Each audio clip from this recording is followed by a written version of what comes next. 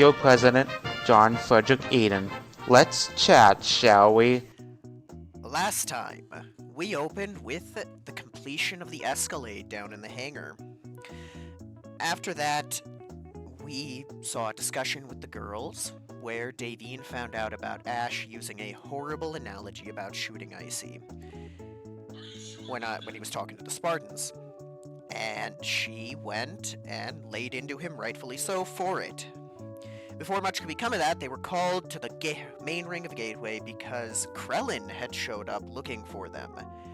After some discussions and him demanding the arrest of Ash, Krellin was able to give them a cure to vampirism.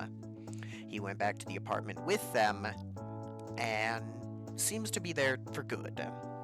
The Rainfalls went to a new place to them, an old place to Hunk, called Mama Lynn's, where they met both its namesake, Zap's wife, and an old friend of Hunk's named Bo, or Boagrius.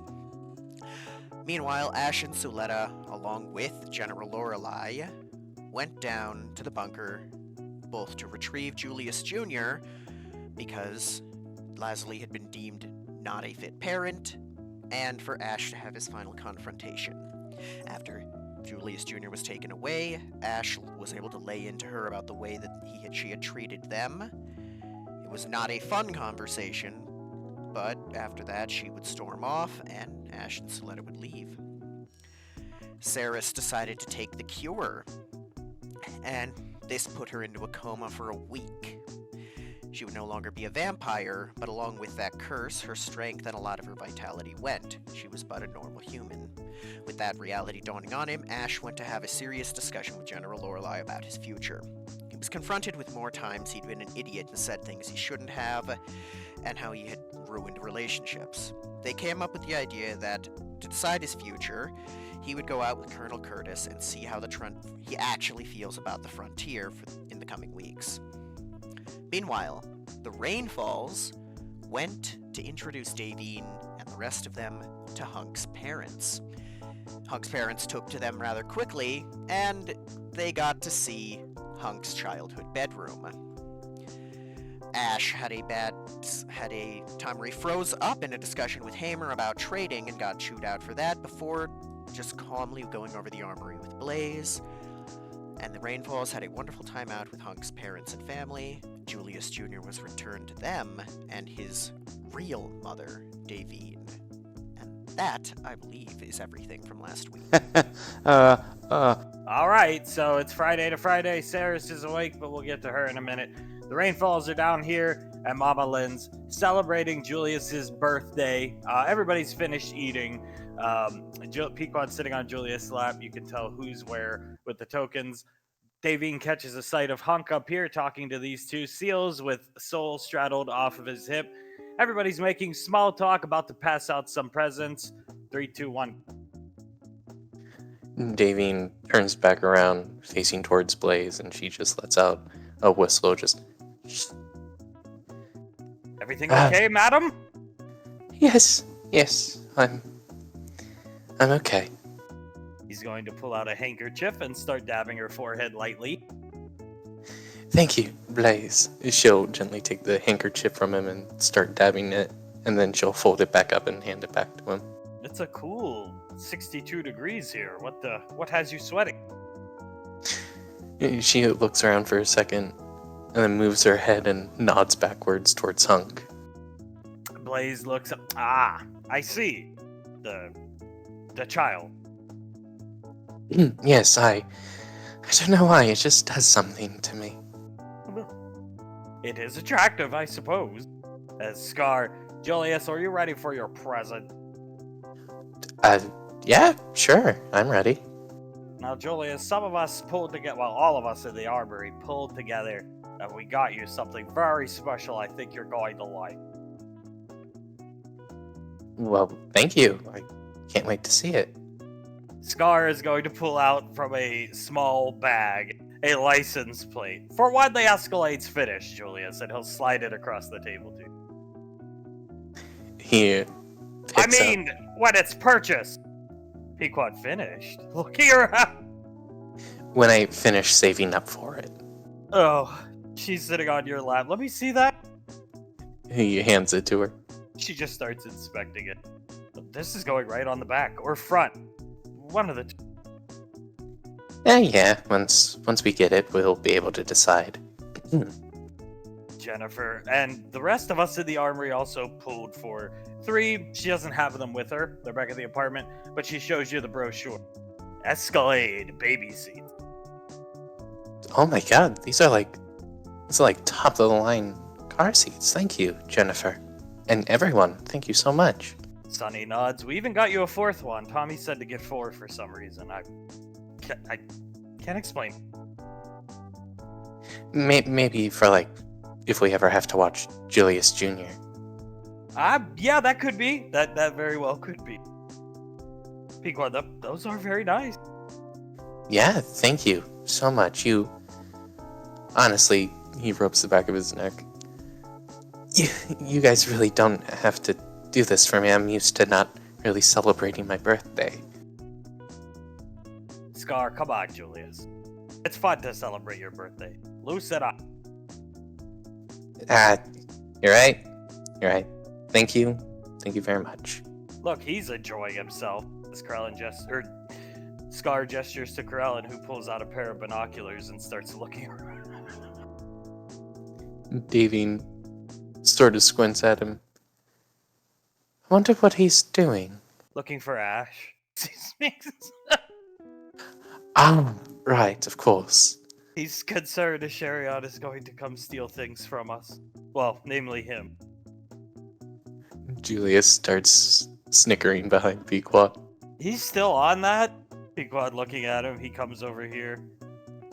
Puts the binoculars this direction and he's staring down at Laslie's head. Could be in here. In my daughter's head? Shrink self. Sneaky figure. Krellin, darling, he doesn't have the ability to shrink himself. You don't have to worry about that. I see. He comes over and starts inspecting the license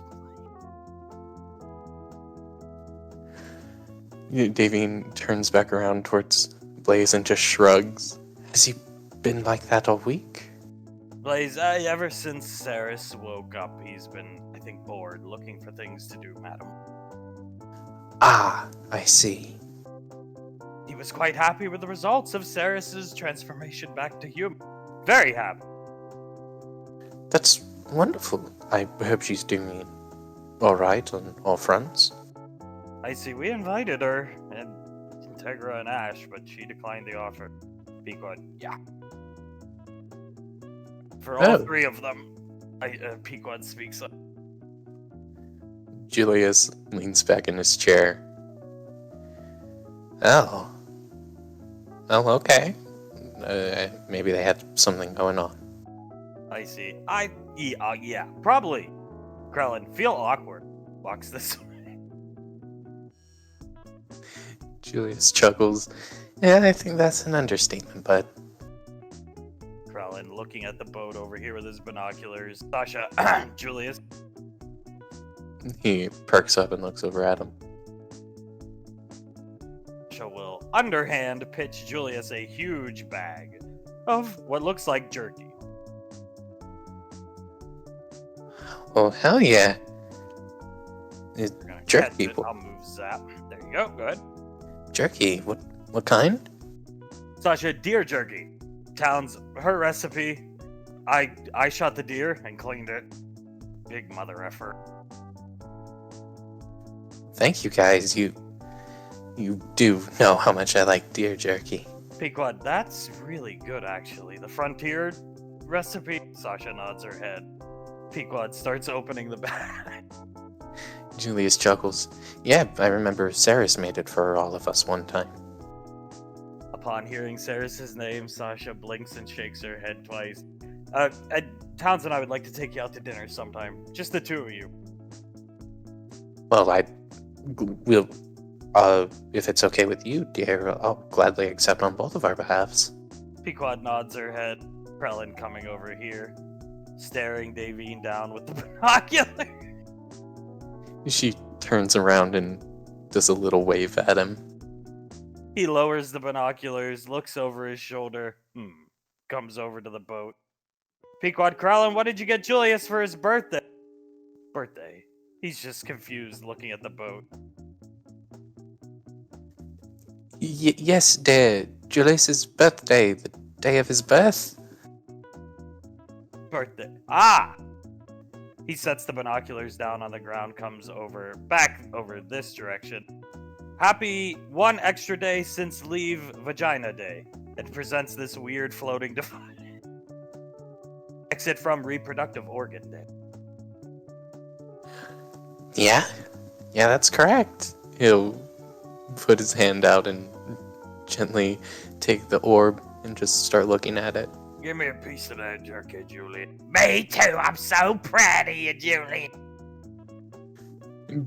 Julius looks between the two of them. It's uncanny. And he'll hand Zap and Momolan a piece of the jerky. Thank you kindly, Julian. Krellin, soul tap generator. Help you fight. But beware, white-haired devils steal from you. Thank you, Krellin. And I'll keep that in mind. I won't let him touch it. Keep on person, all time. I will, definitely. See, am nice. Give technology to friend, not assertives. Well, thank you for considering me a friend, Krellin. I consider you a friend also. Away with words, Krellin. Sasha looking up at... What this? Points back to one of the... Oh, that's a naval vessel, Krellin, a boat. Something that is afloat on the water. They take it out to sea. He starts making his way over to the boat. Jennifer, he's a nice addition to the apartment. Yeah? Is he fun? Very fun. Oh, I bet. How often do you guys have to explain things to him? Just about everything. He's just now learning how to drink out of cups. Ah, how did he drink before? We don't even know. But he does like coffee. Black, one sugar. Sasha, yeah, takes it just the same as I do. Well, alright then. I'll have to keep that in mind when I cook him some breakfast. He drank his first cup of coffee ever and wondered why he couldn't get to sleep. And then he just kept drinking more. He's been up since Wednesday. David starts to laugh. Yeah, oh god. He's gonna walk over here inspecting more boats. Continue. Julius looks over at Icy. Do you think Star Children crash eventually? I see, yeah, I think so. He's like us, biological being, more advanced from a biology standpoint, but yeah. Oh, well, I'd actually be pretty happy to see that happen. Sasha, most of the reason he's staying up is to watch for Ash. Yeah. Maybe we should just let him believe what he believes. Ash definitely left an impression on him. I see looking at poor Krellin. Davine just nods. I see creepy guy, okay? Julia starts to laugh. That's a pretty good impression. Well, he's not hard to imitate. One day Ash will redeem himself in Krellin's eyes as he comes over and picks the binoculars back up. I hope. Yeah, hope so. So, Julius, what are you doing for Rainfall Weekend? Well, we're just gonna do the simple plan of going down to the beach house.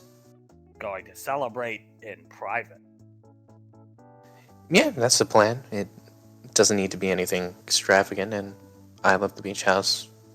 Mom loves the beach house. We all love the beach house. It's an amazing place. What did you get, Julius? Jennifer looking at Pequod. Surprise. Oh. Well, I can't wait. Big surprise. My excitement just keeps growing. Not gonna be the only thing growing. Not eating some of the jerky. Davine was just taking a sip of water, and she chokes on it and has to spit it back out into the cup. Icy pats her back for her. Mama Lan, did you enjoy the crab, Julie? I made it special for you today. As always, Mama Lan. It was delicious. I'm so proud of you, Julius. You even bring this strange demonic figure to see me. Yeah, he's a good friend. You do know his name, right? No, I know. Kevin or something like that. As Krellin's now in one of the boats. Uh, Krellin. I see. Should he be doing that? He'll be fine. Just watching him with a grin.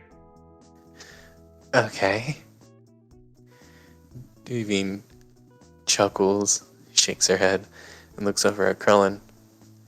And sort of grimaces for a second. No, seriously, is he going to be okay? Like, he isn't going to be reprimanded for that?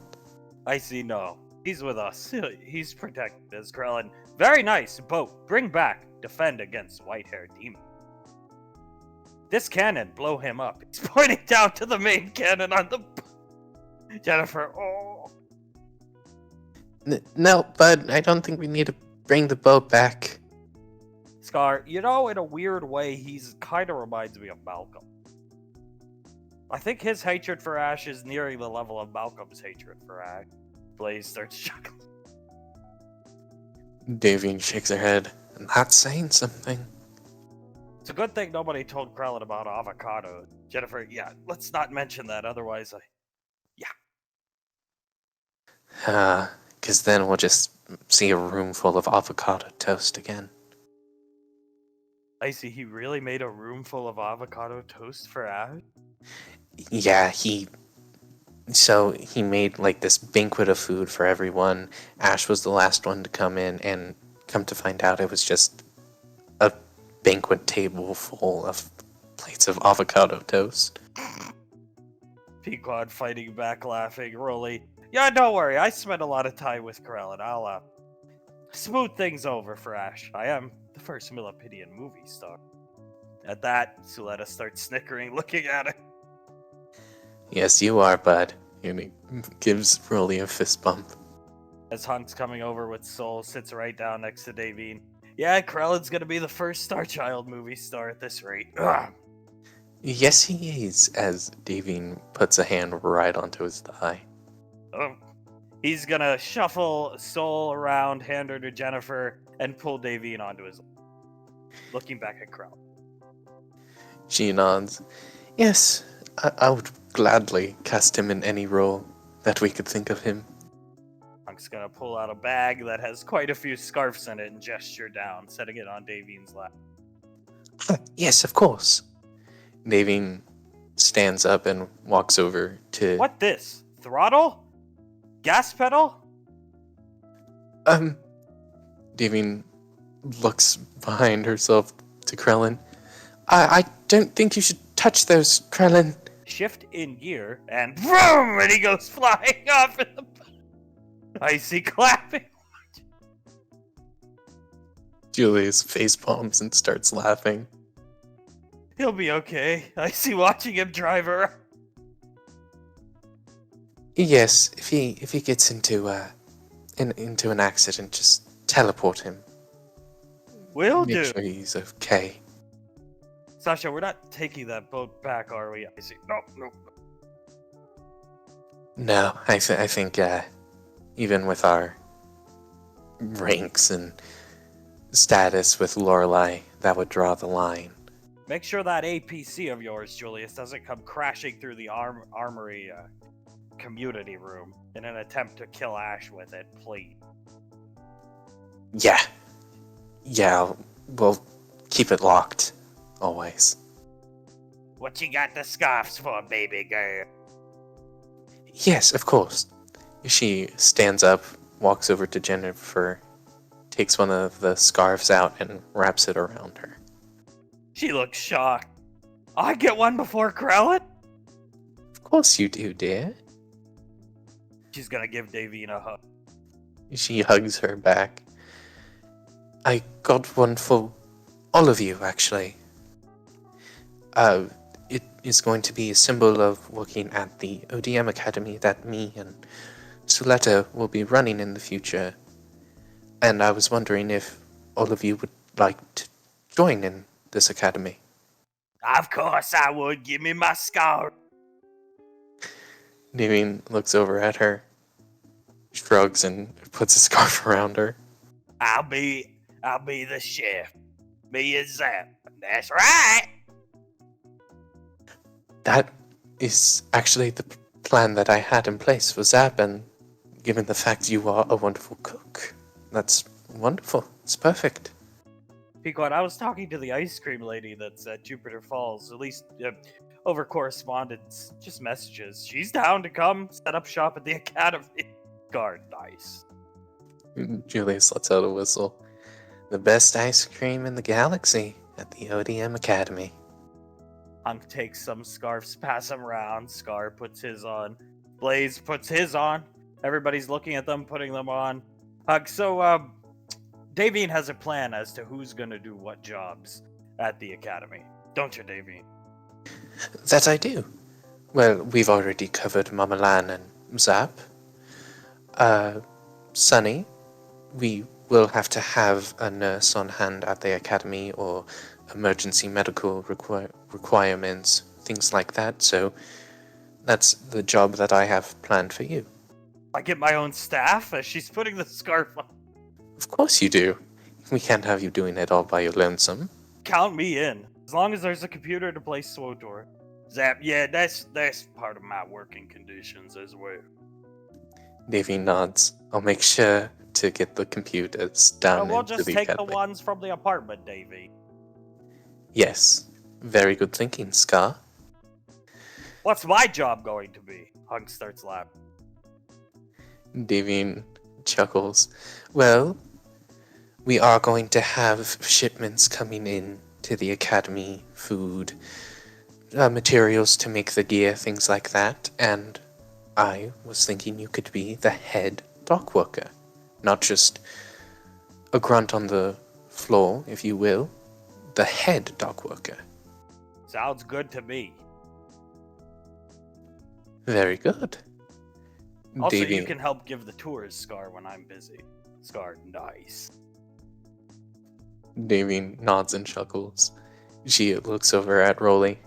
Rolly, you can be the head custodian and also help with the tours while Hunk is away. Works for me, David! And then she looks at both Blaze and Jennifer. And you two shall be our head engineers. There will be more engineers underneath you, of course, but you two will be the heads. Jennifer, absolutely! Blaze, I look forward to it. She gives Blaze a handshake and Jennifer a little kiss on the head. I look forward to being around the youth and being useful. Krellin coming up behind Davine. He's docked the boat. Icy clears her throat and points behind her. Krellin, what this? Holding the last scar? Ah, you wrapped this around your neck. Mine. It is... Yes, it is yours. It's a little accessory. I can help you put it on if you wish. No, have seen before. He starts wrapping it around one of his horns. Well, if that's how you wish to wear it. Very nice. Very expensive material. Davian chuckles and nods. Only the best for my family. What's which my is- job at Academy? Davian just looks up at him. Thinks What's for her security? Well, yes, a star child on security seems very good, in fact.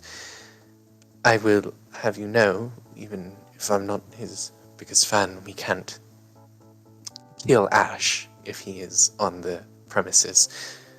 Understood? He nods his head. Use of lethal force only authorized if he used lethal force first. Exactly. So, you shall be head of security. Good. Have gun can shoot people with. Only if necessary and in self-defense. Rolly, and maybe you can help with some of the janitorial duties. I see. Yes, I'm sure you would be very good with a mop. Mop? Looking at her confused. It is a large stick with these tendrils of cloth and a rope almost on the bottom of it that you dip in water and then you clean the floor with. Would like to see. He comes over this way. Well, I'm sure Rolly will show you his mop back at the apartment. He starts rubbing Sasha's shoulders. No scarves. Towns. We're not working at the academy. Sasha, yeah, we have other things to do. I see. Davy nods. Not allowed? Points down at them. No, they're more than welcome to, but they do have their own plans for the future. No thieves on premises. No thieves. Yes, correct. Zap, yeah. He's like a broken record sometimes. You thought I was bad off my mid. Well, I mean, he hasn't tried to burn a drawing that a young kobold girl gave to him. Quiet, Julius, my wife's in prison. What was that? Oh, nothing, ma'am. Nothing. Good. She goes back to drinking her water. Yeah, so that's the plans at the academy. Sasha, Towns, you're always welcome. And we'll go from there. But first, we have to finish our duties with Alpha 9, which ain't gonna end anytime soon if I had to bet Suletta aside. Julius nods. Yep. If I had to bet, it would be going on for probably another couple years. Or a year, something like that. Scar, where exactly is this place going to be located? Well, there are a few options currently. It's just wherever Rainfall Lane, the place, me, Hunk, and the kids are going to be living. Hunk, I think the leading vote is my hometown. Kids want to be close to grandparents. Pequod, I would prefer that way, yeah. Close to the grandparents. From what I researched, good schools in that area. Good community. Good schools? The schools for the kids when they Hunk eventually... said the place was the rough and tough streets as Hunk grew up. Rolly, that's right. He said it was worse than Harlem. He grew up in the hood. Zap, yeah. Why we want to have the academy there? Bunch of hoodlums. You use the words "the hood"? It was a lot different when I was younger. It's a lot better now, guys. We were just there recently. They really raised everything up. Cost of living, living standard. It's a paradise now. Blaze, Davine chuckles. He really did grow up on the rough and tough streets of Puerto Rico. Sasha, you know it's a good destination. I like Puerto Rico, and General Lorelei loves to vacation there. Taking a sip of. Julius scratches his face. Right. Davine chuckles. Well, we would be happy to have her around, especially so she can see the ODM Academy. Puerto Rico. Yes, a city or town based in South America.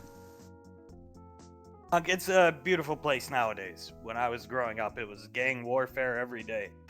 Terrible. No coconut smoothies and whole coconuts back then. Yeah. Julius looks back at Icy. Uh-huh. She's trying not to laugh. Banksy, yeah, and everything's very cheap there, too. Yeah, yep. Like a paradise nowadays. Yeah, we got like 20 of these like potato pancakes for 10 credits. I see. Sasha, can you stop rubbing my shoulders? And Corella, yes. And starts rubbing Towns' shoulder. Julius shakes his head. Well, Yeah, that is the leading vote from all the research that we've done. It seems the best place for the kids to grow up and a suitable place for the ODM Academy, especially since there is a separate military base nearby. Krellin Lane. Bud starts laughing. Yeah, we'll get you an RV, Krellin. Nice. What's that? An RV, it's like a mobile home. I see. Have ship still at Gateway. Cloaked. Think white-haired devil has found Pequod. No, I don't. I don't think Ash has found. Did you watch a documentary where Ash was called the White-Haired Devil? Krellin. Yes, Indian man. Good leader. Julius covers his mouth and starts laughing. Look forward to meet as Blaze Cornstalk. Krellin. Exactly. Cornstalk, he watched the Curse of Cornstalk and is now calling Ash the White-Haired Devil. Very cheap by your standards. 3-something credit. High production quality. He puts his finger up, comes over here, sits down behind Zach. It is a wonderful documentary. Best 5 credits you ever spent, right, Jennifer? Jennifer, yeah? It was great. I want to watch Free Colonel someday. I hear Malcolm falls off the cliff at the end. Julius groans slightly. So close.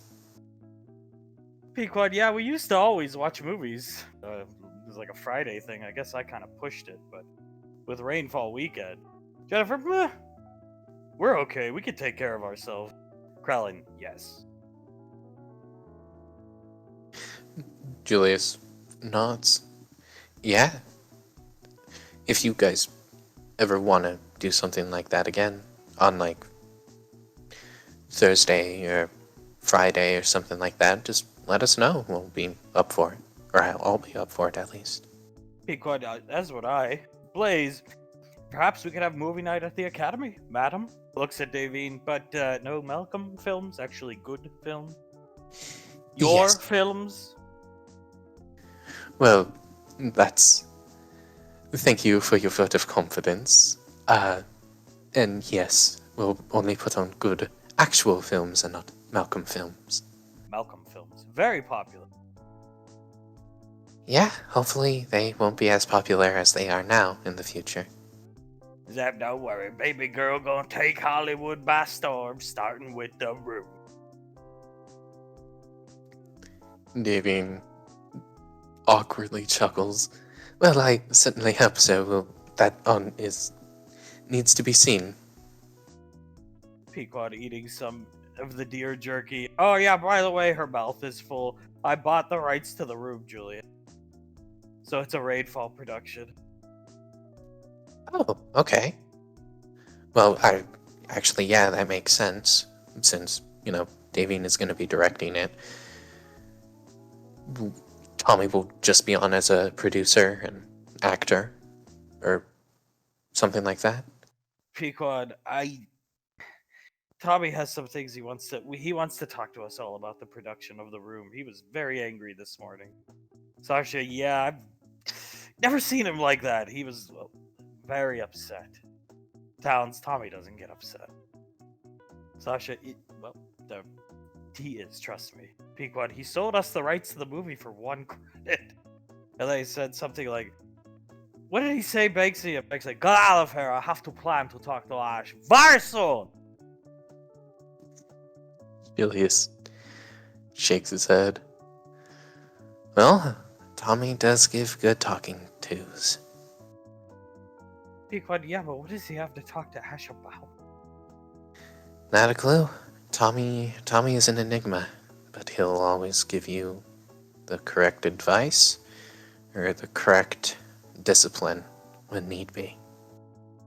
I see, and buying the rights to The Room lets us do some major rewrites, so we're writing out most of the sex scenes, but Old Lady Denario will be Tommy's love interest, Lisa, and it's gonna be just Nightfall polymorphed as Old Lady Denario. And Sasha starts giggling. Nightfall agreed to this? Like she knows everything she's getting into? Sasha, what can I say? She's a go-getter. Damn. We got a team of Spartans on our side for our protection. And since we got the sex scenes written out, Tommy doesn't have to grope. Apparently, Tommy's gonna play Tommy. He's right. Oh, maybe I said too much. She goes back to drinking her coffee. Pequod. He cut Ash out of the production. Oh shit. What? But all those fucking stupid billboards have Ash's face on it. Pequod, he had them changed to have his face on them. Davine pushes her hair back behind one of her ears.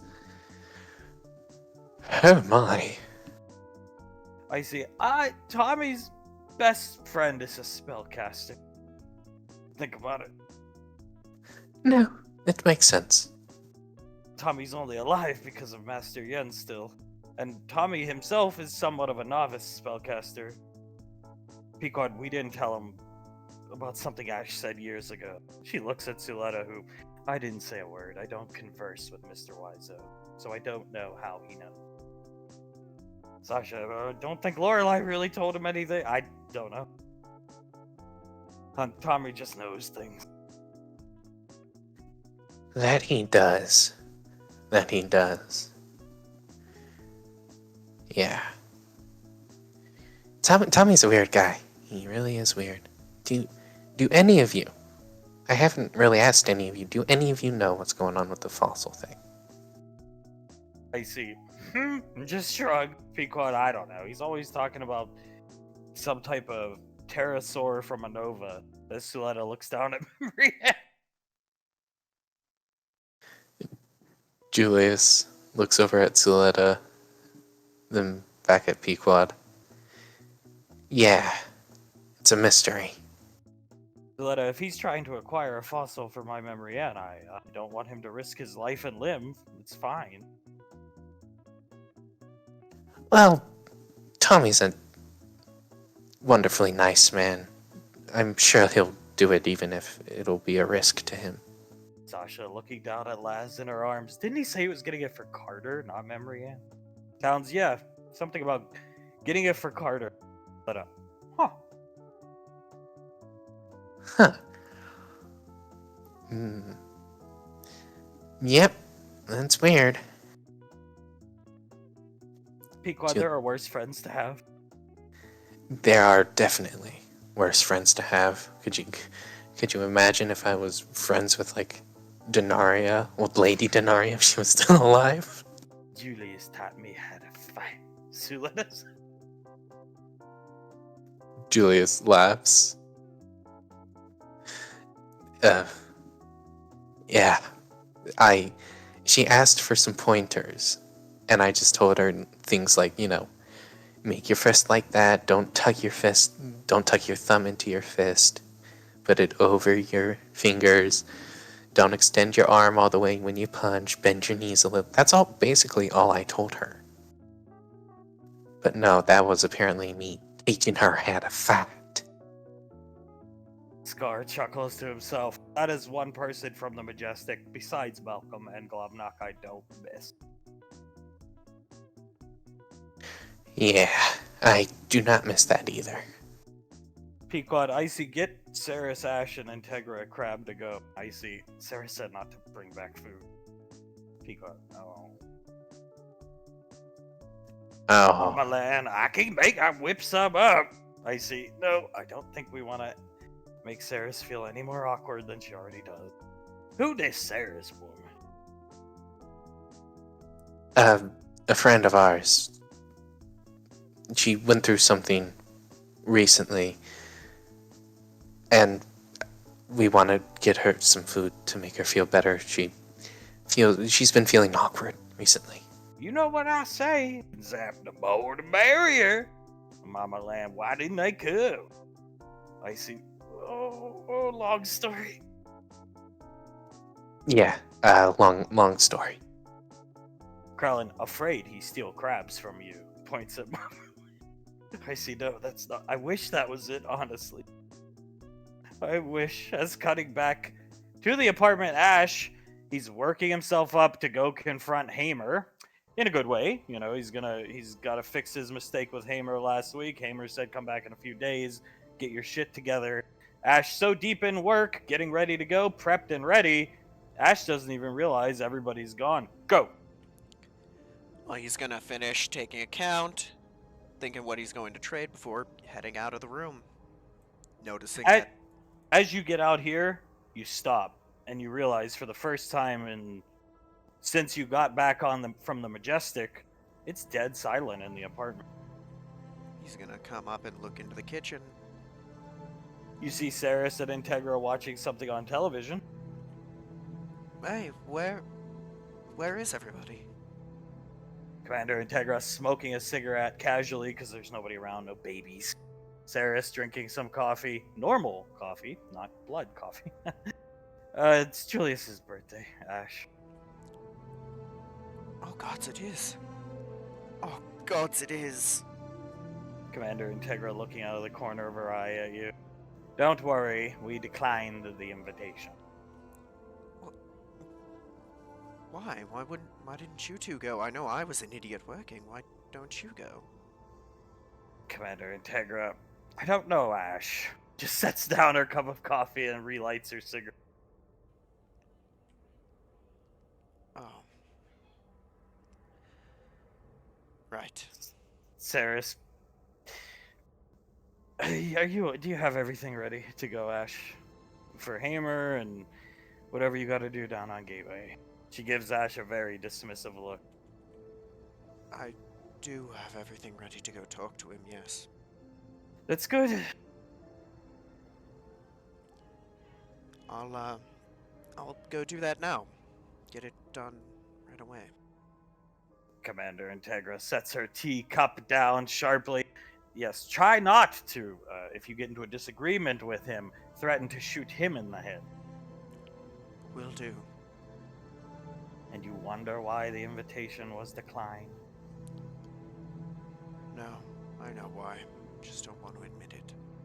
Sarah shakes her head looking at Ash. It gives him a very disgusted look and goes back to watching the TV. He's just gonna slowly walk out. You make your way down to Gate.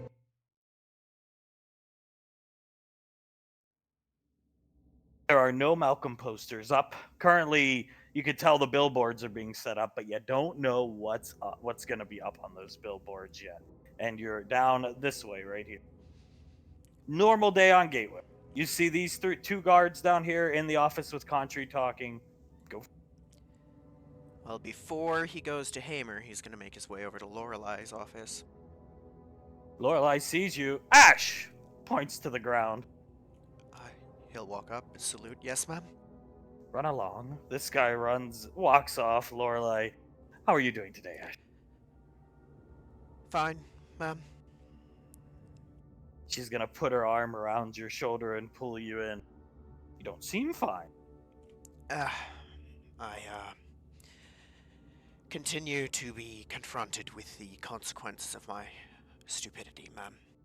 Ah, yes. She's gonna lean in.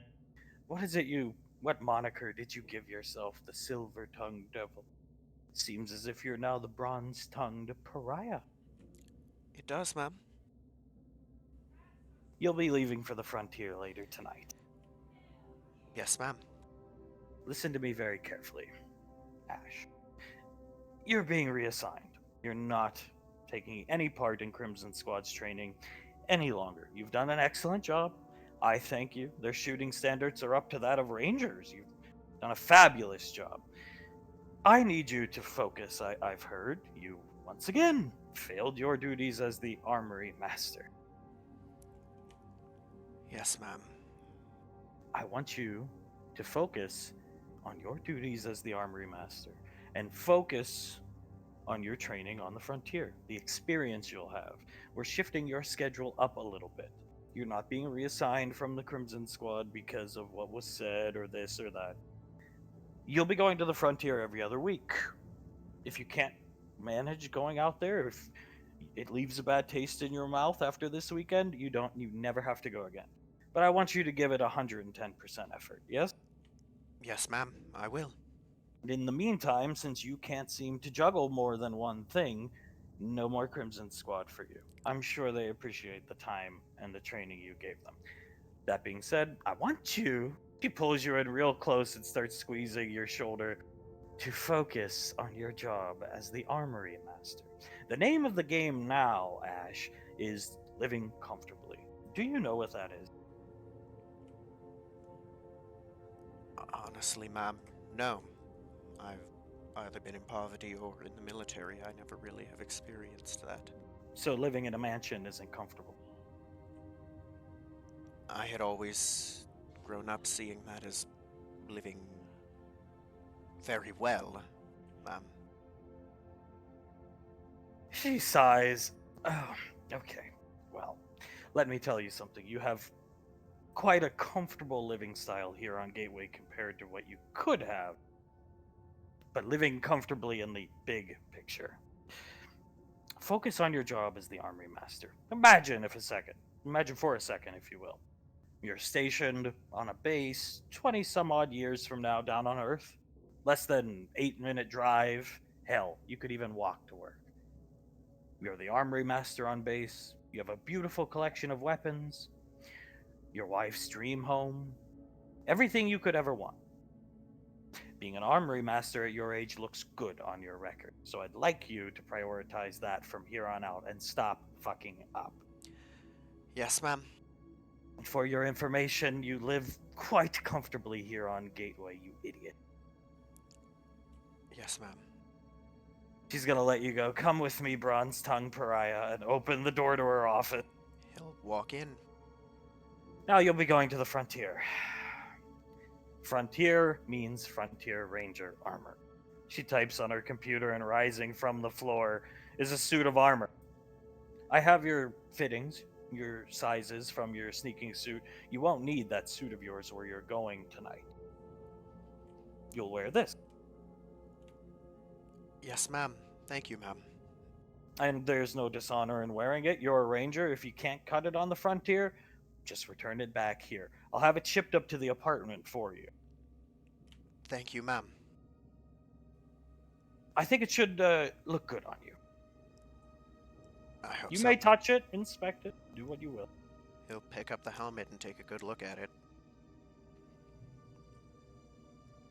Thank you. This has been a goal for a while, ma'am.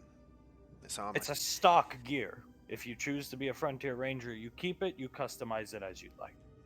Thank you. I very much appreciate this, ma'am. I'll wear it with pride and honor. Good. Enjoy yourself out on the Frontier. I'm going to send your dossier ahead to Colonel Curtis. He'll have questions for you. Yes, ma'am. It's a learning experience.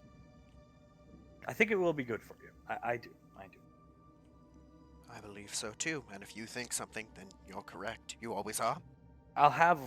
You'll have off Monday and Tuesdays on the weekends that you go to the Frontier. You're not working 7 days a week. Monday and Tuesday will be your leave on your Frontier weekends. Unless you'd like to work 7 days a week, but I think very soon you're going to find out that. Well, never mind. You should look into houses, Ash. Your wife no longer wants to be part of the military. And not for the reasons you probably think. Okay, ma'am. I will. Thank you for the advice. You're welcome. She was a strong woman, strong-willed woman. I'm very glad for her. I'm very happy for her too, ma'am. Note the fact I said was. Yes, ma'am. She's gonna sit down at her desk, type on the computer, the armor will go back down, put the helmet back on. As I said, I'll have it shipped up to the apartment. And I have a gift for Julius I want to bring to him before they leave for Rainfall weekend. In the meantime, you have time to go to Sergeant Hamer, perhaps not aggravate him. You have about an hour. We have some last minute intel coming in. You're going out on a mission, so get done what you need to get done. Understood. I will recall the rainfalls within the next 20 minutes. So Understood, ma'am. Speaking of working as an working as my job in the armory, I had a thought. Well, talking with Blaze, a thought came to us. The Archfiend symbiote that Julius got from the Forge, he doesn't want to use it, from my understanding, and I was wondering if it would be alright if we gave it back to the Archfiends. Maybe to court a favor with them, or just to continue to grow the relationship between them and EarthGov. in hopes of trading for a weapon. A weapon or a favor in the future in general. I'll have it sent over. Good idea. Thank you, ma'am. Here, Sherion. She's going to flip Valor over to you, underhand pitch it. He's gonna look at it. Thank you, ma'am. You won't get it back again. Should you spout off your bigotry or screw up your job as the Armory Master.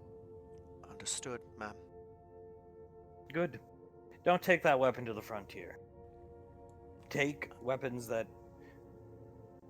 are relatable. These are rough and tough men. Probably men like you were, even at a younger age back on Gallia. I think you'll get along with them, I do. Thank you, ma'am. And I will. Answer all of Colonel Curtis's questions honestly, Sherion. He'll know if you're lying. Yes, ma'am. Good. You're going out there to see if you're cut out to be on his squad, so. Understood. Thank you, ma'am, for the opportunity. You're welcome. Run along, do your Armory Master thing. Thank you, ma'am. You may as well just suit up as soon as you get back to the apartment, because I will be recalling the rainfalls in due time here. Understood, will do. Oh, and a Sherion! Things might be awkward now between you and some of the people on that squad. Should anybody get hurt because of it? Should anything go wrong? Should any mission parameters be compromised because of it? You, she points right at you, will be held responsible. Yes, ma'am. Clean up your act. Dismissed. Yes, ma'am. Thank you, ma'am. He's gonna head out. And head down to Hamer. Good. Gonna knock on the door. Oh, it opens. Hello, Sergeant Hamer. Oh boy, here he is. He's gonna stand up behind his desk. Come on in. He'll walk in. Apologies for last week. Yep. I hear you on that. Roger Dodger. Let's just show me what you got. Come on. Well, we were discussing the carbine attachment for the plasma rifle, as well as you gave me the beam focusers, but I feel the need to actually pay you for those given what happened last week, as well as some ammunition for the plasma rifle, or pistols. Pardon me. Okay, I'm all ears. What do you want to give me? Our Gatling laser. A Gatling laser for the pistol attachments and ammo for the plasma pistol. You got it. How much ammo you want? For the laser rifles. I should have said pistols, pardon. For the laser pistols, attachments on top of that. How does 40 rounds sound? Apologies if I'm lowballing. For Gatling laser, I'll give you 80. There you go. Thank you. For the attachment for the plasma rifle, I would say the harpoon launcher that we have. Would that be a fair trade? He's gonna look at the manifest. It's a hell of a gun, yeah. Heck of a gun. I had my eyes more on the tuned-up grenade launcher. If that's your preference, then that is a fair trade. I can offer that instead. I can go both. But since you guys are deep in the shit. You tell me which one you'd rather part with. It's up to you, but I could go either way. The spear gun or the harpoon gun or the grenade launcher. Your choice. I'll leave it up to you because of how long we've known one another. He's gonna sit back, think for a sec. You said you wanted the grenade launcher. We already have a different source of the damage that comes from it. We'll go with the grenade launcher. Good deal. Trust me, it ain't gonna get used by anybody. It's gonna go in the old personal collection. I hope you enjoy it. You got something extra rare with that, given the void energy that it's enchanted with. Yeah, and I mean every gun tells a story. You know what I'm saying?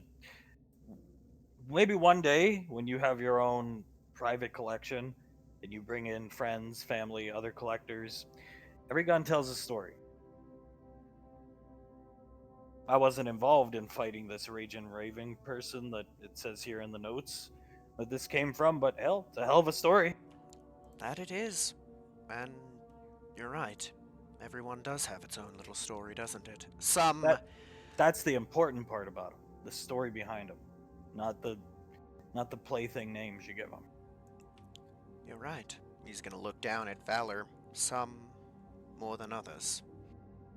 But you got your pistol, but see, weapons like that come out of that. I don't even know what you call that thing. Forge, something like that. They're apparently given a name. Is that true?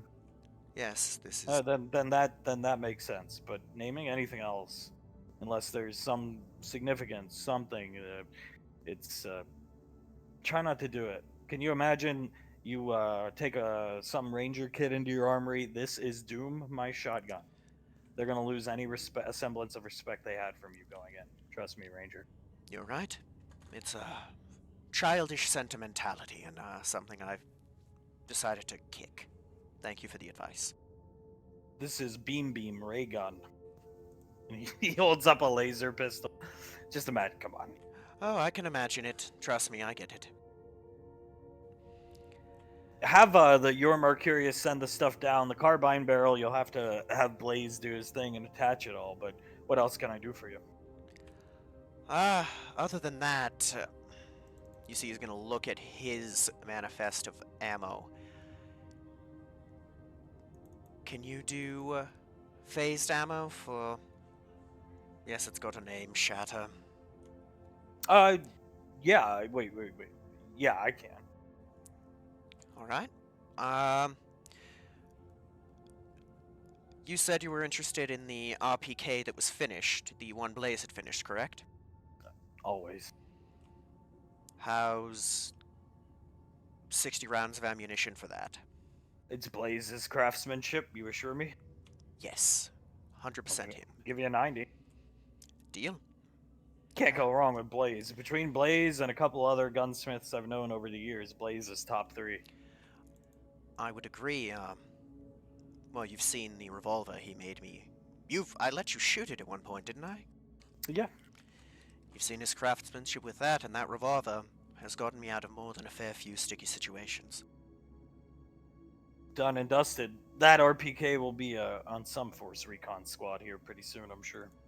Well, that's a good thing then. Blaze's craftsmanship continuing to help save people.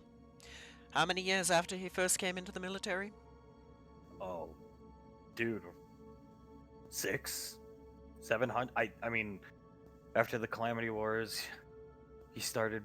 I mean, he's been a gunsmith technically for like 550 change years.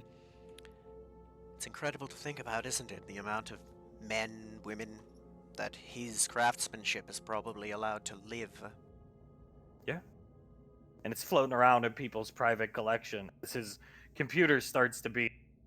And what is K7 Letha exactly? It's being transferred into my armory. K7 Letha. You see him stop for a It's second. from General Lorelei. I don't know. Give me 1 sec to check my notes if I've seen that.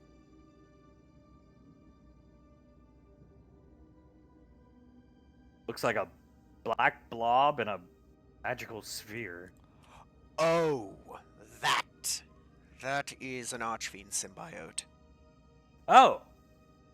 Ah, I see. Why am I getting this? I assume on Arcane Council's squad's behest. Yes, it's being returned to the Archfiends. Okay, yeah. I mean, I do all the gun work for those Archfiends. The necroplasm weapons are crazy, really crazy. I do all the work on them, but honestly, you don't really got to do a lot of work on them.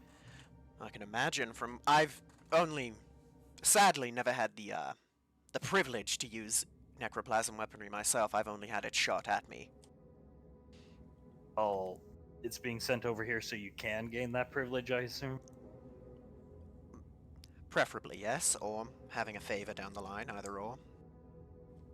Well, if you want a favor, you got to go talk to the Archfiends. If you want a weapon, I'm clear to give their ordnance away.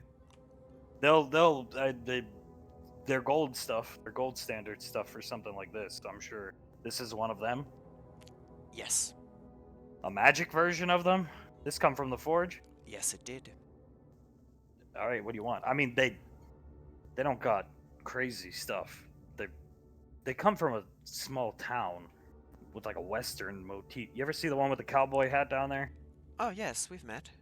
So we're talking revolvers, we're talking lever actions, we're talking weapons like that, but necroplasmed out. So Yes. in some ways, better than some modern weapons if you think about it. Strange, but just the way it is. Ash is gonna chuckle. So right up my alley. Yeah, I mean, I got. I don't know if you want more revolvers though.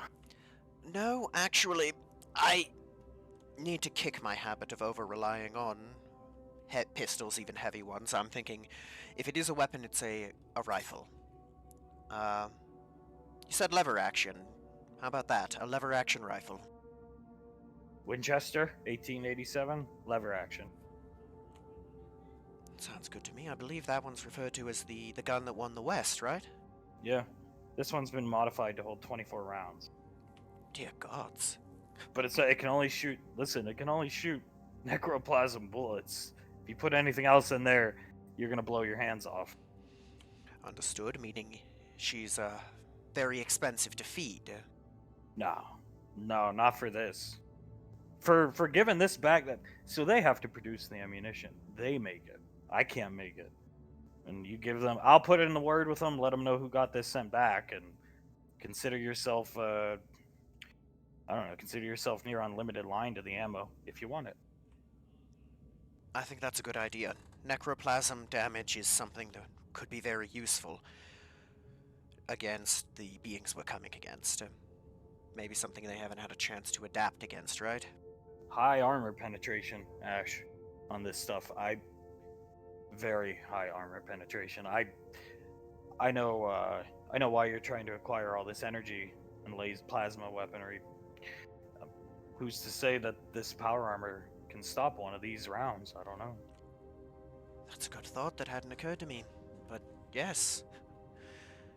Yes, I think it'll be a boon to our work. And You've shot a lever action before? yes, I've shot lever actions. The reload time's killer, but besides that, it holds a lot of ammo. Yes, it does. And reliable, too. Something I prefer. I'll get you one sent up. I gotta go dig around for it. We keep them way, way, way in the back. And he points back behind him. Like, back there, down 6 elevators, all their ordnance is down there. You gotta keep it away from other live ammunition rounds. Volatile reaction. Yeah, I can understand that. Thank you for telling me that. I was not aware of that, so I will be keeping any ammunition I get for it in its own little safety deposit box. Blaze will know. He fought him. He'll know. Yes, he did. He's probably one of the foremost experts on them. Not. I'd say so. It's nice to see you come down here without him holding your hand. Well, eventually one does have to grow up and act his age. Where is he? I haven't seen him today. He comes down here. That dude never sleeps. He's walking around talking to people early in the morning when I'm opening up. They're out with Julius celebrating his birthday.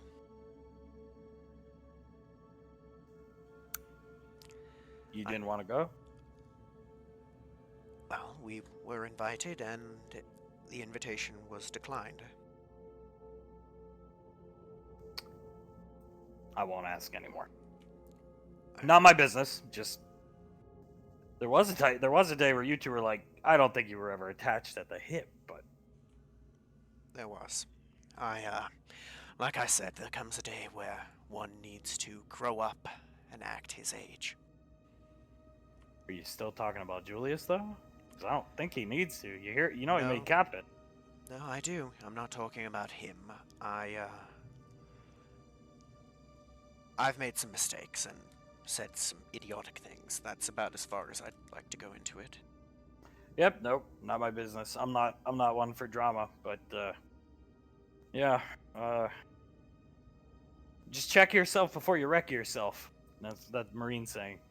Childish, but probably fits here.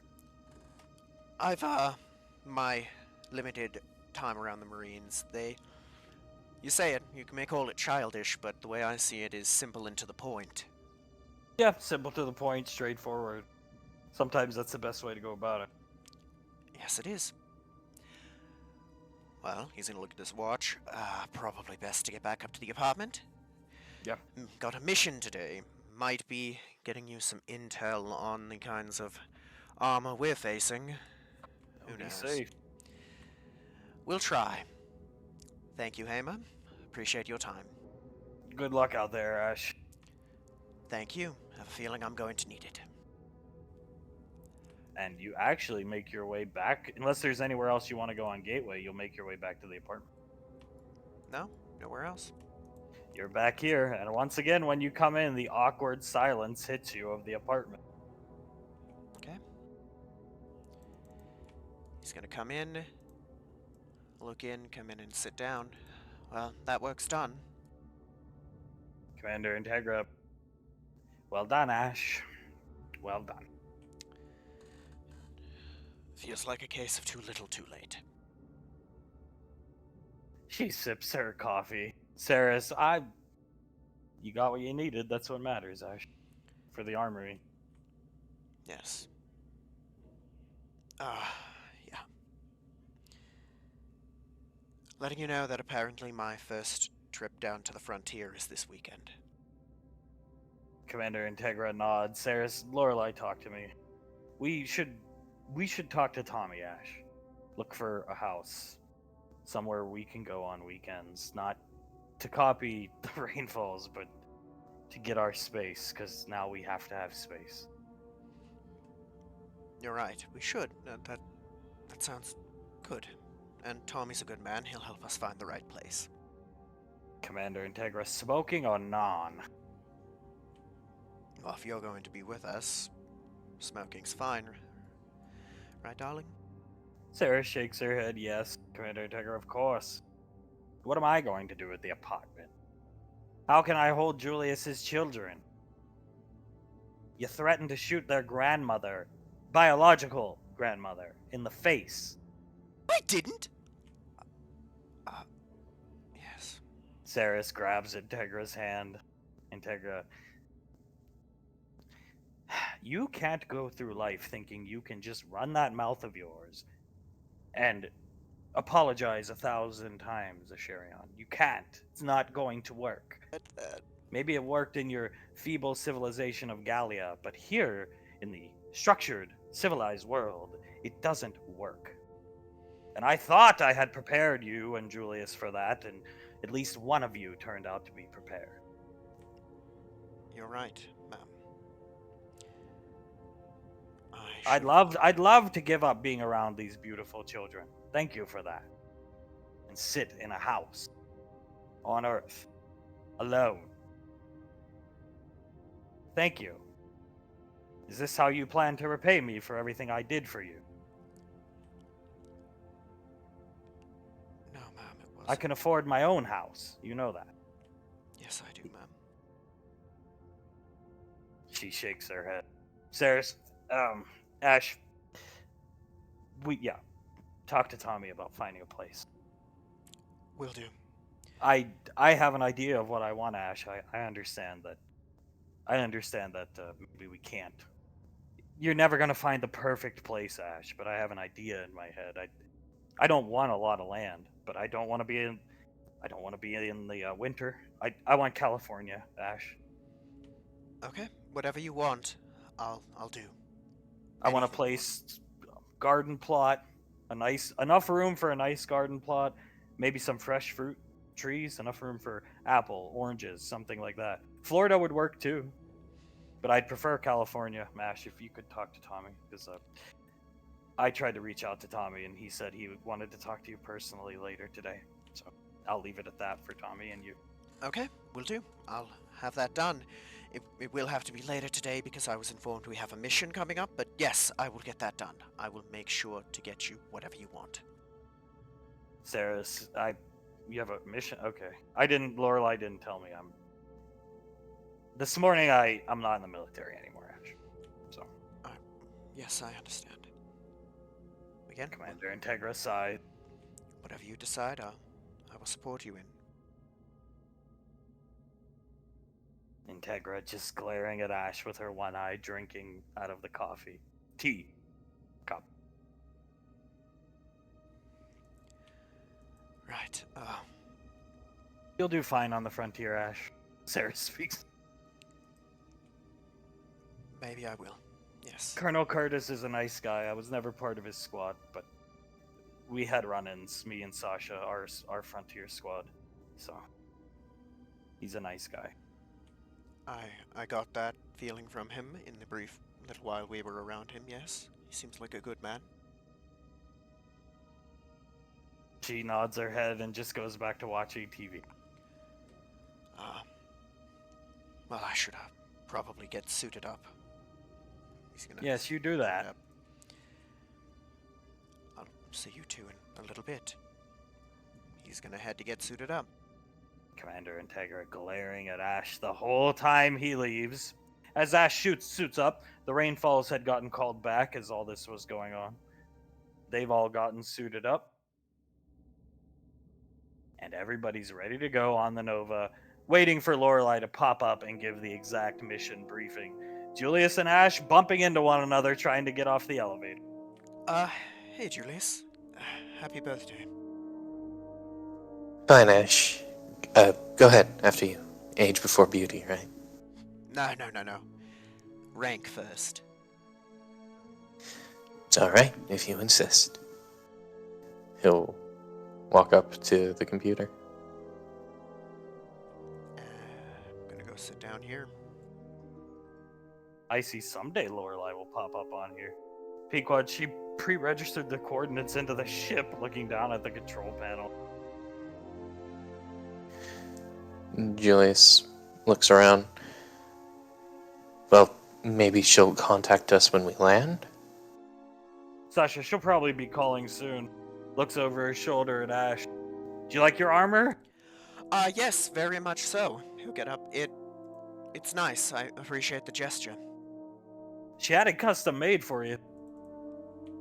I'll have to thank her yet again for it. It's incredible. You're going out to the frontier today, Ash? This weekend, yes. I think you'll like it. Sasha's looking at you. I hope so. Whether I do or don't, it's something I need to confront. I can't run away from that forever. Sasha, just give it a try.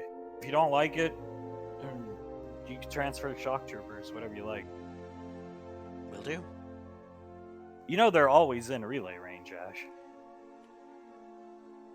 I'm sorry, they are? Sasha, yeah. Icy starts laughing. Apologies, my only experience on the frontier was Malcolm, so I just assumed that was normal to be out of relay range. I see. No, not really. Well, they go with the relays. So they'll go right to the edge of transmittable space to the farthest relay out, if that makes sense. So you're always right on the edge of relay range. And if you're not, you get these cool things. She's holding one. You get these cool things that are like burst transmission device, like Saris called you when you first came back. It was all fuzzy and stuff like that. But you always have one of these. Everybody has one on the squad. So you can always contact your family. It's not like being out there with Malcolm. I see looking at you and then looks back down here waiting for Laurel. Huh. That eases a lot of the tension. I didn't know that. Sasha's gonna come stand over here. Down, stand over here. Sasha, yeah, I mean, it sucks not getting a shower if you're not guarding a settlement or near a small colony or something like that. But beyond that, it's not that bad. Me and Saris had a hell of a time when we were out there. Her nickname back then was Six. Our frontier squad we were attached to, they nicknamed her Six. Why's that? Sasha had nobody better to watch her Six. Fair enough. That nose she had, it makes sense. I see. Did she resign? Sasha just shakes her head this morning. Yeah. Yes, she did. Town's gonna have to bring home the bread now, Ash. Single income family. Yes, I am, and I will do it. I'll make sure she has whatever she wants. Sasha looking at Julius and then looks back at Ash. Well, I mean, she's still gonna get paid out for her service time. So Rangers, you can serve less than 5 years in Rangers, and you have a hell of a back pay coming towards you. So she'll be good, you'll be good, but yeah, give it a fair chance, Ash. Go out there with an open mind. Don't think about Malcolm. I will. Thank you, Sasha. I appreciate the advice. I enjoyed my time out there. She sits down at one of the chairs. I see. I used to do joint ops with Rangers. It was fun. I mean, I have thoroughly enjoyed any operation I've done with Rangers. They're good people. We, I suppose I should say, are good people. I see. Part of the reason I liked going out with doing joint ops with the Rangers wasn't for my career. It was like the squad is this squad is. I never had to worry about giving orders or calling shots. I just pumped up the Rangers around me. They always took charge, and it was very nice. Makes sense. Being able to lean on others is nice. Pequod gesturing over to Julius with her hand. He'll walk over. He looks over her shoulder. Is it awkward up there? Is it just me? It's extremely awkward. Listen to this. And she starts tuning. I keep picking up this guy's radio transmission. Lorelei put in the predestined coordinates, so listen. And she's tuning the radio. President Fledwick comes up. Greetings, dearest America. This is your president, John Frederick Eden. I'd like to have a chat. When I was a child, You hear that, growing up Julius, in right? rural YouTube, I had Yeah, best I friend hear it. aboard It's the home my dear old dog, it's President Honey. Fledwick. Oh, ho, ho, the adventures we had. My dear old dog, Honey? Is that what he said? President Fledwick? Pequod speaks up so everybody hears. Davine perks up. Oh, are you talking about President Fledwick?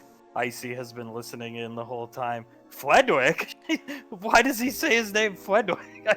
Are they people still picking up transmissions from Fledwick?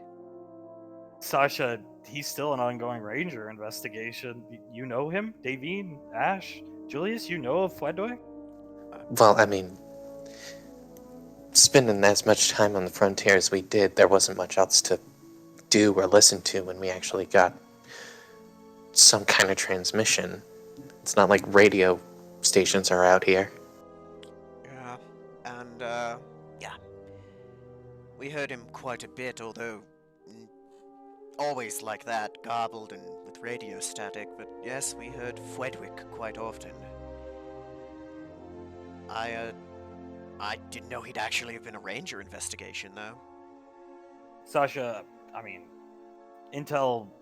There's hardly any intel, just given the way he's broadcasting, he's talking, he's at war. We assume he's a member of the UIR, maybe somebody trying to supplant whichever Nemesis is in charge now. Banksy starts laughing. Hunk, yeah, I've heard the Fledwick. Oh, God. Do we have to call him Fledwick? We have to call him Fledwick. Fine, dear. I have heard President Fledwick's broadcasts. They've purportedly, apparently they started about 3 years ago. So about maybe sometime before you guys were leaving with Malcolm is when the first recorded broadcast happened. Sasha, Saris and I heard one around that time, yeah. Before, when you guys were in the Headhunters, like nearing the end, when Saris was doing, she was a stranger at that point, basically. That makes sense. Well, from the times we got to listen to it, he mentioned his dear old dog Honey, right? Yeah. I mean, I always figured something happened with that. I maybe he is UIR though. I never really considered it. Banksy, who would vote for him with a name like Frederick Uncle Fledwick? If What Banksy would? Fledwick. Fledwick. Banksy corrects him. If I remember correctly, he had a speech where he claimed the appropriate junkyard haters elected him. Sasha, that's right. He's in some kind of pissing match with somebody named Junkyard. Yes. He says EarthGov in America quite often, but I swear he said some other location in the speeches. I just can't remember.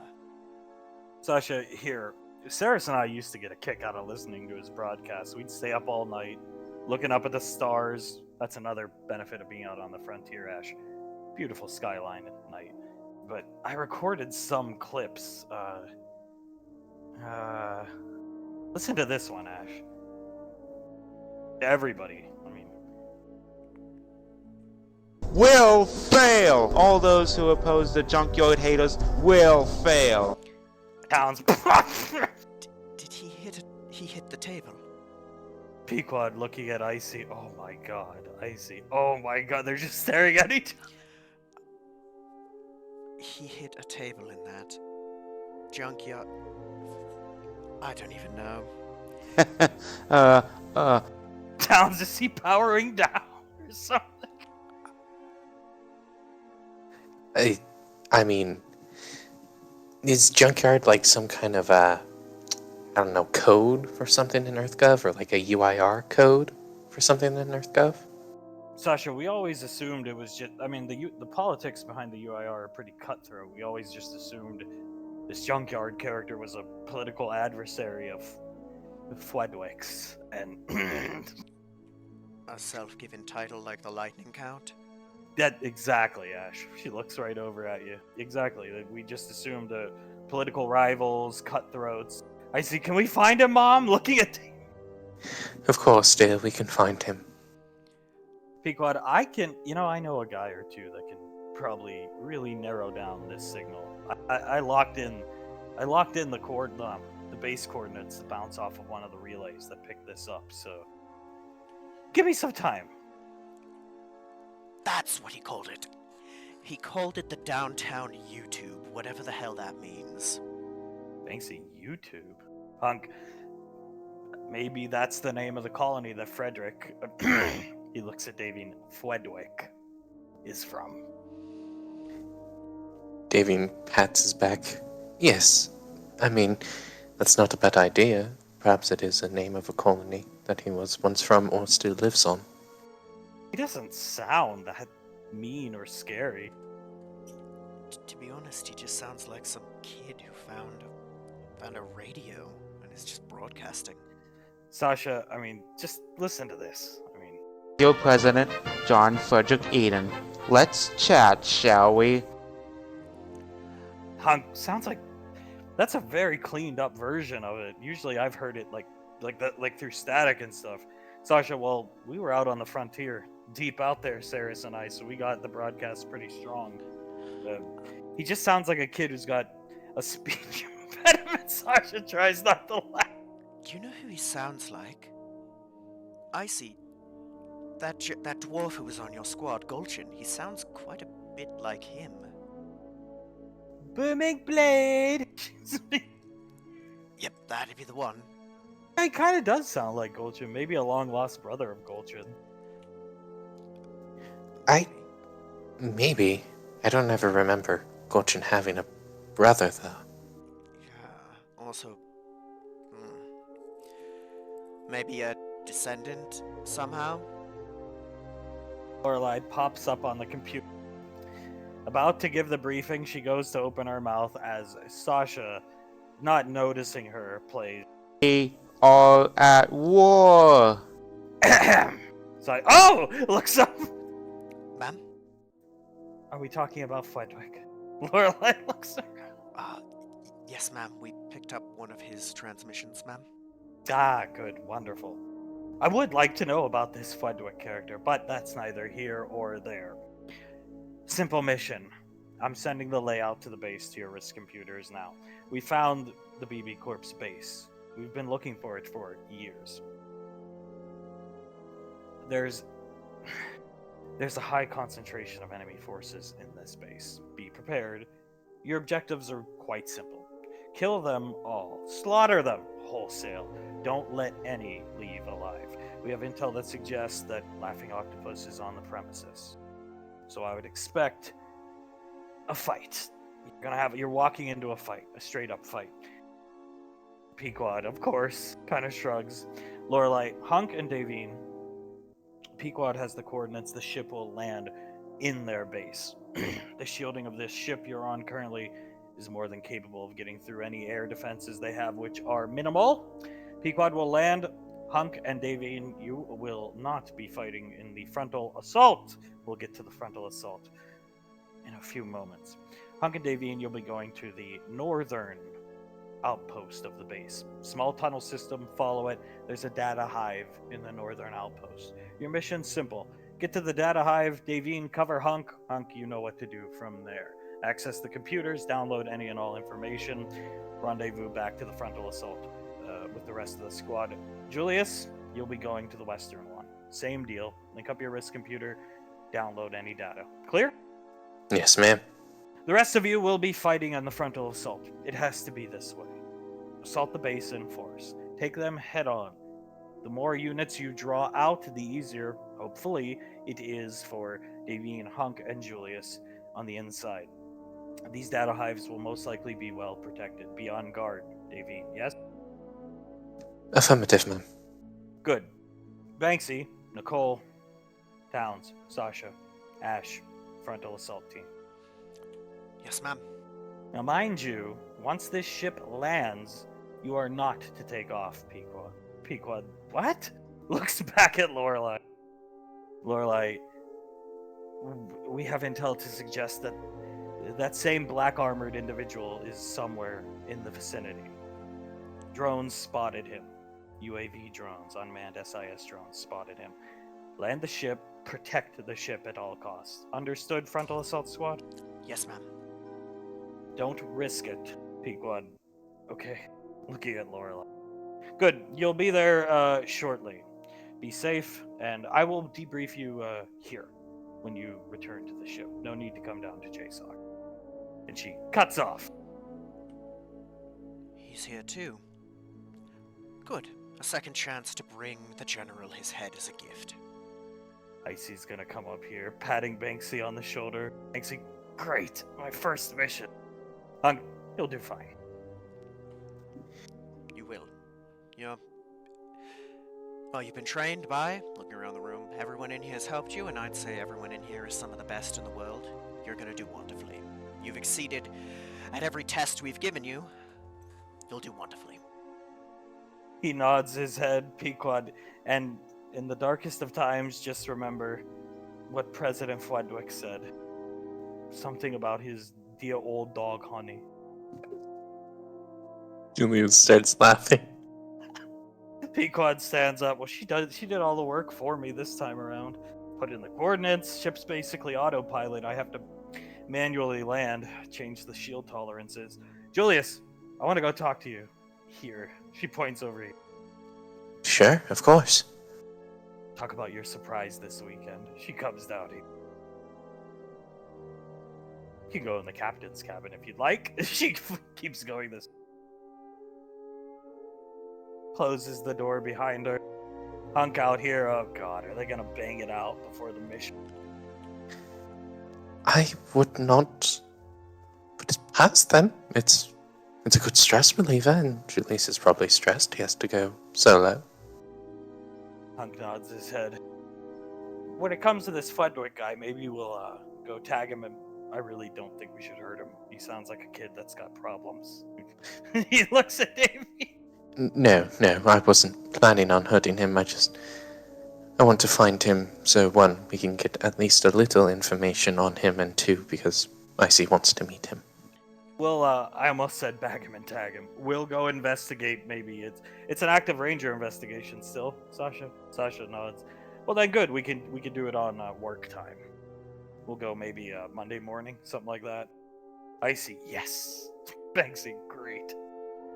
Get to meet Fledwick. Sounds You- good. You guys figuring out an active investigation would probably be good too. Icy, and just meeting the president. Maybe we can get his autograph. Sasha, I truly hope we do, and Banksy, you really should sound more excited. You'll be meeting President Fredwick.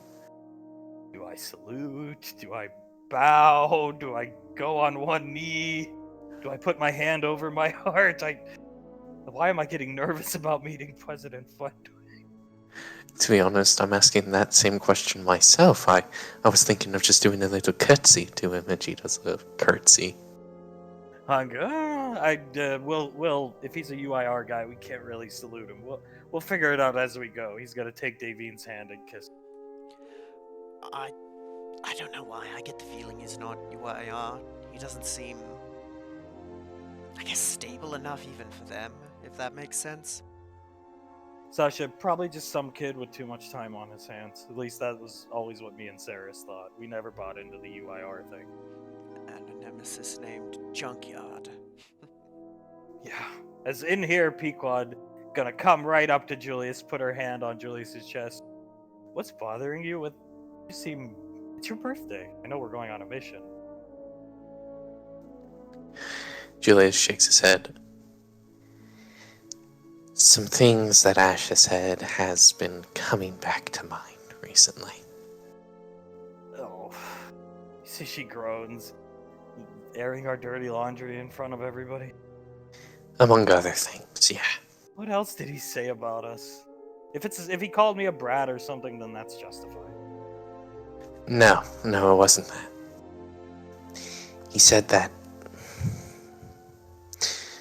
I believe the direct quote was that we got together because we were physically attracted to each other. We started banging because he was your only other option on Raven Rock. And then I knocked you up, and that's why we got together. Oh. He said that? She's looking right at you. Yeah, when Scar I mean, I know Broly- we made fun of him for his age, but we never said. He said that? he said it as a joke, but it was in bad taste. She looks at you. I mean, we never. Oh.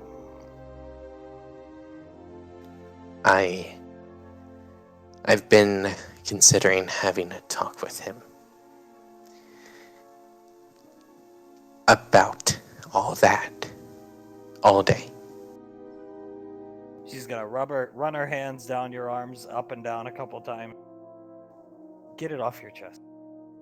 Not before the mission, but yeah. I'm gonna say something. So All right, do you want to be with me? Well, yes, I do, because I think it's not because men are stupid. It's nothing like that. It's just women can pick up on things that men can't, and if he thinks he should be more worried about his relationship.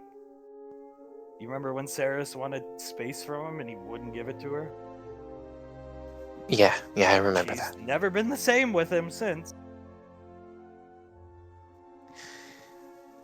Yeah, So if he's going to trivialize our relationship, somebody needs to wake him up for his sake, not to hurt him, but for his sake, to the fact that She breathes sharply out of her nose. I'm actually angry. I almost never get angry at Ash. I'm actually angry. Trust me, I am too, but I'm trying to use the mission as a bit of a buffer until then. You have that soul tap thing Krellin gave you. He reaches into one of his pockets, pulls it out, and hands it to her. She holds it, puts it back in your pocket. Be safe. In her Krellin voice, and kisses you on the chin. He chuckles and kisses her on the nose. If only so I could see your beautiful eyes when I come back. Can't wait to see your face this weekend. Oh, I am quite excited for it. She's gonna run her hand down her face. Just collect myself before I go back out there. Yeah, he cracks his neck. Okay, let's go. I'm good. I'm good. He'll hold her hand as he walks out. You guys come out here. Hunk noticing you guys. Well, that was a quick one. We were just talking. Good. Good. Everything good? He gives you a thumbs up. He gives him a thumbs up. Everything's good. All right. Good. Well, let's focus on getting through this mission in one piece. We got weekend plans ahead of us, and she said Octo's somewhere in the vicinity, but the big threat is the black dude in power armor. So if you guys see him, you know it's game time. Sasha nod. Yeah. Although, be wary of Octo from what I understand of the person. How do you mean? Banksy, what about her? To my understanding, she's very dangerous, isn't she? Sasha, I would assume, yeah. They all have been. Yeah.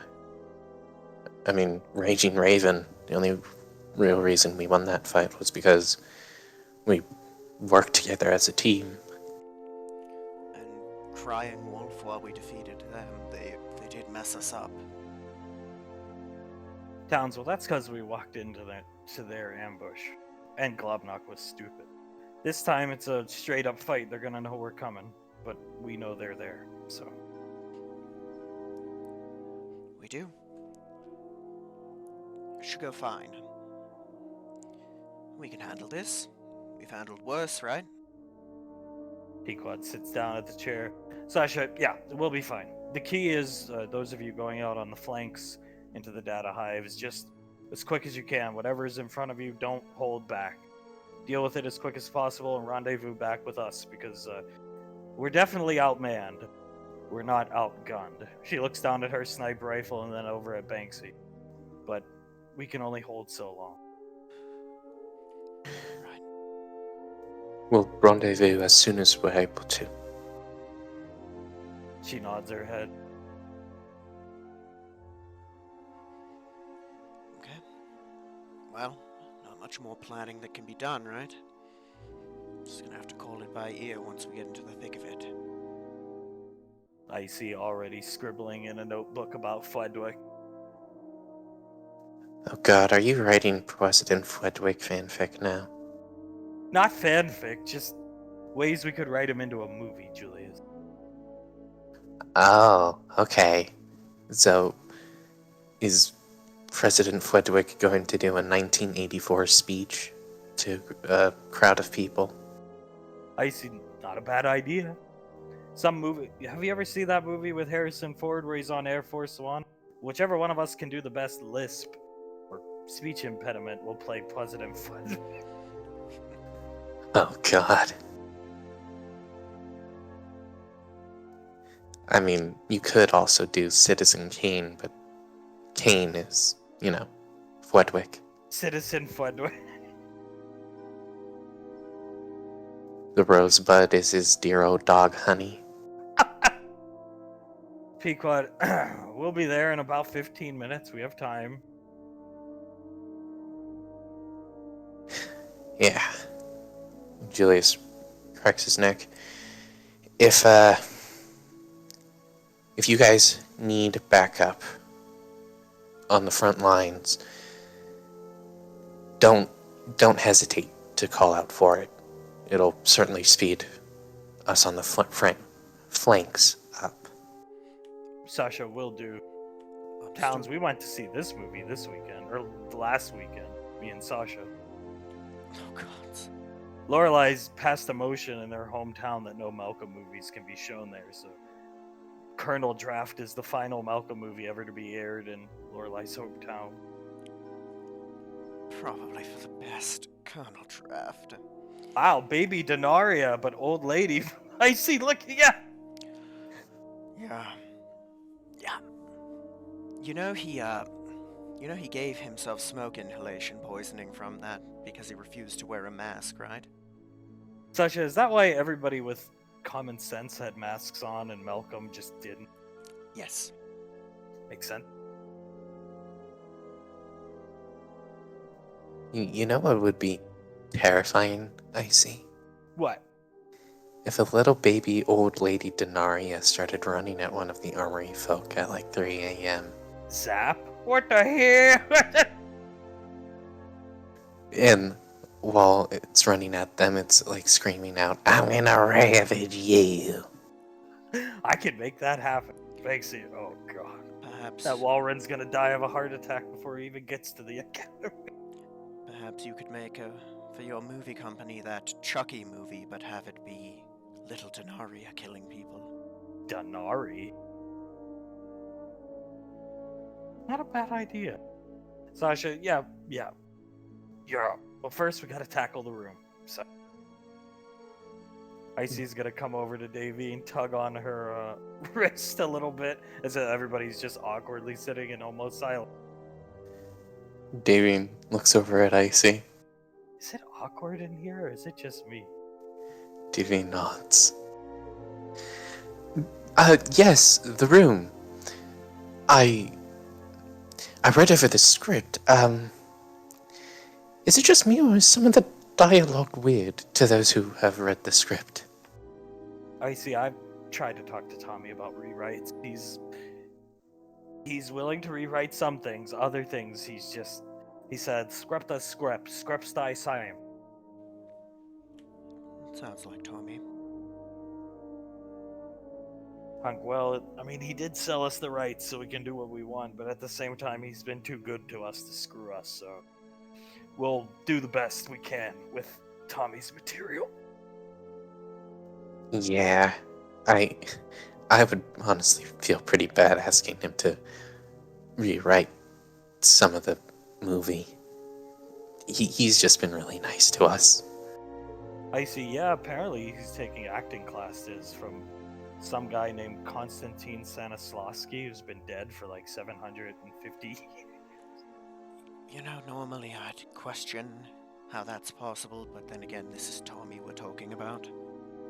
Banksy, trust me, that guy is dead, though. I think he's just nervous about acting it. Oh, well, that's completely fair. I was a bit nervous the first time I... She does quotations. Acted. I see. We got the sex scenes written out, so sitting down in the chair, spinning around. I'd say that's a win. He says something like, "Okay, fine, don't need sex scenes, but need to see my ass at least in some portion of the movie." Well, seeing an ass I can handle. Directing Tommy in a sex scene I can't.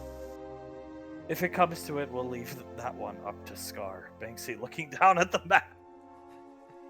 Yeah.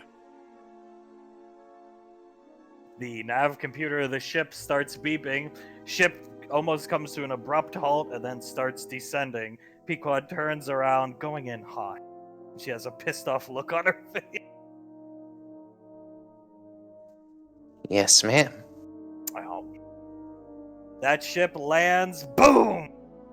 Drop ship, everybody, or the drop ramp goes down, and you can see the silhouettes of these guys shuffling around the front of the base.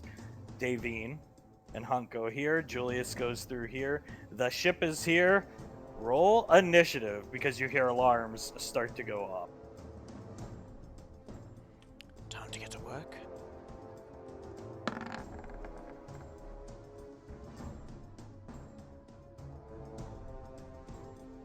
Towns is 29, so he's going to come up here, slam against this wall, start looking through here. Banksy's right behind him, so he's going to do the same thing.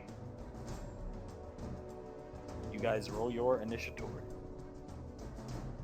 Well, I would need my token Oh, for that. that's right. I'll say Julius. I'll say.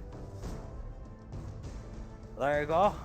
Julius comes in here, and Julius, she's hanging from the ceiling, awaiting you. Now I have her at the bottom of the order, and I believe you're 3 points under her, so I'm gonna put you here. She's 24. You're 21. You rushed in here, and she's hanging on the ceiling by these tentacles. She's walking around with these tentacles on the ceiling, ooze dripping off of her. Hunk and Davine. Hunk has rolled a 30. It's a little different for Hunk and Davine. They've stormed in, and it's eerily silent. Here's Hunk and Davine.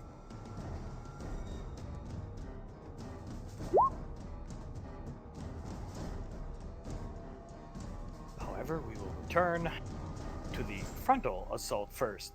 Banksy here. Town's here. Ash is at a 15. Let me fix you up. You are over almost all of their forces except for 2. We'll put you ahead of Sasha. 15.2. She's just a flat 15. Ash, you are free to take your turn because as the alarms of the base start to go off, you see these guys starting to get into formation. And they're coming through this choke point here. Okay. First off, he's gonna look here. Does this look elevated? Yeah, sure. Sasha, are you able to get up there for a good sniping position? Sasha looks back at you. I can. That might be a good idea. Wherever you think the good Overwatch position is, go there. Understood? Sasha, it's a frontal assault and we have a Spartan. I need to stay close to the group. Very well. Okay. He's going to move here. Pull out the gamma rifle. So we'll move out. Take a look at this guy. I can't see his AC. Other 20. 20? Okay. Pull out the gamma rifle. And take 3 shots.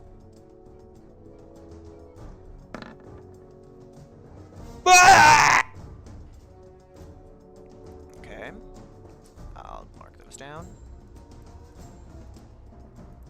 And he'll move back behind cover.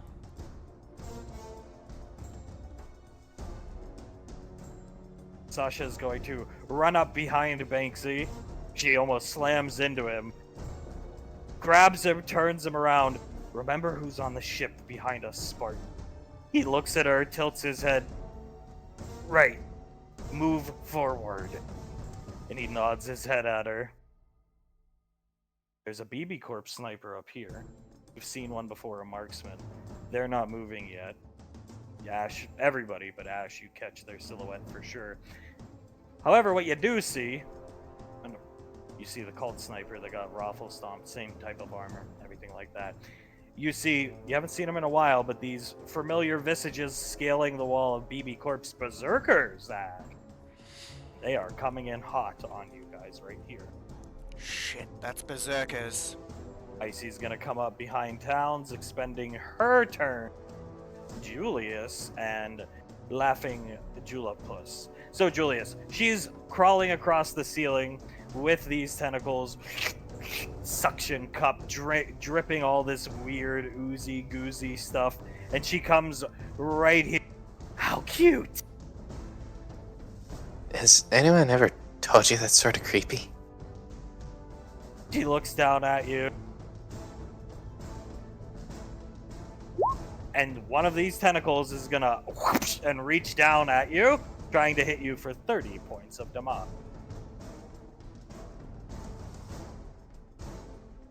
She'll take it. Okay. 30 points of damage. Has anybody told you you're kind of slow? Yeah, I've been told in the past, yeah. You're up. Julius is going to limit break 15, go back about that far, and flare blitz. Ooh, nice. Yeah, right there.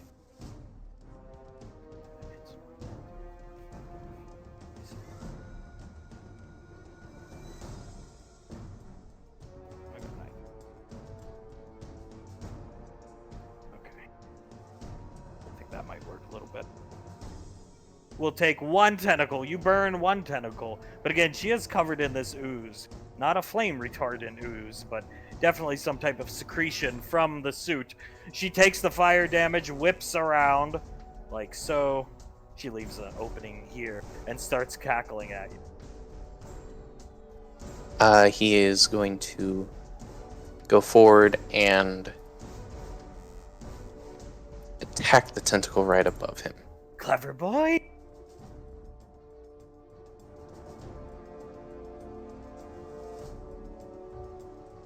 Well, I'm sorry.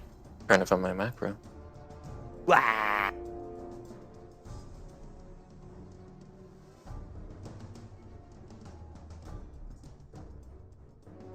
Gross and slimy, but you dislodge that one from the ceiling, and when it hits the ground, it disappears into a cloud of almost black and purple-esque smoke. But she does not seem fazed by the death of some of her tentacles. I've read the playbook on you. Julius shakes his hands, throwing some of the slime off. Yeah, what'd it say? Devilishly handsome, but sort of stupid. She cackled. Over here. Now, Davian and Hunk, Julius ran in and she was waiting right out in the open for Julius on the ceiling.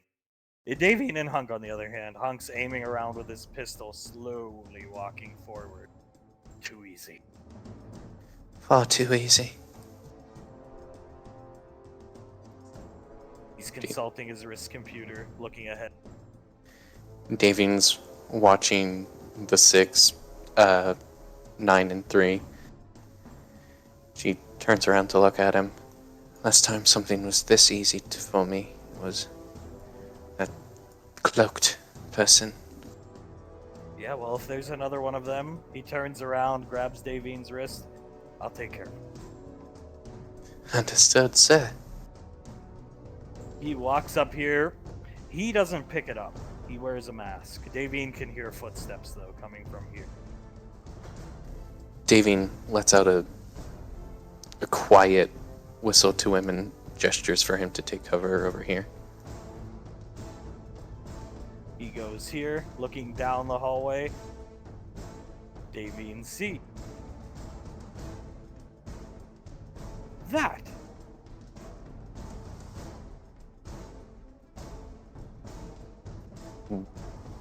When she sees that, she immediately grips the grips of her swords tighter. Her breathing starts to quicken, and her hands start to shake. It's gonna bounce out of cover and shoot it. And its head tilts back, its body recoils back, and then he corrects himself and fixes his head with his hand. Hunk now standing here. What the fuck? And he can see a glowing red eye as it marches closer and closer to Davian. And, well, Hunk. It's targeting Hunk. And then Davian hears a very, very, very familiar electrical powering up sound coming from this thing.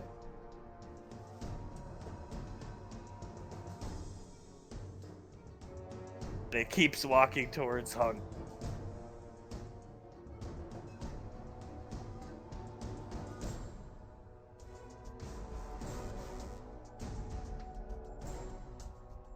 Now, Davian is, technically speaking, over it. What would Davian like to do? I think what Davian is going to do is, for right now, walk up to Hunk, push him back, and get in between the two of them. Like so? Yes. Okay. So, Hunk, what are you doing? I run. Run! Just it. The thing, the robot thing. It's going to rip, since its mask is damaged, rip its mask off, revealing it still has the black suit of armor on, but revealing what is underneath. Davian sees that same familiar visage. Oh, Jesus Christ, one of them! Yes. Well, interesting enough, before we bounce back to the frontal assault,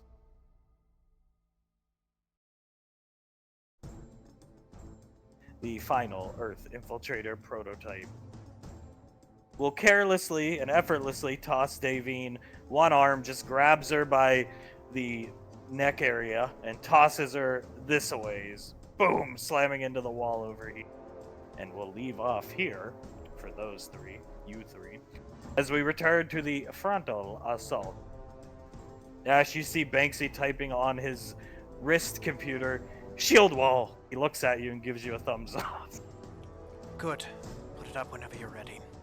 Banksy summoning his shield wall here, and he's going to do as ordered by Sasha and push forward. And he's going to adjust the shield wall like so, trying to get as much coverage as possible from the Berserkers. Towns is going to slip out here. Ash, you're up as these guys are going to squeeze out this way. He's gonna move up here. Alright, let me look. Yeah, continue to fish for that. Let me look.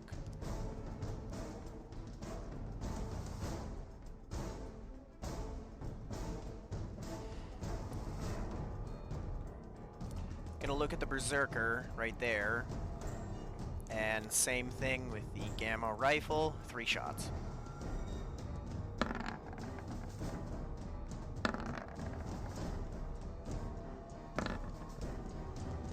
She goes down, disappearing into a cloud of green dust. Well, that's disgusting, isn't it? He'll move... He'll stay there, never mind. And that'll end his turn. Very nice. Very nice.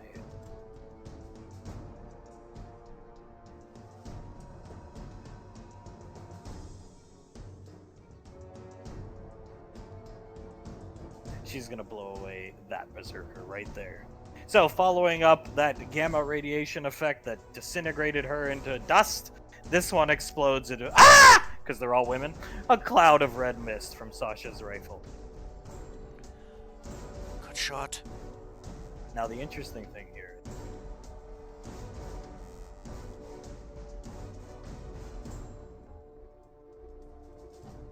this sniper here shoots Banksy's shield.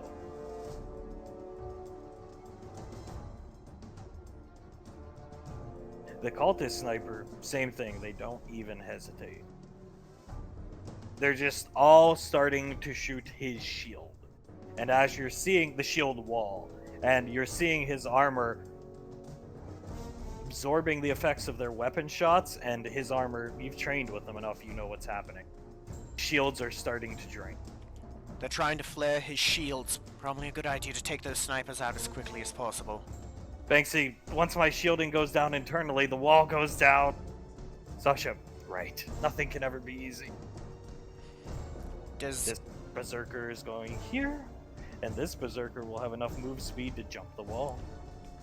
Reference on future turns, I'm guessing I don't have a shot at either of them. No, not yet. You have to push forward if you want one. Understood, just was making sure. As a team. And with that said, Icy seeing this Berserker definitely jumping the wall. She's tugging on Sasha's armor. Sasha, I know. Icy's gonna look at Ash. I can take him. You keep getting the ones in front of us, Sasha. 1 sec. Icy's going to grab Ash's, your hip area. Don't hate me because I'm a spellcaster, just shoot faster! Alright. That'll be on your next turn. Yep, alright. And we return to Julius and the Dominatrix. Laughing Octajewel.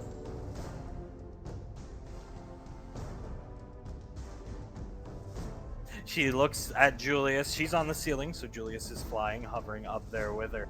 I'm gonna enjoy making you my plaything. And she whoops, with one of her little tentacles that exude from one of her fingertips. Julius jerks back. Oh, God, I'm not into that kind of thing. This tentacle here, as you're saying that, she catches you off guard with this tentacle hitting you in the side of the neck with it, knocking you this direction. And she is going to reposition herself while cackling this way.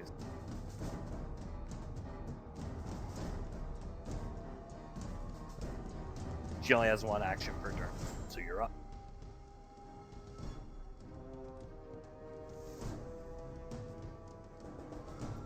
Alright,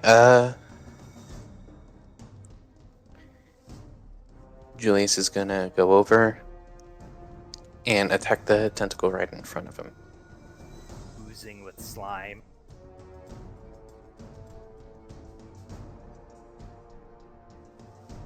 You kill it. You see her, and like almost, she has to with this tentacle to keep herself up on the ceiling. Julius smirks slightly. Let that one bother you a bit? And he'll activate the soul tap. Let's just go 3 times right now. You see her head recoil when you activate the soul tap generator. What the? He just smirks at her. What? Something the matter? She looks at you. You'll pay for killing my sisters. Oh, these are your sisters? You'll pay. You'll pay. Her voice Hey. is starting to crack, seeing you rejuvenated, and she can't figure out how. But she can feel the presence of some type of energy she's never felt before. I really hope your brothers look better than this. That's a good line. Cutting back here, Davine has been thrown against the wall. This thing is taking his mask off.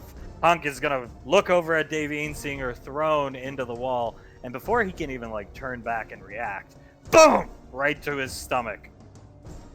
Davine can almost feel the hits from this thing that hit her all those times ago. Or all those months ago, I should say. When she first encountered it. Hunk gets punched in the... His feet actually leave the ground when he gets punched in the stomach. He catches himself from falling over. Mechanical whirring... what's the word? Whirling, I guess? Sound powering up. And then, before Hunk can even react, it grabs him with both fists. It just starts choking him and carrying him this way, effortlessly. Feet off the ground, lifting him into the air.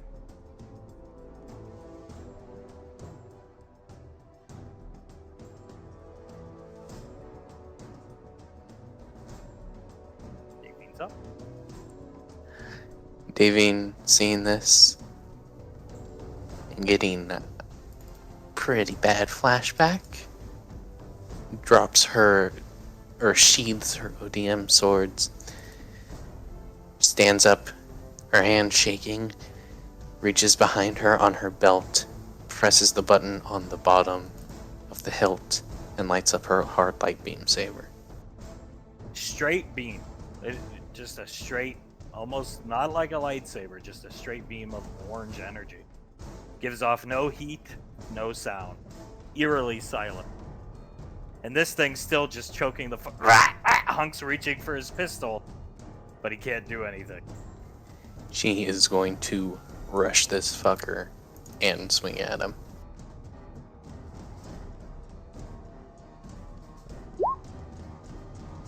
She connects. Where does she swing? She's going right for the neck. Davine, right into the neck. The hard light cuts through this thing's metal like butter. Her swing isn't strong enough to get through because he's able to react quick enough, trying to defend himself. He puts his arm up, letting go of Hunk with one of his arms, but she's able to get through the neck. And his head is like, we'll say the left side of the neck. And his head is like almost dangling off now, and he steps back one. Hunk hits the ground, rolls this way, and his head is bobbling off to the side, his arms, and he's reaching for his head, trying to fix his head and put it back up. And he's still just staring at Davine the whole time. And It's going to look at Davine and sorry, Davine. Hunk, is that Snarf? Blah!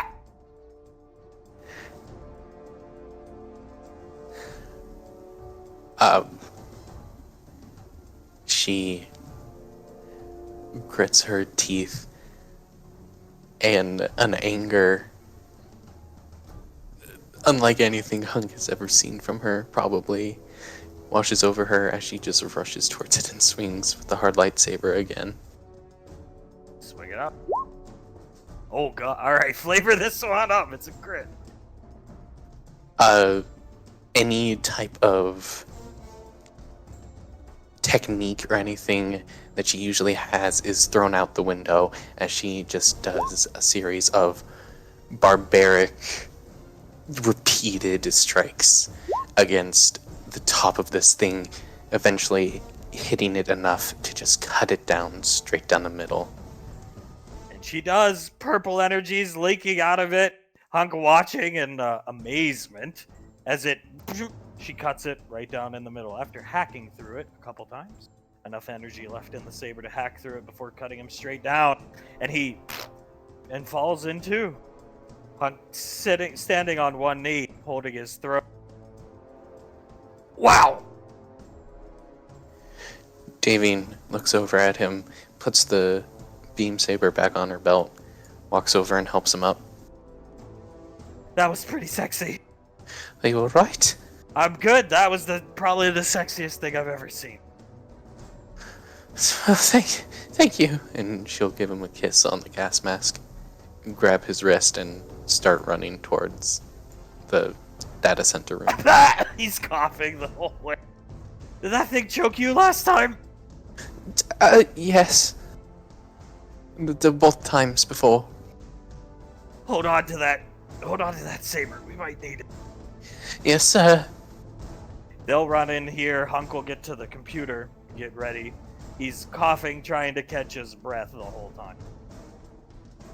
As back here, the fighting continue. Ash, you go ahead and take your turn. Okay. He's gonna look to Icy. I don't hate you. I never would, but you want me to wipe out as many as possible right now? I'll do it. Yes! He's gonna pop the stealth generator. So, let me change one thing on my logarithm real quick to make this easier for you. Because all these are auto crits, they should roll them as guaranteed crits now. He's gonna... Towns will kill this one, okay? Yep, first he's gonna look at this guy. Pull out the, if I can find it. Sorry. The gamma rifle.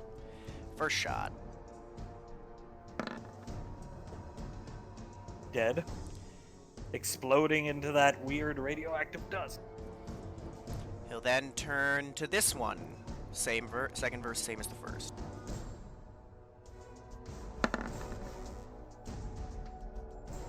Same thing. He's gonna turn to this one.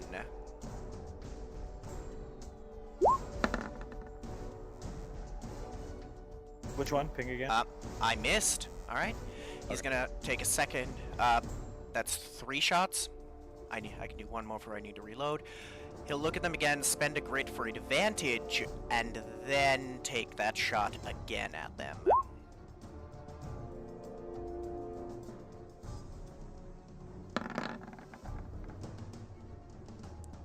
Wow, bad luck. Blow those dudes up. We'll give it to you. Alright. We'll give it to you, because there's more of them. So. Bonus action reload. He's gonna turn and take a look at those guys. Crits do AoE damage with this weapon. Yes, they do. Blowing these dudes up. Turn and look at these guys.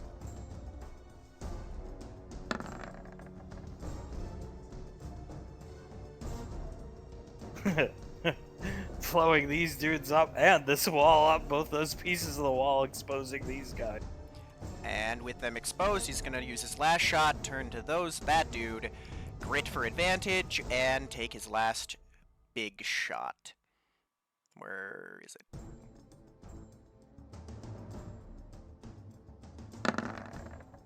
Did it hit? Yes, it did. little something here for the group to the left of the one you just demolished. Don't think they'll make it. Oh, that's the wrong thing. They just have the base stat.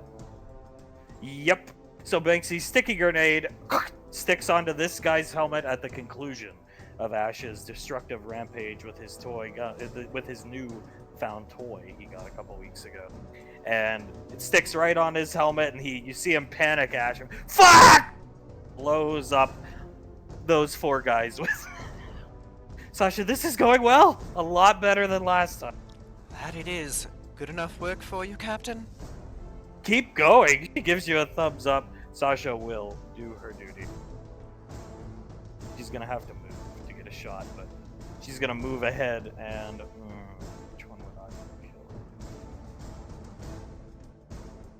He's the least threatening for sure.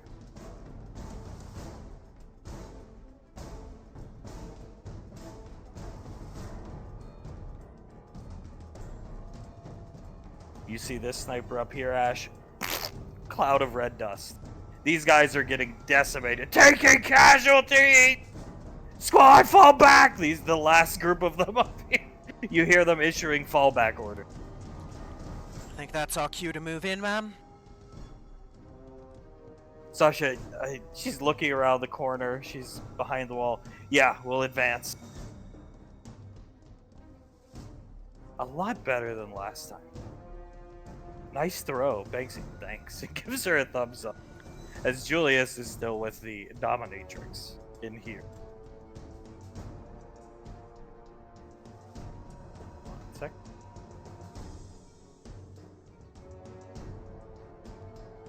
She's going to do something very interesting. She was trying to maintain her composure, not show fear, laughing. With her tentacles, walk back away from you, Julius. Put her hands out in front of her and create a ball of odd, almost pinkish light.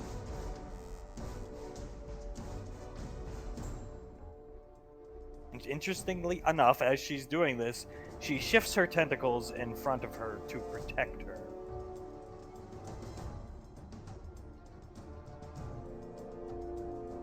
That will conclude her turn as she's channeling something. You can tell it's some type of cast, some type of magic.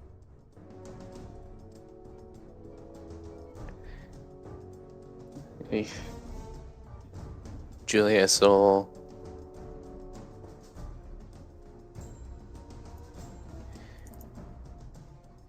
fly up to the tentacle right in front of him.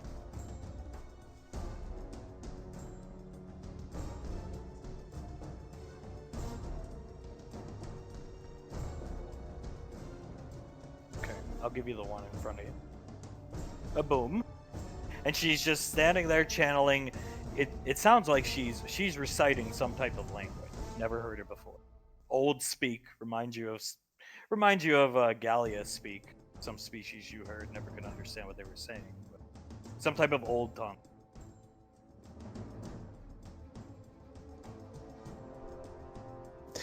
He's gonna fly up. Sure you want to be this close? Pretty boy. Well, I'm not that great.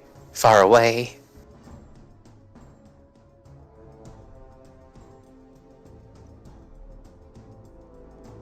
She hasn't summoned them yet. You can continue anything else for you, or just wanna?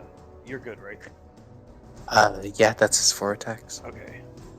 Now they'll be summoned on her next turn, but you see, just like the pinkish light she has, this orb, spots of pink light appearing around the room. You can tell she's summoning something.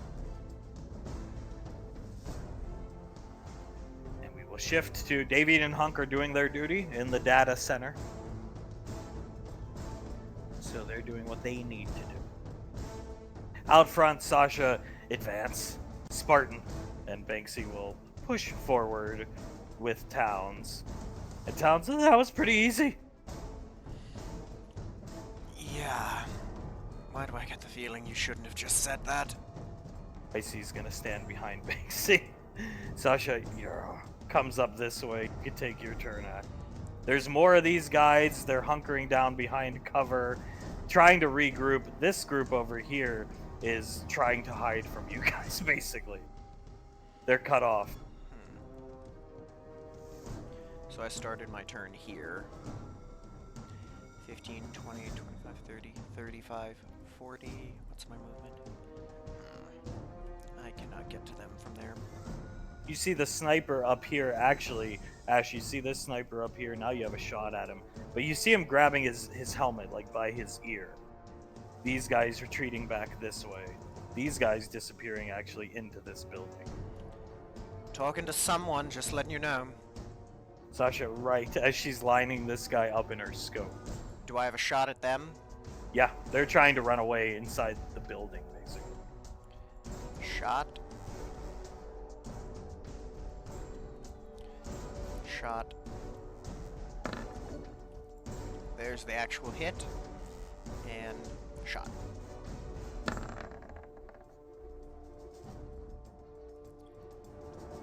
You're able to snag him. Move back. Alright. These guys who you definitely can see if you peer around the corner enough, they go inside as well. They're hunkering down in some small, like, outpost building.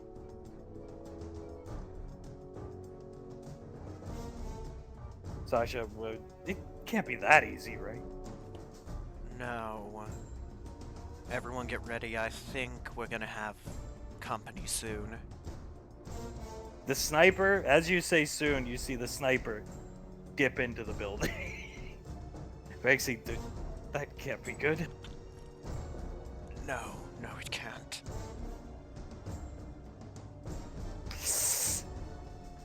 Going back to Julius and Julapus.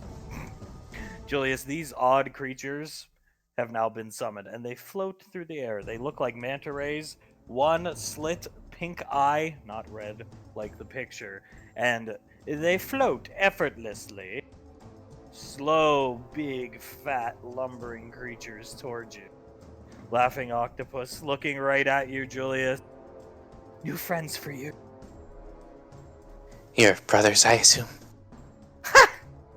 She's there channeling. She's summoning them. She can't do anything else. Go up and pet one of them.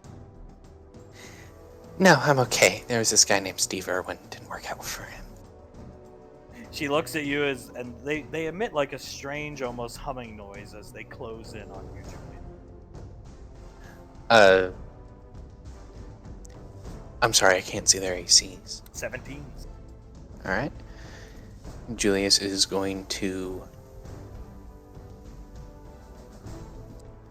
shoot some light key blasts at him. So first we'll go for that one. Okay.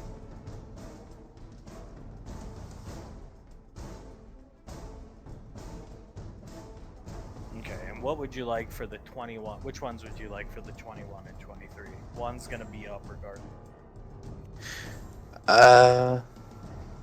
We'll go with that one for the 21, that one for the 23.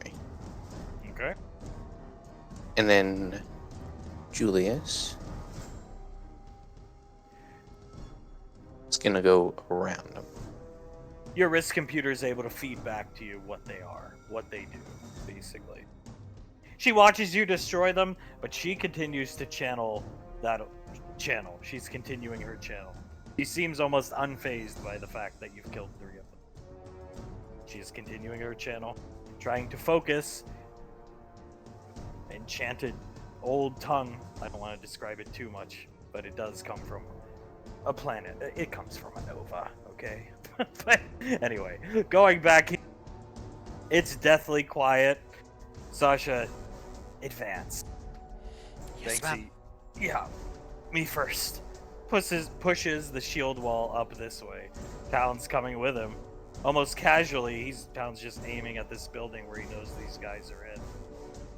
Icy's gonna hide behind the wall here, looking around. And move up here and take a careful look around. Sasha's gonna get up on the wall here with her grappling hook, start looking around. Coming out on the balcony of a building here, Ash, you spot him first, because Sasha was climbing the wall. Ah, shit. Look alive. We got Epsilon. As you say that, you hear Sasha let out a yelp as crashing through this wall, knocking her ass on the ground here, right behind you, Ash, is you didn't even know where he came from. There's one here. And coming out of this building here, some type of laser rifle you've never seen before. Here. This guy right here. This guy up here. Squad advance! And see these goofuses that have run and hide upon orders start to exit the buildings plural that they were hiding in.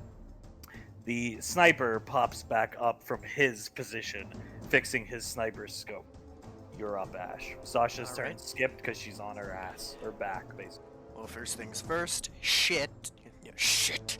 And he's going to hit his communicator and let them know. I don't know. Flanking squads, I don't know how your mission's going, but we've been engaged by Black Power Armored troops. Letting you know. Before swapping to the plasma rifle he has, looking at the guy right in front of him, and taking 3 shots.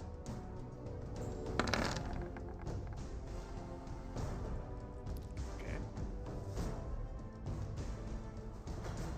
And yeah, I'll leave that at that for my turn. Okay. Banksy is advanced with Towns using his move speed. Icy's here, but she's below those two. The sniper and the dudes in the building have to spend their turn getting back in position. They can't do anything. However,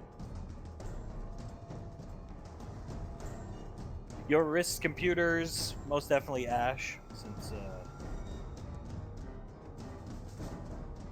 Ash is keen on guns, knows a thing or two about them.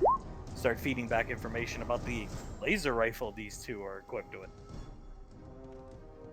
This one over here is going to start pounding with his laser rifle Banksy's shielding. And so Ash, you see the shield walls start to flicker super quick. You've trained with these Spartans for a while. They've deployed these shield walls in training with you, and people have shot them so you can demonstrate, blah, blah, blah, teach them the tolerance of their shielding. You have never seen Spartan shielding get drained that quick, as these defensors, as I like to call them, you see them start to wobble in the air in front of you. Shit.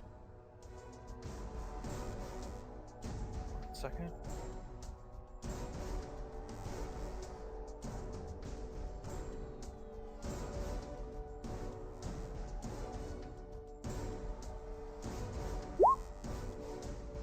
And this one right here, 3 lasers right to your chest, All right. knocking you down.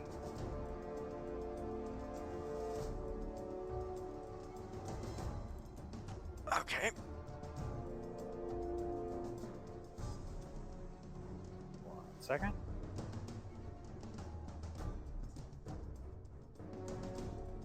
Icy's gonna pop and take Sasha back here with her. That will conclude the battle out here. Julius is still fighting Hentai Boss Extraordinaire. Julius, you picked up on Ash's radio call. Damn it.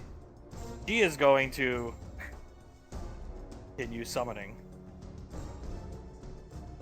She summons 2 more of these creatures. You see them starting to appear. You can attack them if you want.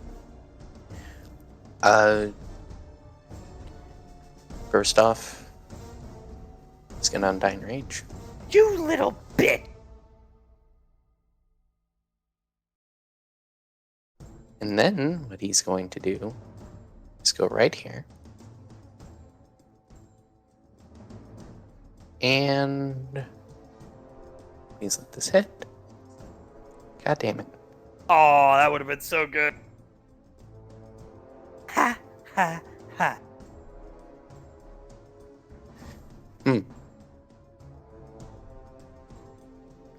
Time's up, Junior.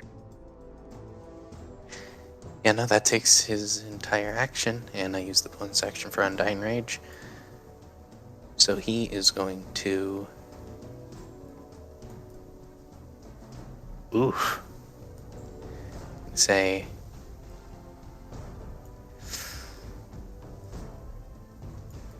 Go right there. So these two are being summoned. You could have attacked them if you wanted to, but they can't move yet.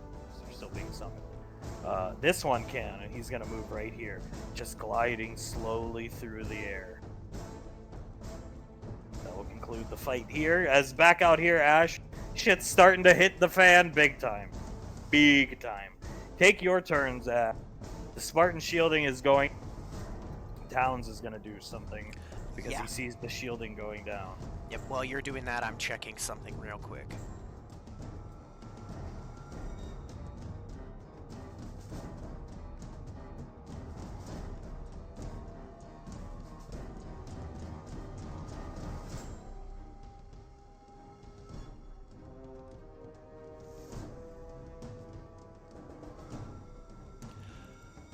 I see. Yeah? Could use some empowerment. Can I get some psychic damage on these? Sure. Alright, so this next volley is going to be psychic damage, and they all auto-hit and reduce the initiative by 4 points. So first off, he's going to look at the guy who stand up, look at the dude who just hit him, and just hit him in the face.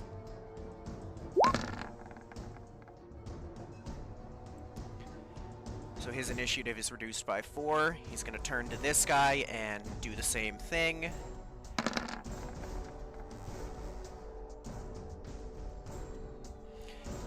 And he'll do the same thing to the commander. Okay.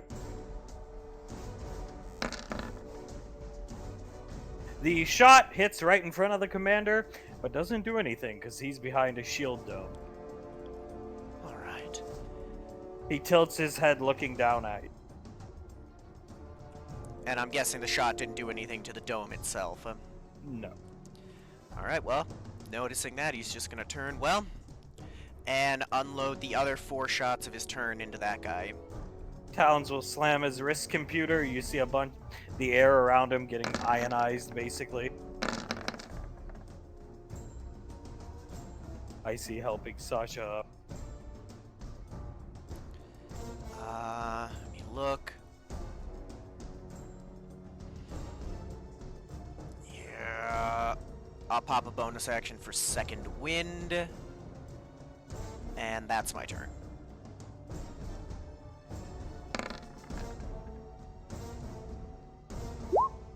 Banksy will grapple shot. He's not even sure if it will work, but you see him put his wrist out, and it hits this guy in the armor, and Banksy and pulls with his arm, and this guy fuck and gets pulled away from you this direction. I see clapping. Nice. This guy falling on his ass right in front of Banksy and Towns looks down. You pulled him closer to us. Banksy. Oh no. This guy starts.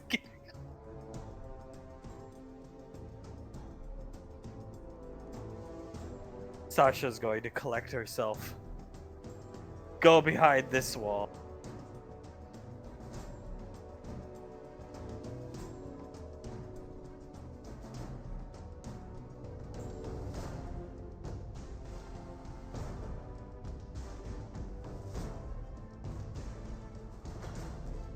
Put a rapid series of shots into him as he's trying to stand up. But as you see, even with that new rifle she has, ding, ding, ding, as this guy's collecting himself. Boom, boom, boom, standing up. The commander up here looking down at you, holding the plasma rifle in one arm. Hold positions. He's talking to these guys here, the sniper here. As Ash, you hear the sound of footsteps, and you can assume a large amount of footsteps coming from around this direction. The retreating troops, the ones you were picking off, probably fell back to get reinforcements. Got reinforcements incoming. Get ready. Yes, you do.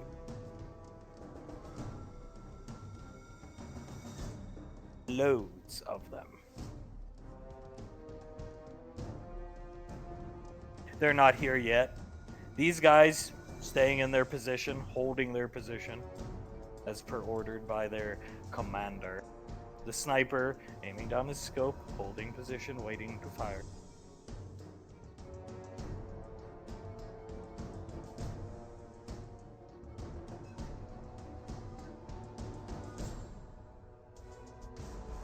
Oh, she's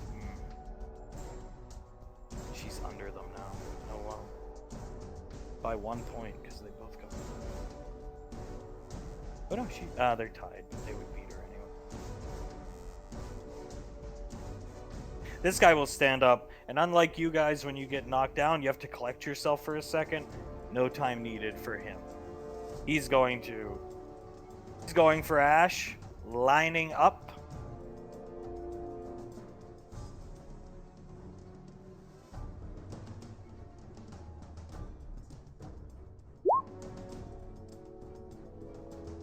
Okay.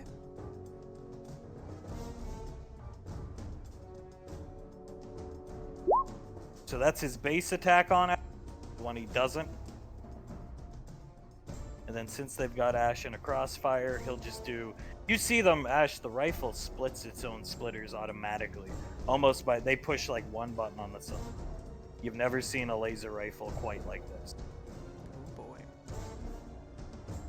This guy here, so this guy that got pulled towards Banksy, did that to you. This guy here is going to expend...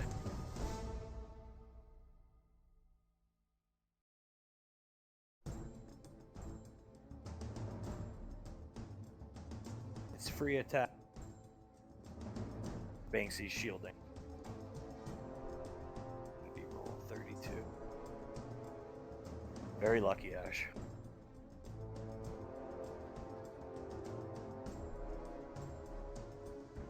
He will take Banksy's shields down to 0. Shit. Taking down the shield wall. Now Icy, boom. She empowered you, correct? Yeah, he's got haste at the moment.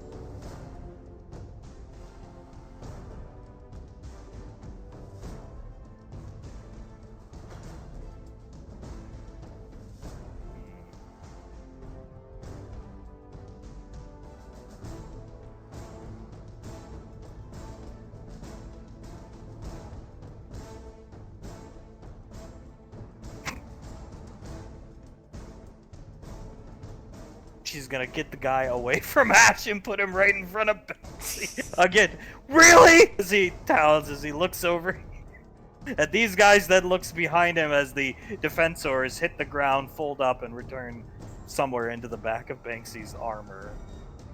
And we will go here to Julius and Julapus. Julapus,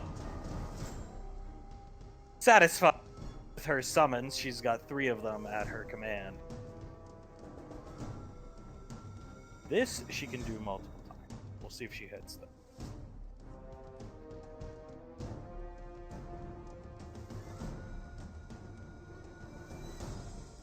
Hits 2 of the 3, Julius. First 2, I'm guessing? Yeah, first 2. Just take the first 2, it's fine.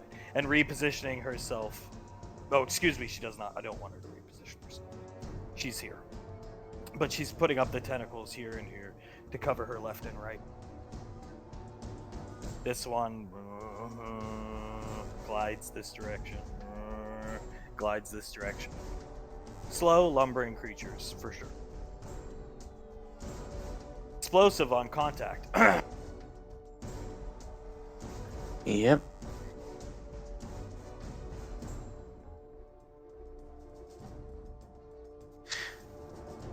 Julius is going to... Knock her back into it. Yeah, I know. That would be awesome. Do what you can. Do your best. And, like, do I have an ability that can knock her back? You got strength. You got whatever you want. I mean, but this thing is purposely right here, so be careful.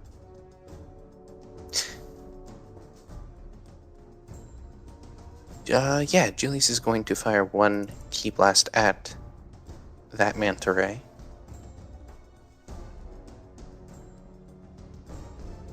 explodes, destroying this tentacle. She what? Looks over at. Go up to her, and he's just gonna try to shoulder check her backwards into this one. What are you gonna try? What's that? I mean, like, I would have advantage on strength. I will tell you, she does not have a good strength. She's not supposed to. Yeah, so we'll go with strength. Here's what she rolls. Beat that, and you're good. And you do. Alright, so you shoulder check her back into. Boom! Blowing up. Blows up that tentacle, blows up the one in the back. She's now dangling. Let me just delete that because it blows up on contact. She's dangling from the ceiling like so on her final tentacle. And in a lot of pain. But this thing's still. And then, could he just go over here and try to do it again? If you'd like to. I think that would be an awesome way to kill her, but it's up to you. Yeah, let's go for it.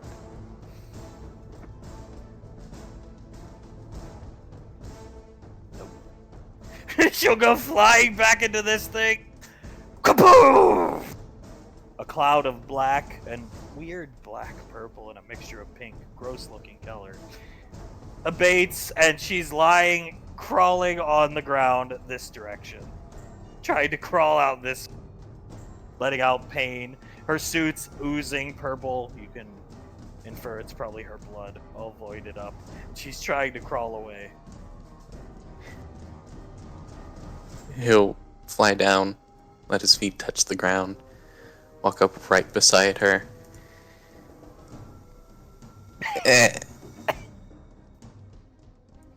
Ah, Jesus. And he's just gonna stomp on her head. You fuck! And she's dead. You killed her.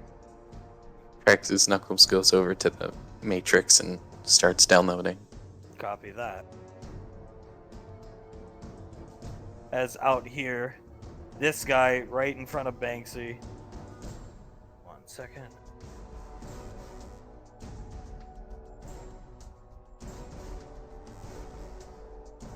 Towns is at stage 2 of his charge.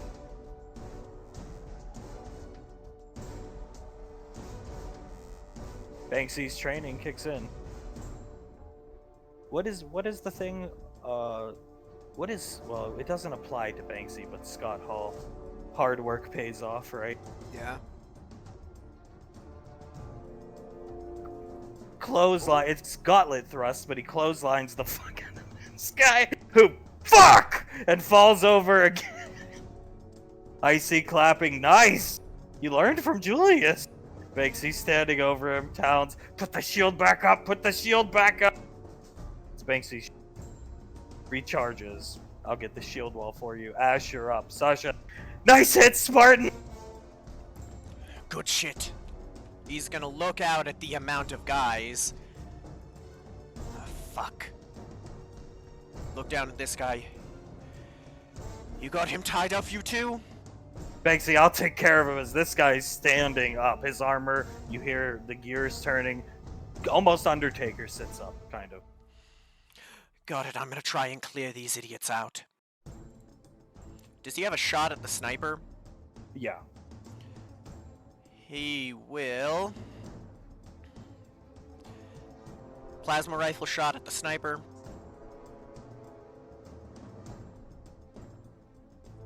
Ooh, it's taking a sec.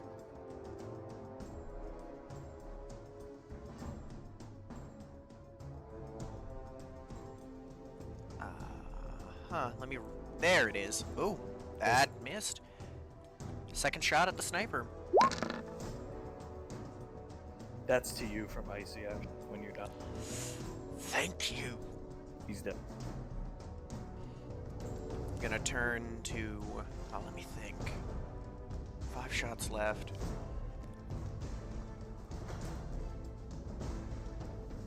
Yeah. He's gonna turn to these guys. Swap over to the, gamma rifle and 4 shots into this group. It's 1 hit. And I'll pop a grit for advantage on the last one. Kill him. Alright. And then he's going to take a step back to here and bonus action reload. That's Ash's turn.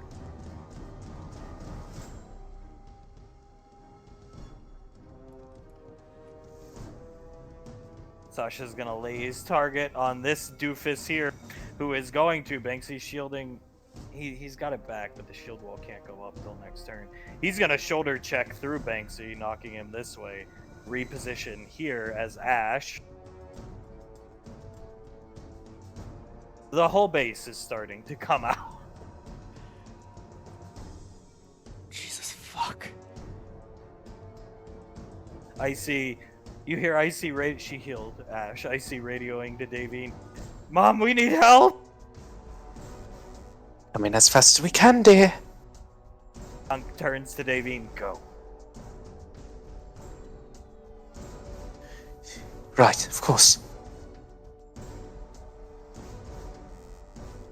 Sec.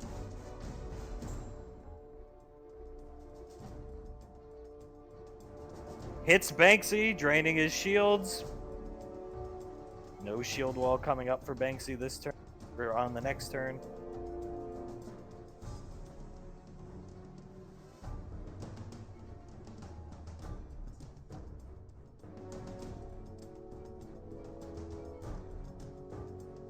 This guy goes up this wall, this cover wall right here, Ash, exposing you and Sasha. Sasha, great! Looks right at you, Ash. Great! Behind me or behind the wall. Either way, better Ash get shot than you. Turning to the top of the turn order, Towns is gonna fall back here, try to push Icy behind the wall, raise his gauntlet. He charged it for 2 turns. Fires off a rail shot for the first time ever, Ash. You finally see some type of traditional weapon. It hits this guy right in the hip. Grabs his hip and blood starts pouring out, but it's red blood. They're not voided, I'll do. Red blood just oozing out of his hip. His like lower right side abdomen. And he starts staggering back this way behind the force field. This guy, what? Looks shocked, seeing something breach their armor. Fine. Towns, shit. fuck yes! Good shit, Towns. Thinks he's gonna position himself in front of Ash, and Sasha's gonna push Ash out of the way and stand behind him, who has no shielding. As you get surrounded. Alright. Playtime's over. The commander's voice booms throughout the arena. How's your buddy's hip feeling? He does not respond. Dareen has made her way back. Icy, nice seeing Davy. Towns, oh thank God. Banksy pushes Sasha and Ash back. Turns and sees Davine. Oh thank God. Davine runs up, sees the situation they're in. Well, shit. Icy's gonna snap her fingers. Kamul time. I agree. Banksy, Kamul. just get behind me. It'll be okay. Icy, no, just let her go. Davine pats on his shoulder. Thank you. But I'm about to kill some people. Go for it. She... I see Kumul, sir. She does. Alright. He's just gonna go up to that group, and this will be her first round of attacks. Flavor up those kills. Uh, this entire group, she just, in one, basically what looks like one fell swoop, cuts through all of their abdomens, vivisecting all of them. What the hell? This guy watching it, Davine's movements are almost too fast for them to track. Ash, you see this guy, he sees these guys get shredded, and you see him pound his wrist computer and disappear. Who's back? She will. Sorry, that's 2. She's still on her 3rd attack.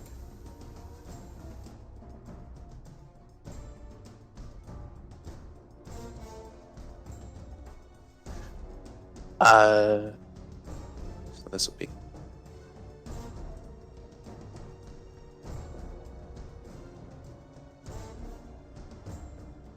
That's all her attacks. Understood. This guy's still watching. What the fuck's going on? Ash, you're... Well, seeing that, he's going to, that's impressive. Move up here and start taking shots at the guys she's not hitting. Yeah, I'll keep with the plasma rifle. You see this guy fucking... The wounded guy Towns got limping away back into the building, Ash. The commander's at the doorway, but he's still watching. There's Which ones are you shooting at? starting at this guy, working my way back. Am I going a straight line? Yeah.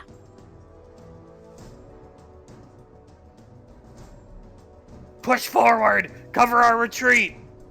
But he's still watching. I'll, you know what, why not? I'll pop Action Surge and the Threaded Barrel for 5 more.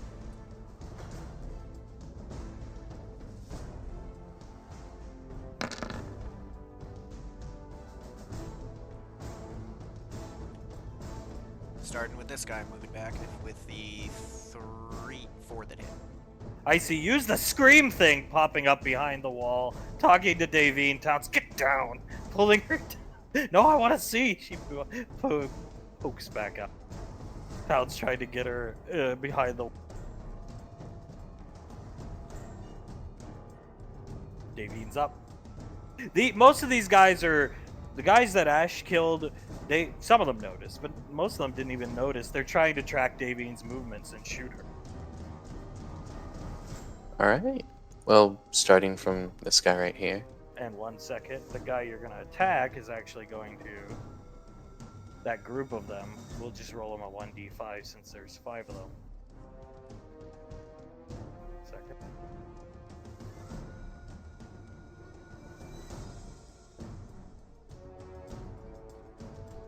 Davine'd like to do a little reflecting. Oh, she would. We'll just say all 5 of them fire. And that's what they're currently doing, I imagine. Trying to hip fire, shoulder fire, just track her movements and kill her. She looks just like a swath cutting through them.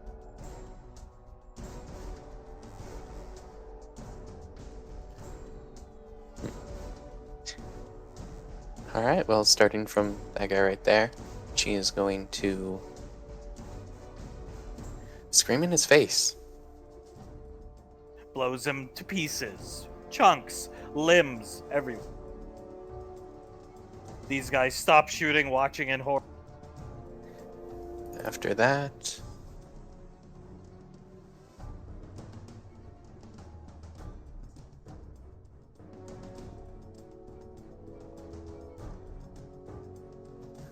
the one Mercy! Mercy! He's dropped his weapon! Puts his hands... In my mind, there's no mercy for dogs. As she screams in his face. Blows up. This group here is gonna start shooting at Davy. I'll say they just roll the 19 damages. She'll... Oop, that is the wrong one.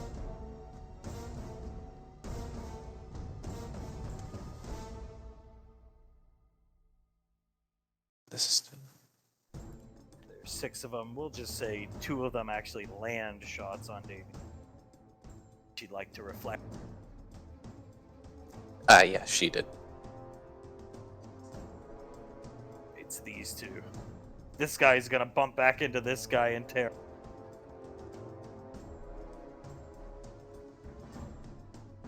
Anything else for Devon? Yes. She will action surge. Good thing.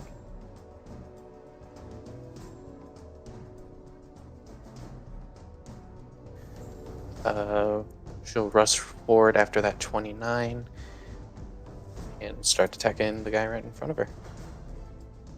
Coming to Davine from her daughter. Insult to injury. Flavor these dudes' deaths up. As they're almost cowering in fear, this guy holding his rifle up in front of him as if it's gonna stop any of the attack. All of these guys, the first one she blitzes in front of, stabs up through his chin, leading into the second guy where she jumps up onto the man she just stabs chest, cuts this guy's head off, takes the sword out of the guy's chin, does a side flip over this guy, cutting him like through the head and the shoulders and the body, right in half horizontally. She's hasted now. Yeah. Into.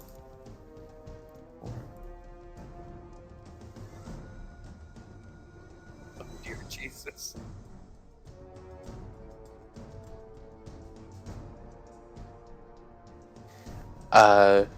She rushes over to these guys. The guy right in front of her, his legs get cut off into a second strike from her other blade. This guy gets stabbed up through the chest, hitting the guy behind him too. Splattering the blood all over the shielding dome that's around the building that this guy's standing on. And then let me count out these attacks.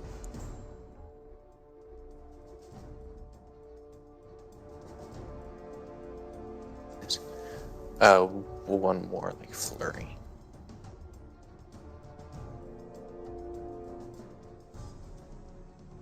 Alright, so from that 25, she's done. The 25 cuts the guy's arms off and like maneuvers her sword so it just barely slices his gut open. And then her final hit, which would be 31 ferocity stacks. Well, let's do it. Roll it up.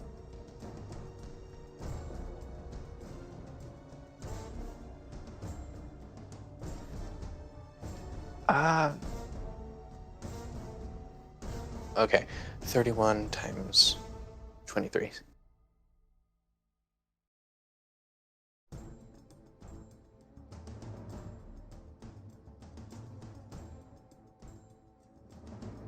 Jesus Christ.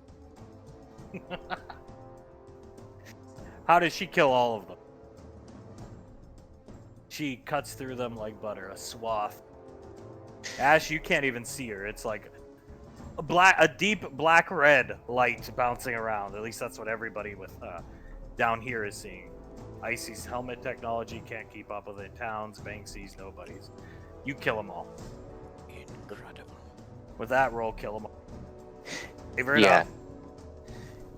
With that final roll, I take it they're all cowering in fear. And she says, Trying to "Just run like- away, yeah. just like the cult. Always cowards." And she doesn't even like hold her sword as she does it. She throws it at them and it manages to cut all of them right in half. Returning then- to her. Yeah, she'll use her ODM gear to shoot the sword back into her hand. Definitely sees the Epsilon commander. This is her first time seeing him, but she's seen the footage. She knows who he is. He's staring right at her. Shield dome between her and him. She turns around, looks at him, brushes the blood off her face, stares up at him, puts the bloodied hand on the side of her ODM gear, and gives him a curtsy.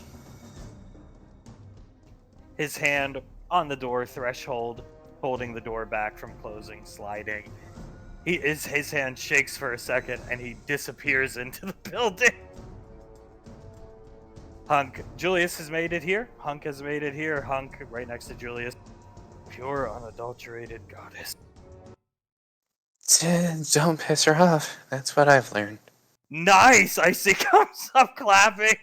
Sasha, Jesus. Good shit. Well done. That was incredible. Towns, yeah, kind of. I thought I did something cool for once with my thing, and that's one way to. Wow, that's a lot of dead people. Is this all that's left of them? Just blood spots on the ground. Davine shrugs. You know what Lorelai always says, leave no survivors. She walks up in between Icy and Sasha. That was impressive, Davey and Icy giving her a thumbs up. Thank you, both. And she bows to both of them. It was pretty much all her, let's be honest. Icy looks up at Davine, takes the right person to use the sword. But I could never unlock it if it wasn't for you, Istrum. Icy's gonna wrap her arms around her waist and hug her as Towns. Yeah, I really thought I did something cool for once. You did. Shrug. I mean, you did. You're the only one of us who's managed to physically break that armor, Towns. Hunk looks over at Julius. You good? Puts his arm around Julius. I'm good. I think that octopus chick was like flirting with me, but like in a dominatrix type way. Sasha, she's dead? Yeah, she's dead. Nice work, Captain. She looks at you, takes off her helmet, smiling. Thank you, Ranger.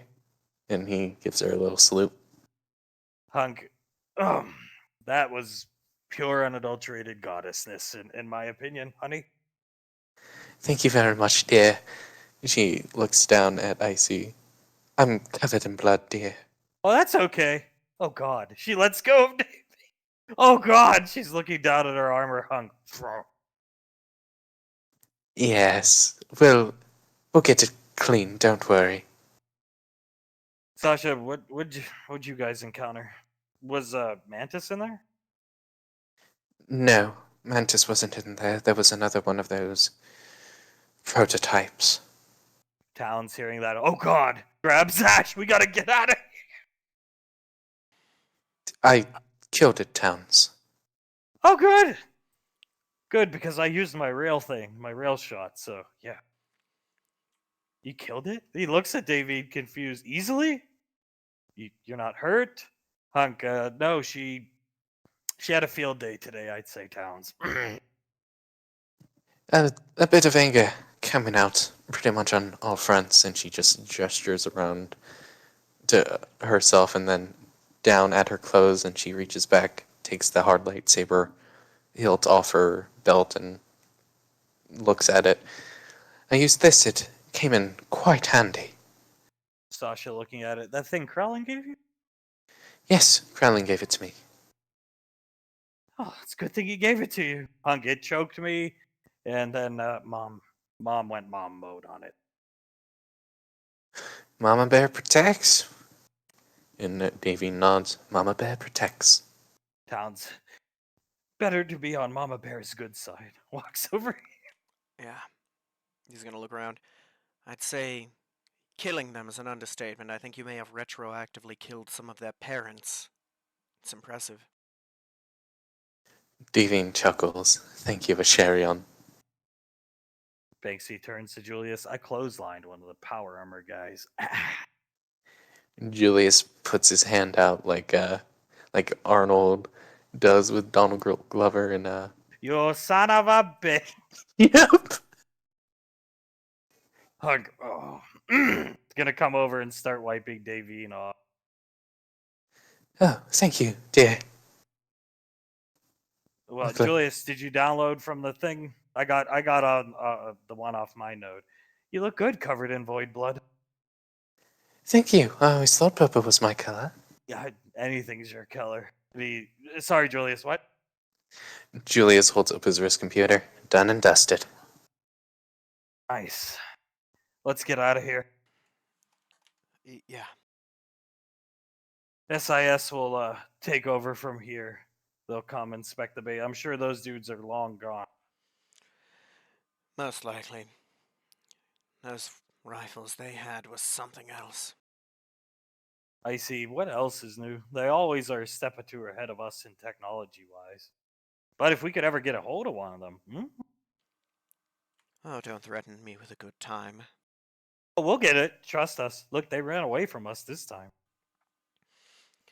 Yeah, Yeah, Three of them. but will they next time? I see. I don't know.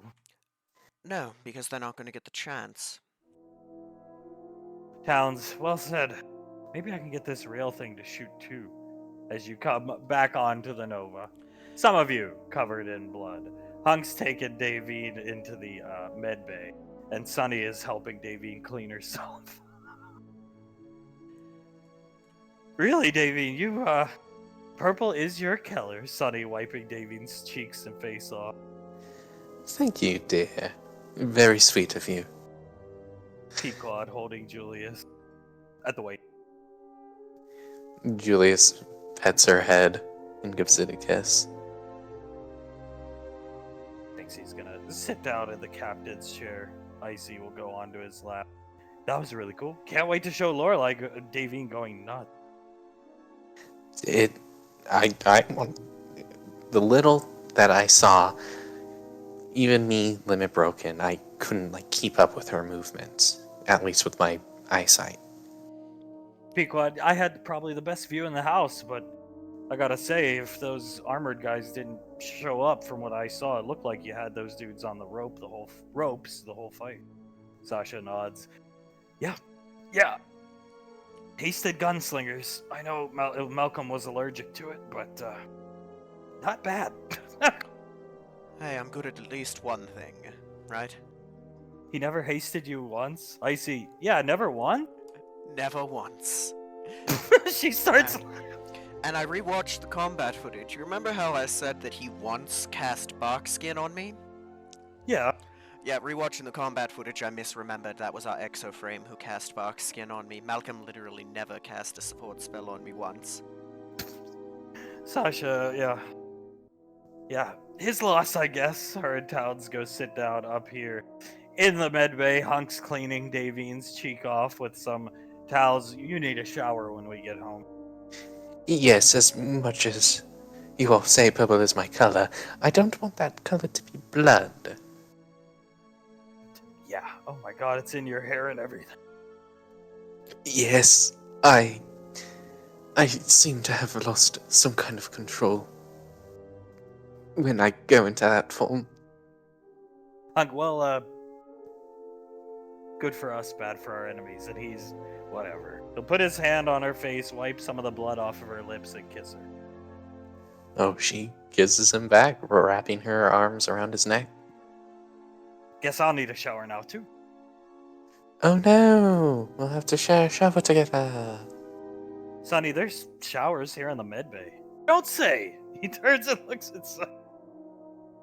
Now that is interesting. Perhaps we should take one now. I'll leave. She playing with her scarf leaves. Hunk, yeah, this way, honey. And these two will do the deed, disappearing into the med bay. Pequod, how did it go for you, Julius? It went fine. I fought the octopus chick. Killed her. She seemed like a really, how do I put this? Dominant person? Hentai porn? Yeah, hentai porn. Would grab you and then stick a tentacle in your mouth. Hentai porn, Julius, I see. Oh god, don't Don't say that, it just reminds me of furry porn. Pequod turns to Banksy. Good throw as well. Banksy, thank you, ma'am. Fantastic work. You performed just as well as I thought you would. Very proud of you. He nods. Thank you, sir. Big shoes to fill, but I don't know why I pulled that guy towards me. It was an instinct thing. I see it was the best play. It was. And when you make choices like that without thinking, it means you're really cut out for this.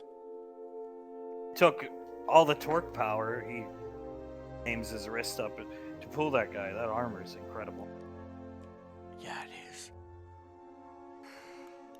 I unloaded, oh god, in like 10 seconds, probably 12 plasma rifle shots into that guy, and the armor didn't budge. Sasha, it wasn't the best game plan we had. Turning back, helmet off. I was push forward, but like I said, if we have some semblance of a game plan, those guys will buckle. Maybe not the power armored guys, but their basic troops are nothing. Yeah, they're basic troops. I mean, it feels like a lot of them wouldn't have made it through basic and Earthcover. Towns, I think I have more military training than most of them. I'd agree. But those three are something else. Icy nods her head, starts playing with Banksy's mask. Pequod just sits down. Julius rubs the back of his neck, walks over to her and bends over. Do you want to do it now? She's tuning the radio. It's that or try to hear President Fledwick. It's up to you. You're the boss. He thinks for a second. I don't think Fledwick is broadcasting right now. Pequod stops tuning. Yeah. He'll offer his hand. She takes it. He will walk up to Ash. Ash, Yeah, what's up, man? can we have a talk? Of course. Whatever you want. He will walk back over here and gesture for the door for Ash to enter. He'll walk with them.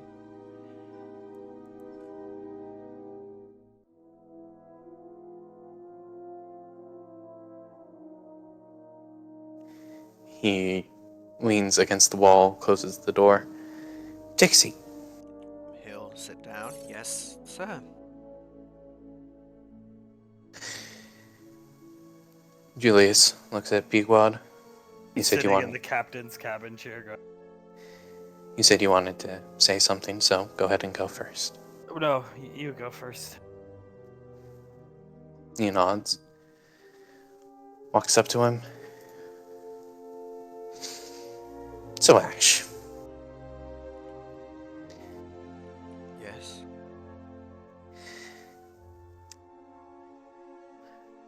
don't ever use our personal business, and he leans on the chair, as an example, ever again. Not with the Spartans, not with your buddies down at the kill house or the armory folk or anyone. Never use our personal business as an example. Okay? Use your shit, because your shit is what you need to be worried about right now. Okay. Okay. No. Not just okay. Twice you did it, Ash, when I obviously didn't want you to continue doing it the first time.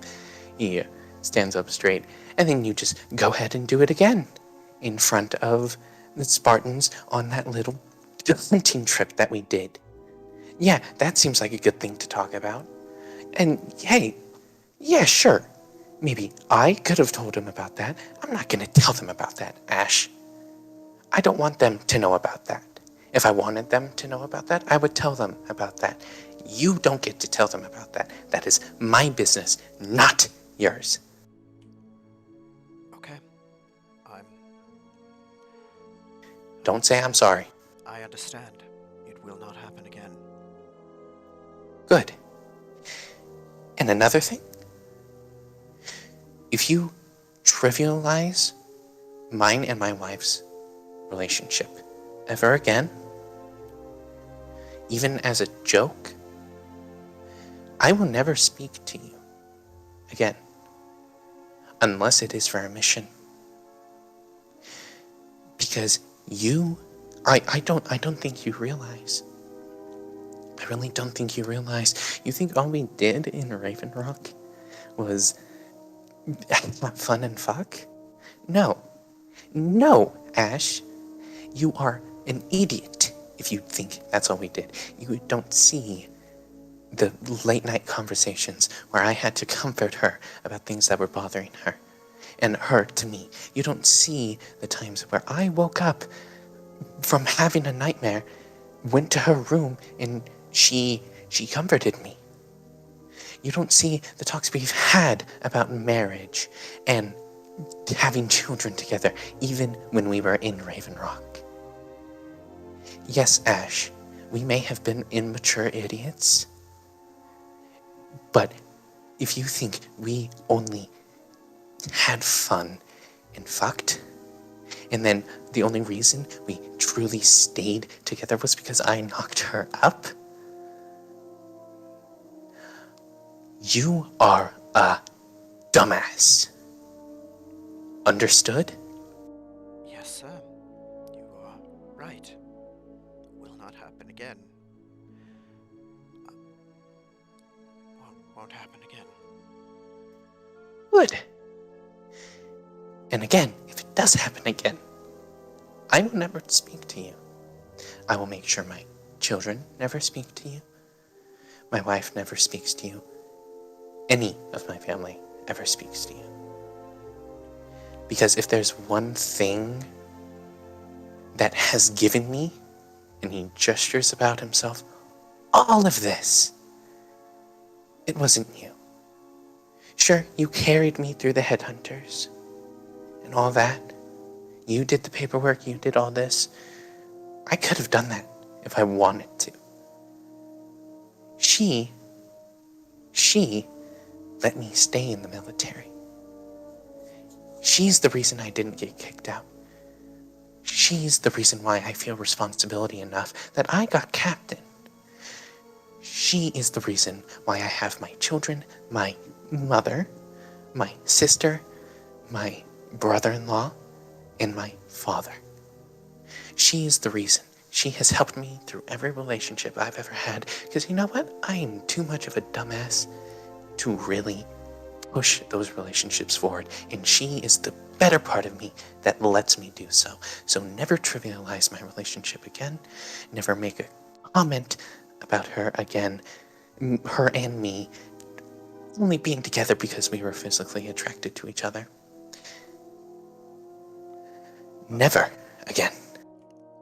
Never again. I understand. I understand.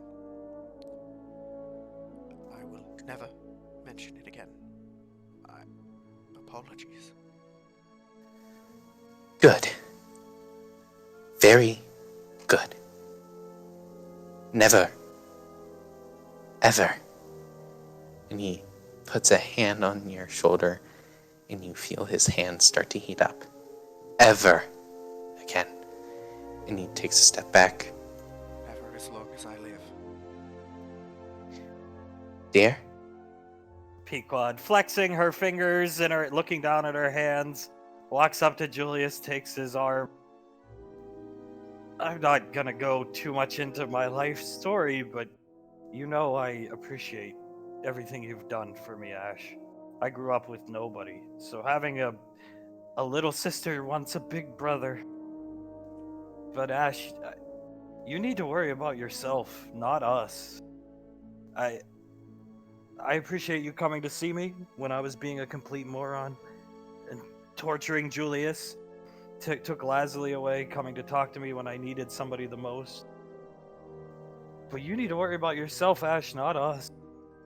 Not talking about us, not trivializing our life decisions. Saris, you've been given a gift from Krellin, higher power, fate. She's human now. And when she needed you the most to do something for her, like I needed Julius to do things for me, you didn't do it for her. She wanted space, and you ignored that and wanted to pretend everything was fine. I don't know if you're sick in the head. I don't know what happened to you truly on the Majestic, and I'll never pretend to know what Malcolm did to you. But I don't think it's Malcolm's fault. I think you want to live in a sick fantasy world where everything's fine. You have your own problems, Ash. She's never been the same with you since. And now she's human. And she just stares at you. You see him sit there thinking. His hands start to shake and his eyes start to get red. You're right. We invited her. She pulls Julius in. We invited her, Integra and you, and she turned us down. To Julius's birthday party, and I was there. Her words were, Integra and I would love to come. Please don't take it personally that we don't come. But given everything Ash has done, we can't bring ourselves to come with him. I've never said anything like that about Julius. You're right. I have ruined a lot of relationships with people I care about. And they can't be fixed. I'm not gonna lose her. Thank you for pointing that out to me. I know appreciate it. I know the quintessential thing is to talk about how immature he was. She pulls Julius closer. But I don't know if it's the rank that got to your head, getting lieutenant, or what, Ash, but you're welting, and he's blossoming. She tugs Julius closer. You're right. I don't know what's wrong with you. I don't know why you would not listen to your wife, but I don't know either. There's obviously something wrong if I'm constantly doing and saying the wrong thing. you've had your relationship problems too. You can trivialize. That's part of what being a leader is. You use yourself as the example, and you set the example. You don't use other people. You're right. And you're right. Maybe you would be able to use yourself. She has to fight herself from saying it again. If you'd stop living in a sick fantasy world where everything's okay. She wanted space at the convention, and you refused to give it to her until she. Ash, she's not your property, and that's what she feels like you treat her as now. That's worse than anything she tugs Julius has ever done. Not saluting a superior officer, making life on Integra hard. And Ash, you can't do what you're doing in life. Do you know what happened to spellcasters a long time ago? You ever hear of this place called Salem? They got burned. It happened all over the world.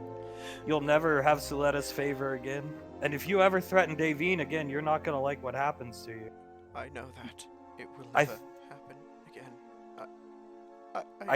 Did the bars make you feel like you're invincible? No, I don't know. I don't know. You have to figure it out, Ash, because once this is all over, it's you, a somewhat broken relationship with a wife, and Commander Integra.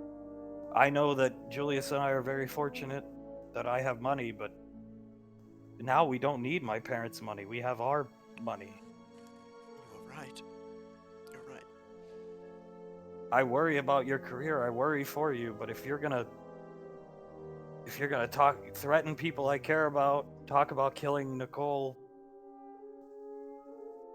I'll never talk to you again, Ash. And she leaves. That's fair.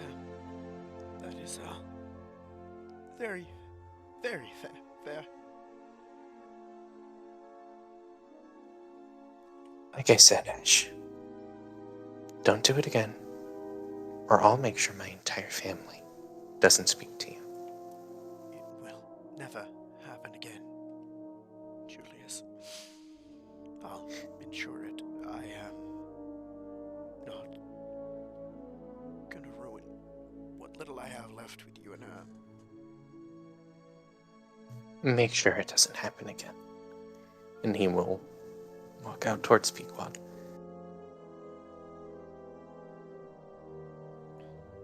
He's just gonna sit there and collect himself for a bit before coming out and sitting down. Nope.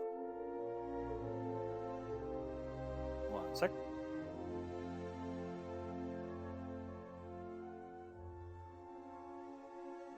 Boom. Okay. So,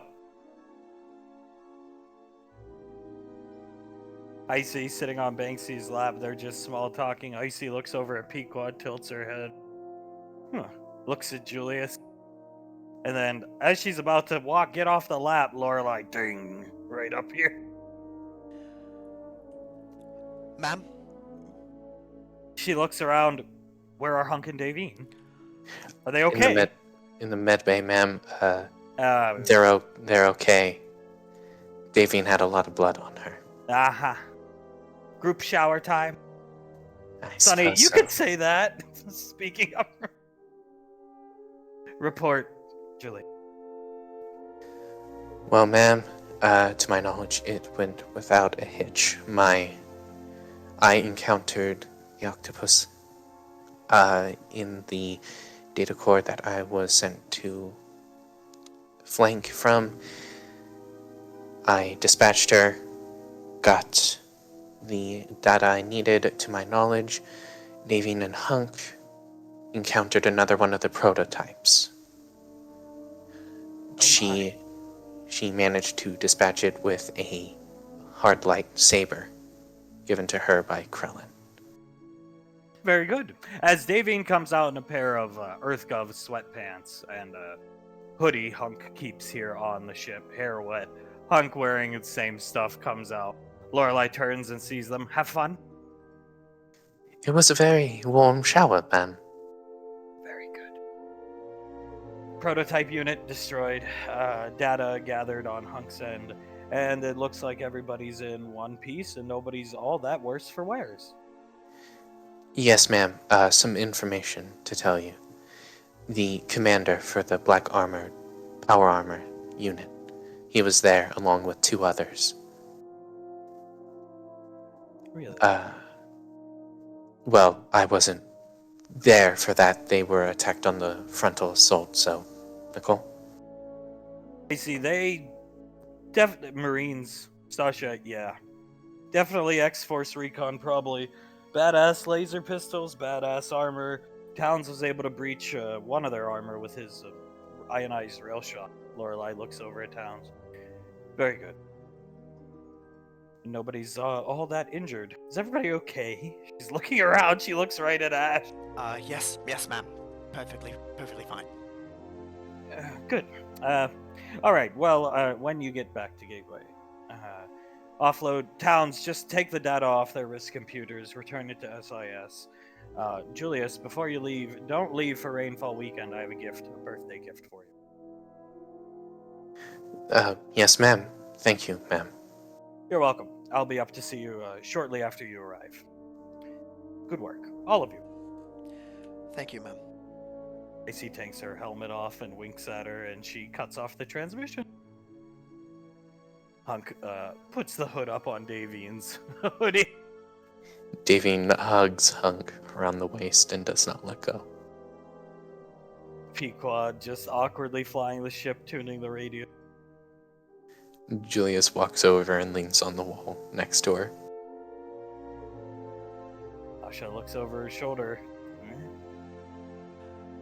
Icy, I don't know, it's really awkward. Yeah. Yeah. That was good work, everyone. Very good work. Icy nods. It was fun. The more they run, the more it shows we can beat them. That is true. And, I mean, they didn't seem to have much of an answer for Davine, now did they? Icy, nope. Towns hits his wrist. If only I could get this thing to fire faster. Or twice. Either way, I'll remember it works. Yeah, if you want, I can see if Blaze can help you with anything to do with it. Yeah, you could run it by him for sure. I don't know. H&O said this is about as top of the line as it gets, but maybe I could get one of my other wrists. Either way, it powers down my suit after I fire it for a turn, so it's an all or nothing strat.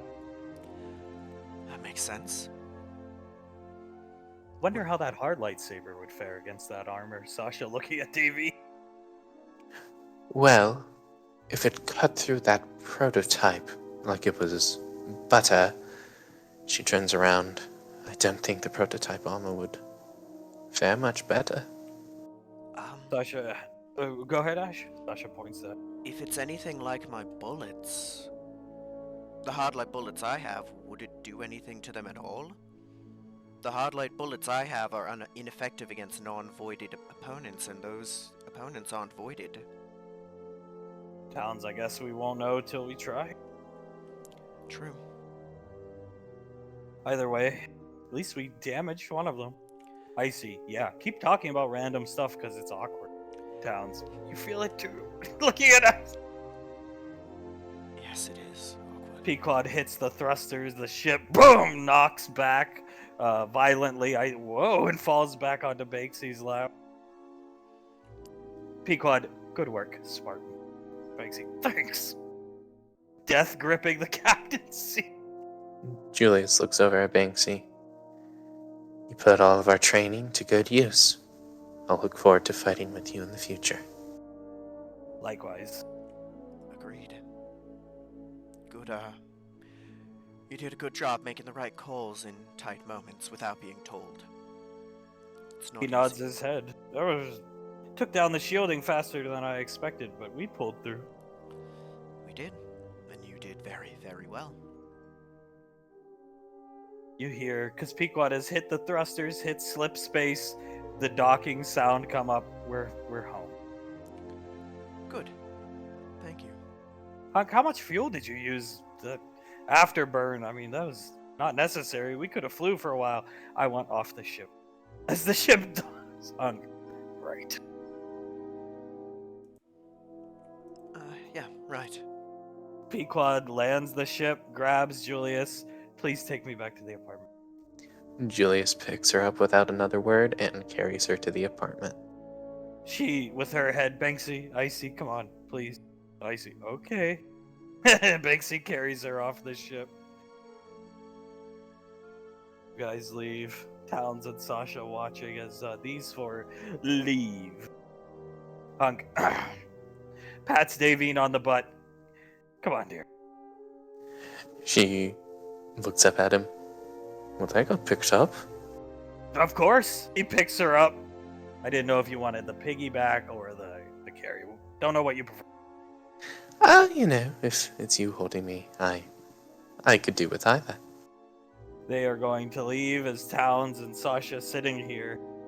Sasha looks back at Ash. Yes? Am I to assume? They had a talk with me about me, again, putting my foot in my mouth and saying things I shouldn't have. It's alright. They're right to be upset, and it'll be alright. She looks back at Ash. Sooner or later, everything catches up with you, Ranger. Sooner or later. Yes, it does. Only thing to do is learn from it and keep moving forward. She nods her head and they leave the ship. As Ash will leave and everybody returns to the apartment. Most everybody is out here. Some of the children. Saris and Integra are still in here. Ash, you're here. You're coming in last. Julius, Icy. Banksy's polymorphed back into the thing Icy likes seeing him in the most. Pequod is spotting Banksy. Julius is punching the punching bag, looking over every so often, just to see if Banksy will need help. Banksy's doing fine. Icy's watching, licking her bottom lip. Icy, what'd you guys say to Ash? That was the most awkward experience of my life. Pequod. Something that had to be said. He told, as he punches the bag a couple times, turns around to face Icy, the Spartans about me and Pequod's marital problems, used us as the example when he could have easily done so for himself. And he trivialized mine and Pequod's relationship back in the Headhunters. So we had a little talk about it. Icy grimaces. Yeah. Well, as long as you feel better. Julia shrugs. Doesn't matter if I feel better or not, it just needed to be said. He turns around and punches the bag one last time. Icy nods. That's what I mean. Remember when I didn't just walk up and talk to Davy? Boom. You have to get these things off your conscience. Yeah, that's... He stops the bag from swinging. That's true. Banksy lifting weights. It was the most awkward ride on any ship I'd ever been on. Well, I suppose we should apologize for that. Making it awkward. Banksy, no, it's fine. Fine. Lifting the weights. He chuckles, looks at all three of them. You want some more weight on that, or is that your limit? Banksy, hit me with what you bench. Julius grabs a couple of 50-pound plates and puts them on each side. No using your armor, Icy speaks.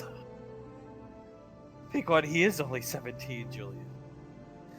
Julius shrugs. He has Spartan blood in him, and I don't.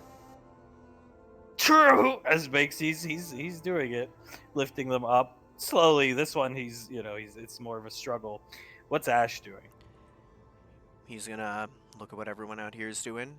Everything all right? Going good. Jennifer turns towards you. Good. Just resting off Mama Land's crabs. Fair enough. I hope you enjoyed it. Do you guys need anything? I'll be in the kitchen. Zap. That ain't cool what you did, Ash. Not coming to Julius's celebration. The offer was declined by my family, and if they don't want to, I won't, I suppose. I'm not gonna mess up his celebration, I suppose. Zap. Oh. I see. Well, next time we go, I'll bring you back a crab. My wife wanted to meet you, but... Yes, thank you, Zap. I'd love to meet her someday. I'll get her on the station one of these days. Go on, have fun. Thank you. He's gonna make his way in and sit down. Memory Ann, Sasha, Towns are in here. Towns getting Sasha her coffee. Integra and Saris haven't moved, just watching TV. Integra's eye follows Ash the whole way in. Mission went well. Everyone got out fine. We drove back the people in the black armor. Everything went to plan. Saris, how'd Banksy do? Wonderfully. Above and beyond any possible expectations. She nods her head. Good. Towns, he didn't even fire his weapon once, just used all the wacky... Anyway, and he sets down a coffee for Sasha. Gets another tea for Integra and coffee for Sarah. He kept one of the, Epsilon guys tied up, kept knocking him on his ass. It was good. Saris, I wasn't too worried about him being my replacement, so I'm glad. Sasha's gonna get up and sit next to her. Right here. He did good. We're in good hands. Yes. Integra. Oh, Nicole knows how to pick 'em. Well-mannered young man. That she does. Here, Hunk is necking the hell out of Davine on the stairs. Zuletta comes down. hello, Letty. And she pats Hunk on the back. Hunk stops. What's up, sis? And she hands David JJ. She'll hold JJ on her hip. Thank you so much for keeping an eye on him. She puts her finger up and wags it, but points it between Hunk and Davine. The resemblance is uncanny between you two, Pequod and Julius. Absolutely uncanny. I have no idea what you're talking about. Must have something to do with that extra chromosome Krellin was speaking of. The Galilean one. Yes, the elven imprinting. I suppose it Seems does. stronger. Lorelei and I were discussing it. Seems stronger in Galleons than it does in even Lorelei. I suppose it is. I never really thought about it because I had never really imprinted on someone before. It would make sense, though, if it is passed down to even half elves, and past that, it would have to be stronger in us. Type of preservation of species causes you to do things like kiss in front of SIS and ruin Lanaya's morning. Hunk. Yeah, that was fun. We did it, earlier this morning. I mean, we have to. How else will she realize that she really has no chance? Selling the point home. Hunk fixes his hair. Suletta, we're going to the beach house this weekend, correct? Yes, we are. Is everything in place for the gift you two bought the hooligan? Yes, in fact, it is. Good. I look forward to spending weekends there. I have a gift for him. I know Nicole and Banksy do as well. We can't leave yet, though. Lorelei has a gift for Julia. She wants to bring him before we leave, so we're stuck waiting for her.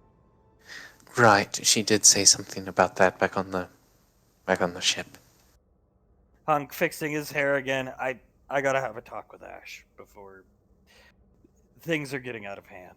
I gotta have a he sees me as a dad. Somebody's gotta try. I think Julius and Prequad already did, but I'm gonna talk to him. Of course, dear. She pats him on the cheek. She looks over at Suletta. So, what did you get my son? Surprise. Oh, a surprise that you have to even keep it from me. It's a ring. It's my mother's ring. Not a Oh. wedding ring. It's a magical ring. Bestowed onto her. I'm sure he won't even know what to say to that. It should assist him in battle. And I would rather see him use it than it collect us. I think my mother would have been quite fond of him. So I see. Well, I'm sure he'll appreciate it. Even love it. she was a spellcaster. Yeah. Makes sense. An odd question, since I don't really know. Does a spellcaster have to be born of a spellcaster? No. Suletta shakes her head. No. Random chance. I was speaking with Krellin on this, Lorelei and I, when we were doing an interview of him the other day. Krellin believes it has something to do with the passion of the parents' relationship. Passionate love. He doesn't even have the answers, though, so we will probably never know. The dragon may have known, but that didn't work out. She nods. So, Saul and Carter having some bit of connection to the arcane plane, from what I've heard from Blaze and Nicole, makes sense because, well, you know, Julius and Pequod. Suletta nods her head. If Nicole can bear children, I wouldn't be surprised if her child has some type of immense casting ability. And the way Krellin put it was, too positive make positive, right? I see where Ash. And then she squints her eyes and imitates Krellin's move. Davy And then laughed. Lorelei told him to leave. Davin laughs harder. Well, hopefully she'll be here soon. I do want to get him the presents. We'll get to it. No worries. As Hunk's going to guide the Rainfalls into the gym. Suletta, Laz, JJ. Blaze is going to call for Ash over the intercom. Uh, I'll be right back. Coffee? Pounds hands you a cup of coffee before you try to leave. Thank you. He'll walk down to Blaze while sipping it. Blaze gestures down here to this. Just delivered, sire. Thank you, Blaze. Appreciate it. Thank you for letting me know. Good. It was a good call then. Lorelei took my idea and ran with it. Yes, she did. A wonderful idea. Good. Fabulous. I will, there's no, he lifts it up, modifications I can do on this piece, but I don't as he hands it to you and takes the coffee cup from you. Don't think any need be done. He's gonna pick it up, aim it, move the lever back and forth a few times. I don't think so. It feels damn near perfect as is. He's looking down at it. It should give you an edge. It should. Something that'll actually punch these bastards in a way that I personally can't. And the other weapons, how did they fare for you? They've fared well so far. The gamma rifle was exceptionally well utilized today. The plasma rifle worked as well as it could. I didn't even have to pull out shatter. Very good. He types on his wrist computer and rising from the floor, and the Ranger General also sent this up. It would seem it's Christmas in summer for you. I suppose so. That'll be what I'm wearing on the frontier this weekend. I think you'll do fine. I appreciate the vote of confidence, Blaze. As Ash says that, Blaze turns, looking at the armor. Hunk, I'm gonna go talk to Ash. Oh, okay. Davin pats him on the butt. Good luck, dear. Yeah, thank you, honey. He's gonna kiss her cheek, come right to the door. Ash, Yes. Yes, what's up? we need to have a talk. Okay. Yeah, wherever you want to talk. Close the door behind him. Blaze will take the rifle from Ash. Stand here. Shall I leave? Hunk, no, I think you should be here. If you have anything to say, you need to say it. Hunk, sit right there, Ash, in front of your, I assume that's your new armor? Yes. He'll sit down. Gonna take a chair, turn it backwards, sit down on it. Ash, what the hell is going on with you? I don't know. Alright, Ash, you look to me as a dad. Okay. It's a dad's job to do this. Shouldn't have to be done with a man your age, but if I have to do it, I have to do it. He cracks his knuckles. Do you have anything to say for yourself before this begins? I've been an idiot and said things that shouldn't have been said. And I'm not going to do that anymore. I'm going to actually think before I speak and be worth the faith people put in me. My daughter put enough faith in you to make you the armory master. And you fucked up twice. Don't think I don't know. Blaze shrugs slightly. What do you have on your plate that's so important that you can't do your job and ensure that we go in with the best we can have to offer from a weapons standpoint? Tell me that. Nothing. There is no Okay. excuse. Okay, so are you too busy pretending in your fantasy head world you like to live in that everything's fine and you don't need upgraded weapons? You can make yourself and us and my daughter's reputation the laughing stock of any armory master worth their salt on Gateway, because she's the one who promoted you, because she has faith in you. be said. I don't understand. When the shoe is on the other foot, you can give pretty decent advice. I appreciate you wanting what was best for me. I know that had to be terribly awkward. Lasley, me, Davine. I know it had to be awkward for you. I know it was probably awkward for everybody but Nicole, in terms of the inner circle people, the Rainfalls. Nicole was apparently all for it the whole time. I thought she was going to be heartbroken. Blaze. Looking at her. Yeah. Even the talk you had with me, it helped me. It reaffirmed what I needed to hear.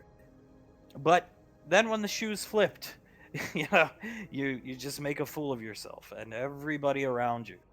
And how can you say Julius is a little brother to you? And I was there when you're gonna spout out his dirty laundry in front of kids. Banksy's only 17.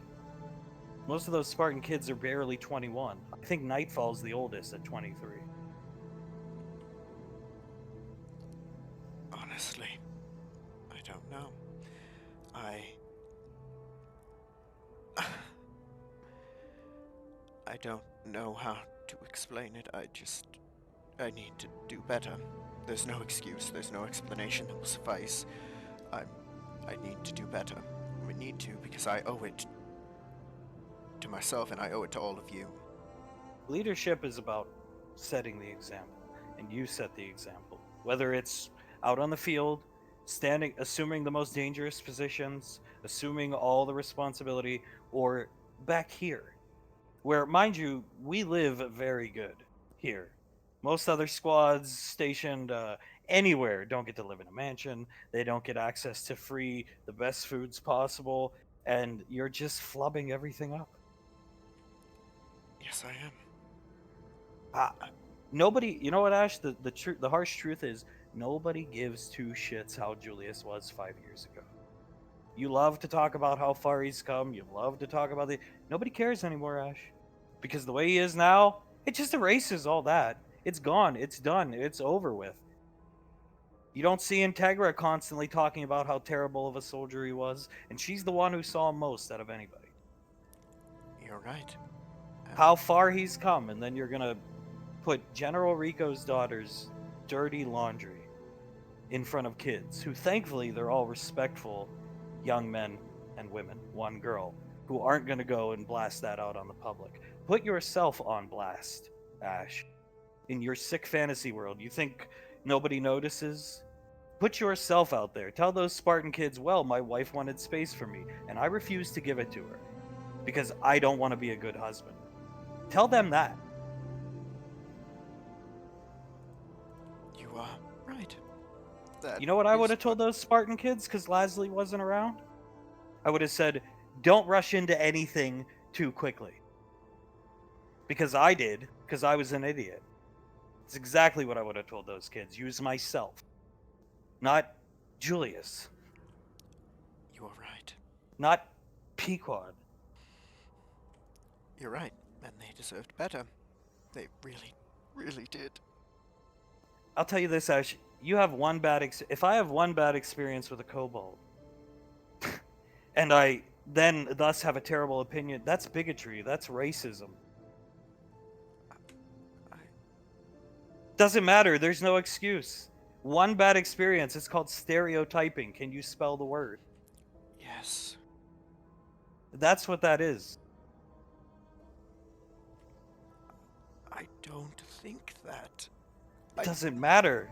When you say it and you've said it, Ash, it doesn't matter what you think. That's your whole problem. You don't think, you just talk. That's all you've done. It was your strength in the headhunters because you were a little fish in a very little pond. And then you became a average sized fish in the biggest ocean in the world, this universe. EarthGov controlled space or not. And now it's coming back to bite you. You are right. Words hurt, Ash. Yes, they do. Yes, they do. Words can do more damage to somebody's psyche than any gun, any of these stupid toys you like to name in this armory, and make a mockery of the armory that my daughter gave you. You are right. And I understand that now. there are some things in life, Ash, and now you're learning that you can't apologize for. Your game plan since the headhunters till probably a few weeks ago, when things started to fall apart for you, have been just go through life, say what you want, and hope you can apologize 1,000 times. How is it working out for you? It isn't. It isn't. Look, Ash, take it from a career loser. He nods his head. What's in that gym back there is what I always wanted. 2 kids, basically 4 kids in reality, but 2 kids that need me and look up to me. Julius, Nicole. I know I was harsh on Banksy. I'm an idiot. I can't take it back, Ash, can I? Gotta live with it. Now you gotta live with stupid shit things you said or did too. Harsh lesson. Pequod, I've always looked at her like a daughter. It's awkward, but being her who her father is, but still. And Davine, a woman that needs me. Sure, she's stronger than me in every way possible. I won't argue that. But she needs me behind closed doors. And Suletta, Yes. a sister. Ash, if you. That's what I've always wanted, Ash. For years and years and years. That's been my goal. I didn't really know it was my goal because I would just tell myself you'll never have it. Focus on making money and ranking up. And here I am, a private. He shows you his shoulder, his private insignia, happier than I ever was when I was a lieutenant or a captain. Are you following what I'm telling you? Yes, I am. Yes, I am. If you ever talk about harming Nicole, Ash, you're going to be wearing your head on backwards. If you ever trivialize Julius and Pequod's relationship, whether it's in private and I find out about it, or in public, same end result. If you ever threaten to kill Davine, you're not going to like where that goes. It's not going to be quick. Yes. I don't take pleasure in saying this to you. I don't, but you forced my hand with that loud mouth of yours. And I don't know what the fuck your problem is, but she was at the weakest point in her goddamn life. And you threatened her, and then you call her mom, and you want her to be a mother figure to you. I don't know what the fuck happened to you. I don't know if it was the rank. You sick in the fucking head, clearly, with how you've treated Saris. But Ash, you step out of line one more time. You hear me? Yes. This is Dad talking to you. You want a dad? This is what having a dad's about. Putting you in your fucking place. Yes.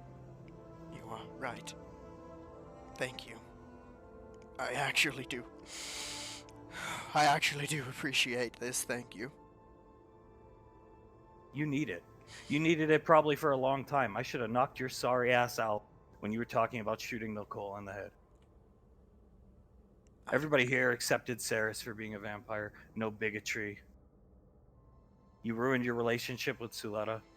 You've ruined your relationship with Davine. And if you ever call her mom again, Ash, or you ever try to twist her arm if she's at a weak point, take advantage of her like a snake in the grass, I'll step you out.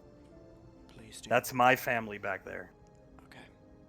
It will And not you have happen again. effectively found a way to make yourself not a part of it through your idiocy. And not only that, Ash, but you've alienated your wife and Integra from everybody. They were invited on that trip. They still wanted them there, even with how shit, awkward, horrible you've made things. And they declined because you've turned them into pariahs. That's not what a husband does, Ash. No, it's not. I'm sure you loved when everybody thought you and Saris had the perfect relationship, and Julius and Pequod were the problem couple. But you know who really turned out to be the perfect relationship? Bumpy road. You even helped a little bit, but Julius and Pequod, their bond's stronger than ever. And then you got you and Saris, and she doesn't even want to say more than 2 sentences to you. Women aren't property, Ash. You're right. You are right. Get out of your sick fucking head and never call my wife Mum again. I won't. Apologies. And if you would prefer, I won't call you Dad anymore, either. As you say that, Tommy appears. Hunk, you'll have to earn being able to call me that. You will, because you've insulted my family, my children. You've talked about killing my daughter. If I never met Nicole, my life never would have began turning around, albeit I had to go through hell to get there. But I owe Nicole everything. I do. As Tommy comes in staring at Ash. Understood. I will do my damnedest to earn that right again. Understood. Tommy closes. Hello, Tommy. Ash. I hear you're What was that? I hear you're having some trouble, Ash. You'd say that? Trouble of my own making? The door closes behind him. He comes here. Now, Ash, I've been wanting to talk to you. Blaze, should we leave, Mr. Wiseau? No. Stay, everybody. I want you to see that. Pulls out a script. Do you know what this is, Ash? He's gonna take a look at it? He hands it to you. It's the script of the room. This is the script to the room. Look on top of the script. Rainfall Production. That say there? It says that. Why, Ash? Why? And he sits down right in the chair next to you. Death grips the chair. Ah! Tommy? Ah! Gonna look over at Hunk. Should we get Sonny in here? Hunk is wide-eyed, just staring Blaze, staring in shock, the eyes of the helmet glowing bright, his head recoiling back. How could you do this to me, Ash? I don't know. You betray me, Ash! Everybody betray me named Valorius. I'm fed up with Valoriuses. He walks over. I suppose they do. How could you? You hate spellcasters. You're bigotry, Ash. You're just a little chicken. Cheep, cheep, cheep, cheep, cheep. I don't. Tommy comes up, pushes you with his hand. Don't touch me, motherfucker. I won't. He comes over here. There's an old box-style TV Zap was working on his spare time. You bitch! You bitch! Throws it out through the door. It slides open, smashes into the gym wall out here. Everybody in here hears it and sees it. With his hand, knocks all these rifles off the table. Hunk watching in amazement. Tommy picks up one of the empty magazines from the M16. There's a mirror on the wall. Throws the magazine into the mirror, shattering it. Why, Ash? He sits back down. Why are you doing this? I do this whole movie for you, Ash! You are right. I can't answer that question, Tommy, because I don't know. I have no time for bigotry, Ash. No, you don't. And I know you have to go to the frontier soon. In a few minutes, bitch. He points at you. Okay. I thought better of you, Ash. It seems a lot of people did. Your behavior is uncalled for. You are correct. I will not tolerate this. I will not put up with this anymore, Ash. Nor should you. You are banned from my restaurant until you stop your bigotry. Do you understand me? Yes, Tommy, I understand. There is nothing wrong with being spellcast. No, there isn't. There is nothing wrong with it at all. I will not tolerate bigotry. Saint Guillotine turned his life around. He started bigot. And he turned himself around to good man. Here you are, hiding this whole time, talking about shooting little girls in the head, making fun of Julius and Pequod. I am disgusted with you, Ash. As you should be. You're just a chicken. Cheep, cheep, cheep, cheep, Ash. You're right. I am. You're right. You have lost your favor with me. Give me back this script. Takes it. Very well.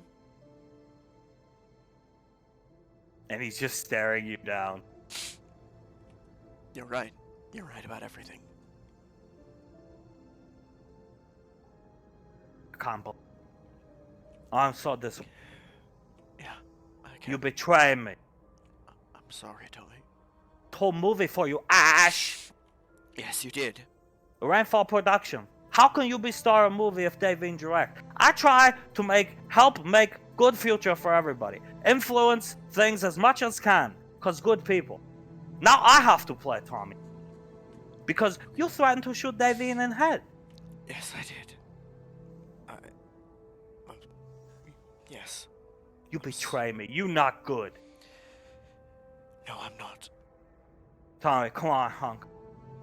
Come on, Blaze. Let him think about what he done. Hunk looks back at Ash and shakes his head and Blaze as they leave. Ash is going to take a sec, pick the guns up, put them back, and then just walk into the armor. Well, walk into the armory, notice who's in there, and then just make his way up into the armory folk room and just sit down alone. Okay. Tommy guides Blaze and Hunk into the gym. You guys heard everything. You watched everything through one of the windows there. Tommy has picked up the TV and he hands Davine the script to the room. Thank you, Tommy. Hunk, do you think he even remembered anything I said to him? Doesn't matter. He needed to hear it from me. Very disappointed in him. Well, I'm sure you definitely hit it home, especially when you threw the TV. Blaze, I will fix that for Zap. Well, thank you very much. But I have to collect myself. Excuse me. He starts fixing his hair. Let her eyes wide, death gripping her arms, like wrapped around. Julius just rubbing the back of his neck. So, I mean, you okay, Tommy? I'm fine, Julius. Oh, my eye hurt. I never get angry like that, but I hear terrible things Ash has been doing and saying. I try to guide you all on the right path, and Ash just remind me of time he broke bottle in restaurant. I was so angry at it, but I have bit my tongue. I understand, Tommy. He walks over and puts a hand on Tommy's shoulder and pats it. I will be playing Tommy in the room. Devin, you will direct me. However, Devin, I want you to have cameo role. I have rewritten Chris R to be DR. Doctor? Tommy, no, just DR. D space R is name. I see. What? Look at What does the R stand for, Tommy? you know, human behavior, David. Devine looks over at Zuleta, then back at Tommy. Zuleta, whatever you prefer, Mr. Wiseau. I just hope you didn't hurt yourself exerting yourself like that. Tommy, no. Tommy is fine. Just very upset with Ash right now. Understandable. He pats Tommy's back again. I have never heard you scream like that, Tommy. Tommy, not. Listen to me, Julius. Tommy have no time for bigotry. You understand me? Yes, sir, I understand. Long time ago, spellcasters burned at stake. Terrible things done to them. Ask her. Suletta nods her head. It was not easy road. Bigotry for anybody. Any skin color, any magic abilities, anything. If a lot of people love each other, the universe will be a better place. And that is Tommy's goal. And Yes. to have one as close to me as Ash, have these bigotry feelings towards spellcasters, maybe he not feel it, but he say it. Punk, I tried to tell him words can hurt. And Tommy, yes, I can. Yeah. That old saying, sticks and stones can break my bones, but words will never hurt me, isn't very true. You keep the script of room, Rainfall production, watermark on top. Very good. We'll start filming very soon. Tommy will be ready, David. I'm with acting teacher right now. Konstantin Stanislavski. You heard of him? Yes, darling, I've heard of him. He's dead. So that's Tommy looks at her shocked. No, he's still alive actually. He Tommy teacher now. Yes, he's Tommy's teacher, Letty. We will win the Oscar, David. I don't think I'll be winning any Oscar for my performance, but we will do our best. Anyway, Tommy has to leave now. Need to see the saint. Happy birthday, Julius. I'm working on your gift, getting fossil from a nova. You will understand someday. Trust me. Thank you, Tommy. I'm sure I will. And I will find another tube TV like that for Wolverine Man. I feel terrible. I don't know what came over me. Anyway, see you all later. Tommy disappears. He poofs away. So that oh, he has a sigil in here. I see. Yep. He did. He looks around. Did any of you realize Tommy was strong enough to pick up a tube TV and throw it? Blaze struggling to hold it. I have to activate subroutine systems to lift this up in my chassis. That's quite impressive, actually. Did you see how he took all the guns off the table? I did. I did. It was Busted like, poor Jennifer's mirror. oh, we'll have to get a replacement for that. It was just like he was dusting a dusty table off when he was pushing the guns. I see. I recorded it. Pequod, not to laugh at Ash, but yeah, Tommy angry. That's what's funny. Banksy, yeah, even I stopped lifting weights when I heard the first. Julius covers his mouth and hides a snicker as Davine shakes her head, looks at the script. So I guess I will be appearing in the room. DR, human behavior. So let's. Yes, Dia, human behavior. She holds JJ on her hip as she flips to DR's scene. Where's my money, bitch? Where's my money? And it's just that repeated like 20 times. I see, and you're saying it to Denny, who is going to be played by Saint Guillotine.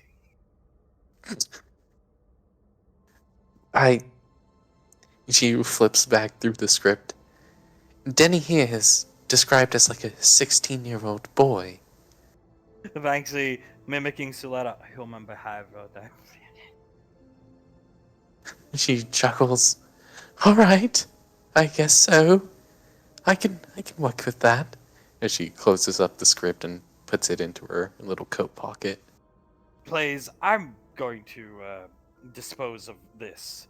I'll be right back. As he takes the television, Hunk's gonna come over, put his hands on Davine's hip, pull her behind into his. As up here, Integra sits down next to Ash, pulls out a pack of cigarettes. He'll take one and light it. Thank you. He takes a long drag off her. Starting to see the effects of your stupidity. Yes, I am. I will talk to Mr. Wiseau on your behalf about finding a place, Ash. I don't think he wants to talk to you right now. However, I believe Saris is still in his good graces, as well as I. Yes, thank you. She takes a drag off her cigarette and just shakes her head looking at Ash. He's gonna take a drag. I'm sorry that I've been a disappointment. Ash, whether you like it or not, I'm not rejoining the military. I'm too old, and to be frank, I enjoyed my time here so much, Ash. Being around the children, Zaps, Julius's children were a joy to me, Asherion. A joy. Because I watched Julius grow up. Nothing to do with just through age, I watched him grow into a man. Yes. Not how he started. Doesn't matter if he was a disgruntled youth, a troubled boy, like you love to inform everybody. Everybody already knows, Ash. You're right. We stuck our necks out for him, me and Leslie. Leslie for her reasons. I stuck my neck out for him because I knew he was a good boy. Not because I wanted to see him become a captain or watch him learn to salute General Lorelei one day. But because you cared. Yes. And you say these things that you've said, you do what you've done, it makes you seem like you don't care. And I don't even want to get into what you did to Davine, trying to make her see you as a son, Ash. Not every woman in this universe of childbearing age is to be your mother. You are correct. You're right. It is despicable, Ash, and you need to clean your act up. And on the frontier, I hope you do. I will. Because if you don't, I will see to it that Saris and I leave you. Okay. Please. I would hope that you would. It's your job now to provide for us, you understand. I'm not going back to work. I'm living off my pension from EarthGov, but that's my money, and I will not help you. Not after what you've done. And I will not allow Saris to either, and I don't personally think she wants to, given how you treated her. No, she shouldn't. It's my job to provide for you, and I'm going to. I'm going to make sure that at least now you two have the best. It's the least you can do, Ash. And next time my daughter has a problem and she tells you she wants space, you give it, or I will slit your throat with my saber. Yes, Mom, I will. She is not your property, Ash. Shame on you for ending up the way you've ended up. You trivialized Julius and Patricia. The only couple in this apartment that anybody can trivialize is you and my daughter. Yes, ma'am. My daughter told me once a long, long time ago, Ash, that she was so fortunate to finally have a family, and you've taken it away from her. Thank you.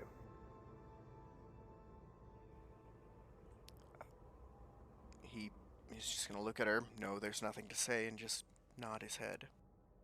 Doesn't matter if Nicole, Pequod, Julius still treat us the same. It is awkward for the two of us because we are attached to you. I understand. She shakes her head in disgust, lighting another cigarette as General Lorelei appears at the gym door, waving at the rainfall. Julius salutes her. Ma'am? She gestures with her hand. You, just you. Come on. Yes, ma'am. I walk up to her. I'm around the corner here where she can't see us. Okay. Don't worry, I'm not going to kiss you. I was a little worried about that. I'm sending you the coordinates to my hometown. Sasha lives there, in case you don't know. Orange Twist City. It's in Virginia. It's guarded by rangers. Small community. Wonderful restaurant named Blazio's. Italian food. The restaurant's only open from noon to 1, 6 p.m. to 8 p.m. 3 hours out of the day. Always a line at that place. Best veal and pepper sandwich in the universe, in my opinion. These, they look old, they look trivial, but again, small community. These tickets, there's 2 of them, will get you into Gondar and I's private booth. You can skip the line, take your wife there. I know she's a fan of Italian. Thank you, ma'am. And I have extras for the next time. She pulls out a stack of tickets when you want to take the family. Happy birthday. Thank you, ma'am. I don't know what to say. That this is a wonderful gift. The name of the restaurant, could I get that again so I can put it in my wrist computer? De Blazio's.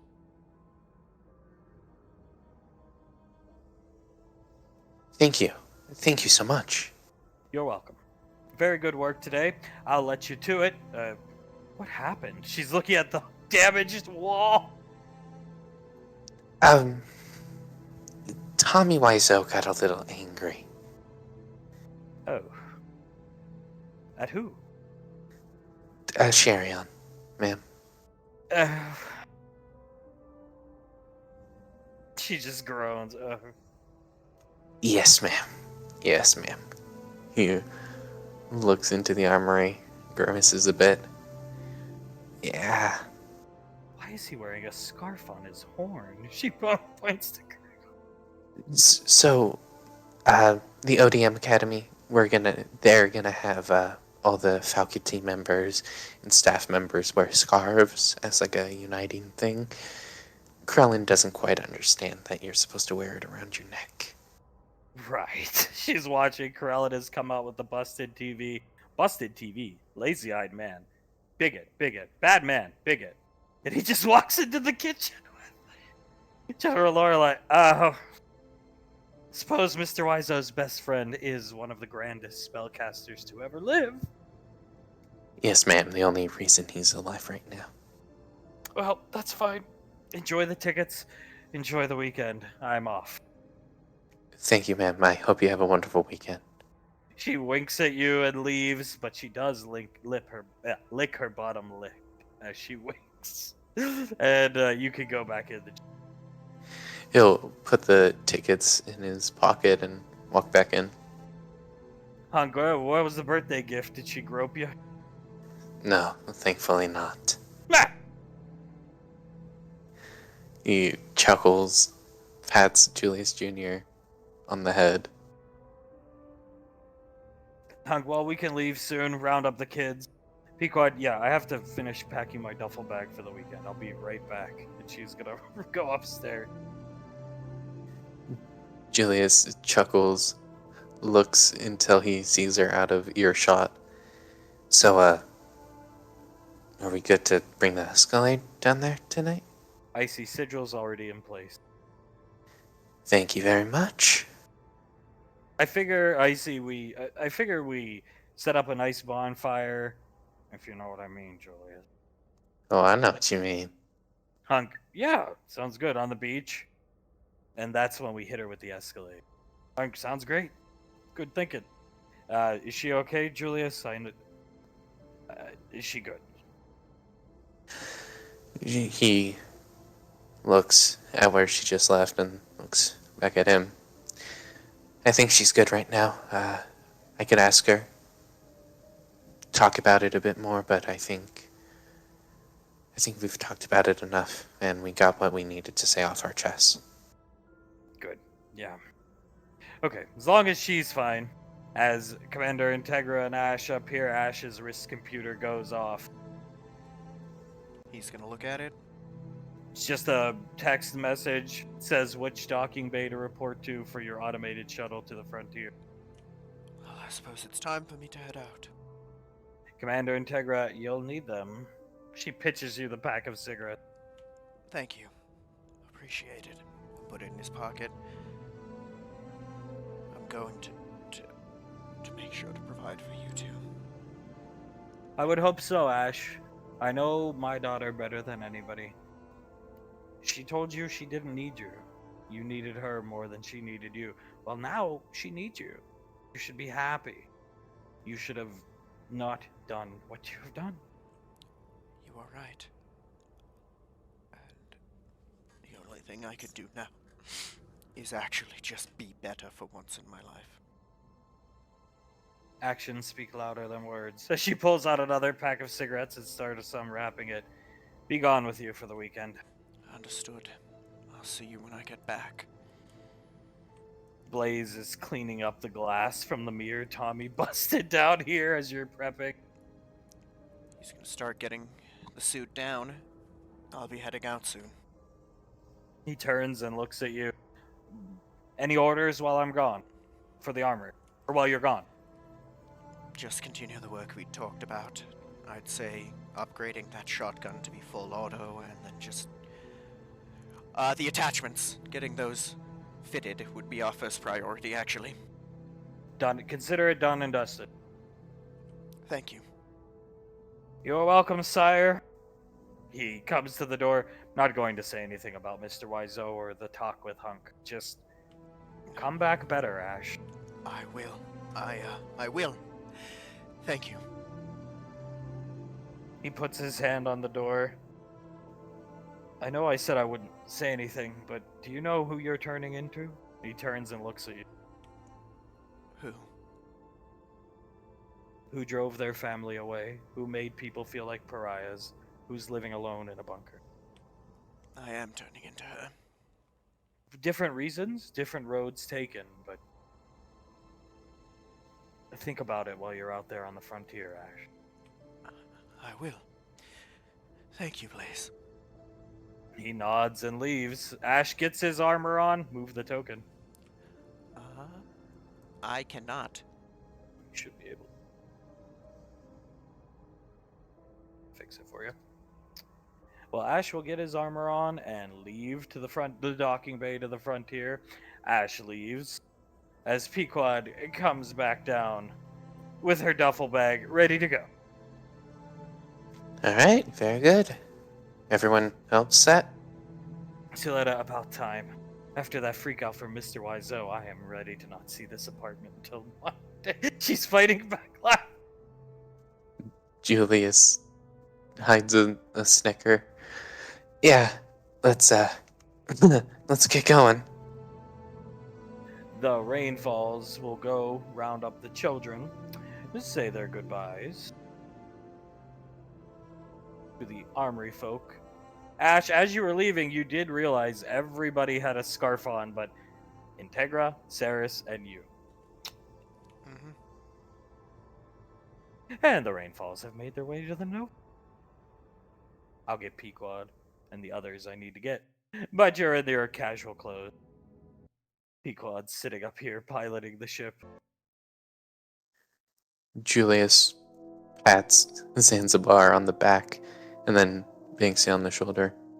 Really, though, I don't think I said it enough. Damn good job, especially for your first mission on an Arcane Council strike squad. He turns around and salutes you. Thank you, sir.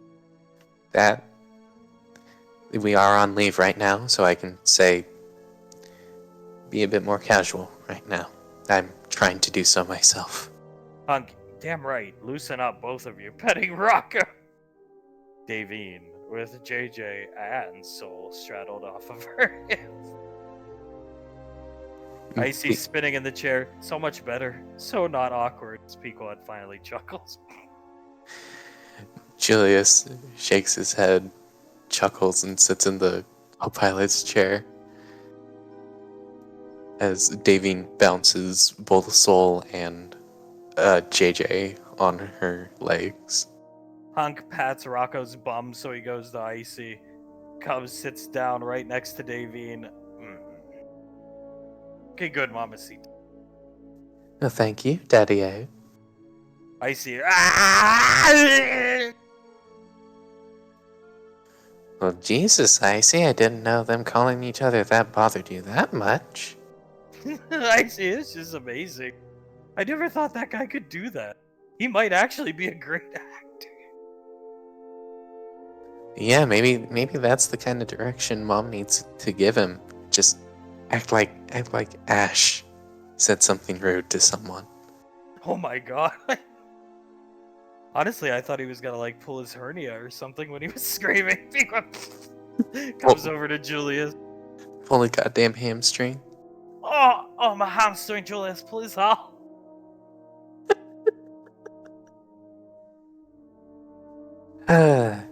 He shakes his head, turns around, and so he's looking at Icy. Looks over to make sure Suletta, Davine, and Hunk aren't looking, and then back at Icy. Everything set up? She nods her head. In your head, you hear sign chopped up into firewood. Very good. And he'll pat his lap so Pequod can sit down. She sits on your lap. Banksy reading the script of the room. Icy snapped her fingers and poofed it over here. Banksy, ha ha ha. What a story, Julian. Yeah, I mean...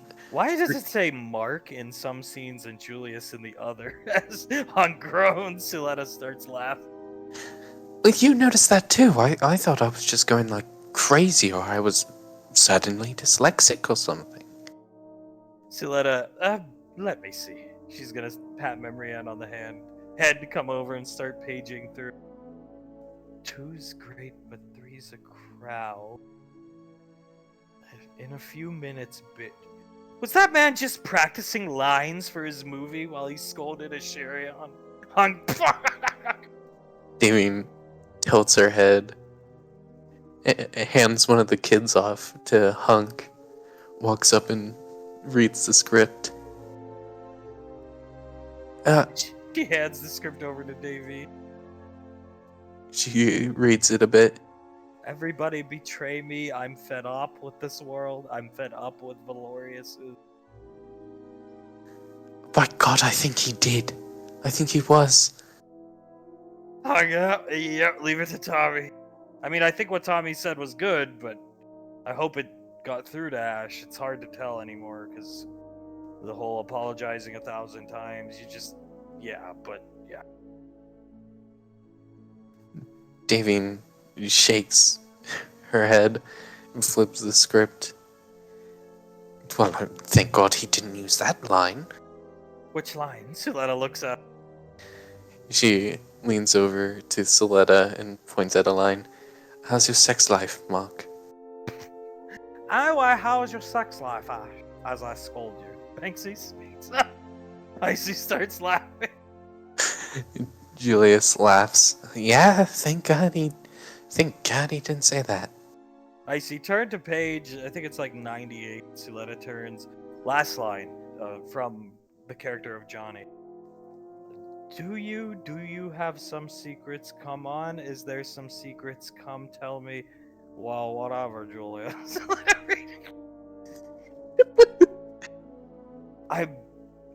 I'm so glad you are my best friend, and I love Denarius so much.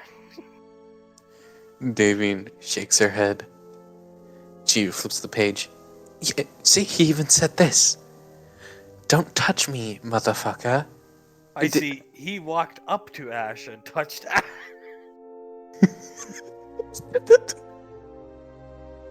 He was practicing.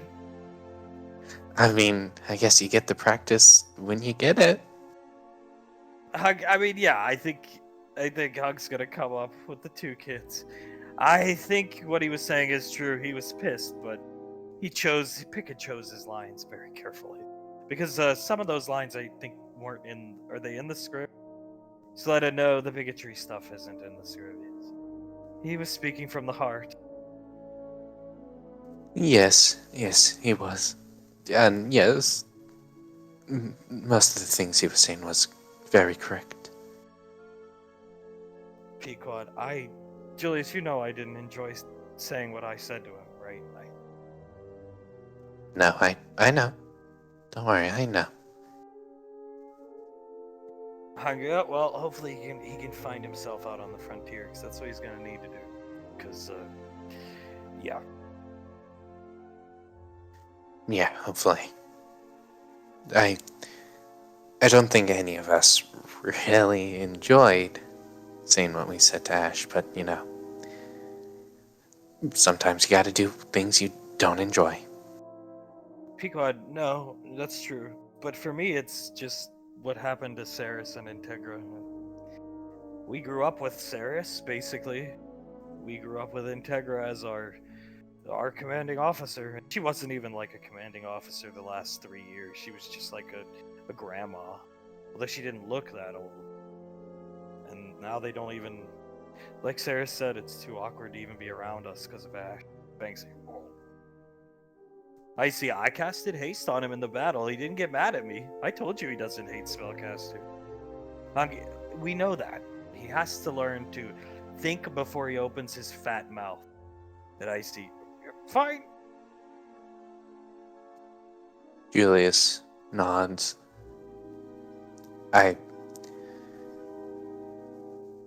It really does suck, losing Integra and Saris. Integra and me were... I felt closer to her than I think I ever really let on, and, you know. Yeah, it just really sucks. Pequod, I didn't want to say it because it's not... Unlike Ash, I'm not going to put stuff on blast. Of course, I'd be putting it on blast to him, but Saris wants to find a house and leave. As in, leave the apartment. Hunk groans. She doesn't. Sarius could work herself back into fighting shape and train, or just be another member of the squad, but after what Ash did, she just wants to get the hell out of Dodge. I see. She's leaving?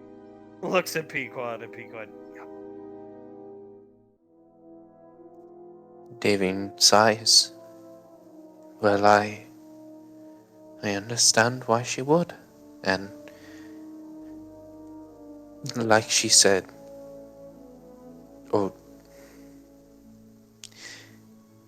even if we treated her the same, it wouldn't be the same anymore, you know? Pequod nods. Exactly. So that it's yes, because Sherion and yes.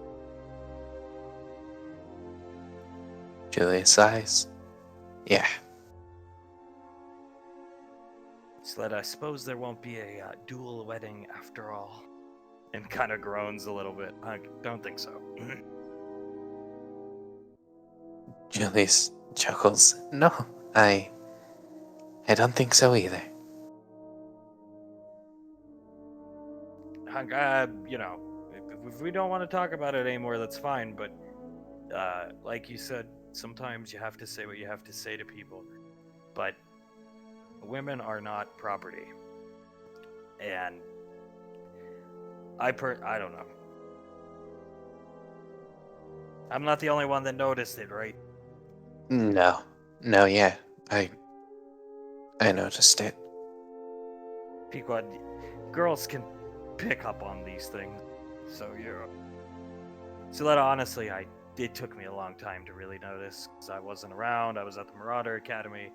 I didn't have you all to want to spend more time around the apartment. The extra time I now spend, so yes. Davy nods. Even I, with my limited interactions with everyone during that time, noticed. Mike shakes his head. I don't know if it's done on purpose. I don't know if he's sick in the head or it's just he doesn't want to confront issues, but I mean, you don't want to confront them, you run from them, they're going to confront you. And on the terms you don't want to be on with them. So I was never like that with a woman. I was like that with issues when I was younger. Ask Integra if you ever get to talk to her again. You'll see. They try to run from your problems, they're going to catch up to you. Always do. Yeah, they always do. I see. What did Lorelai give you as a gift? You know, something. Oh, secret. Mm-hmm. So that, oh, come on, just tell her. Julius turns around. She gave me tickets to a very nice restaurant so I could take my wife on a date. Pequod, what restaurant? It's called De Blasio's in, So I believe that place is real then. Looking at Julie. Yeah, it is. It's in, the town that Sasha Towns, Lorelai and Gondar live in. Oh! Lorelai's hometown. So you got access into that town now, huh? Well, I think, yeah, I think so. Unless this is how I get in, and you pull out the tickets. It might just be like a one-time thing, or just enough for all of us to get in. I'm not really sure. Pequod looking down at the tickets. No, they're gonna let you in. You're a ranger as long as. But my dad went there once when he was young. Lorelai took him there to eat. Oh, okay. So, I guess she was giving him a scolding over a plate of pasta. I think that was the story. Julius chuckles. Well. Hey, at least that's something your dad doesn't have up on me. He too got scolded by Lorelai. That's good now that we have access into the town. Did she give you any more tickets, Julius? So that yeah, how many did she give you, Hooligan? Well, she gave me one so I can have a date with Pequod, just the two of us, and then enough so I could take my family there. That's good. Hunk looking at Julius, hands on his hips, handing JJ to Suletta. Now we gotta weigh in to keep an eye on Sasha and Towns. Figure out who's gonna win all the money. Banksy, I'm pretty sure me and Julius are gonna win. Sasha's really demanding. Yeah, I'm not really sure, man. I don't have much confidence in your bet. Pequod, hell, I'll come spy. Just get me some type of leather jumpsuit to wear. Hunk, already done? It's Nicole's size, too. Pequod grins at Julius fist bumps in the air. Davy turns around. I'll come spy. Yeah. I've already got you fitted. Nicole's size, too.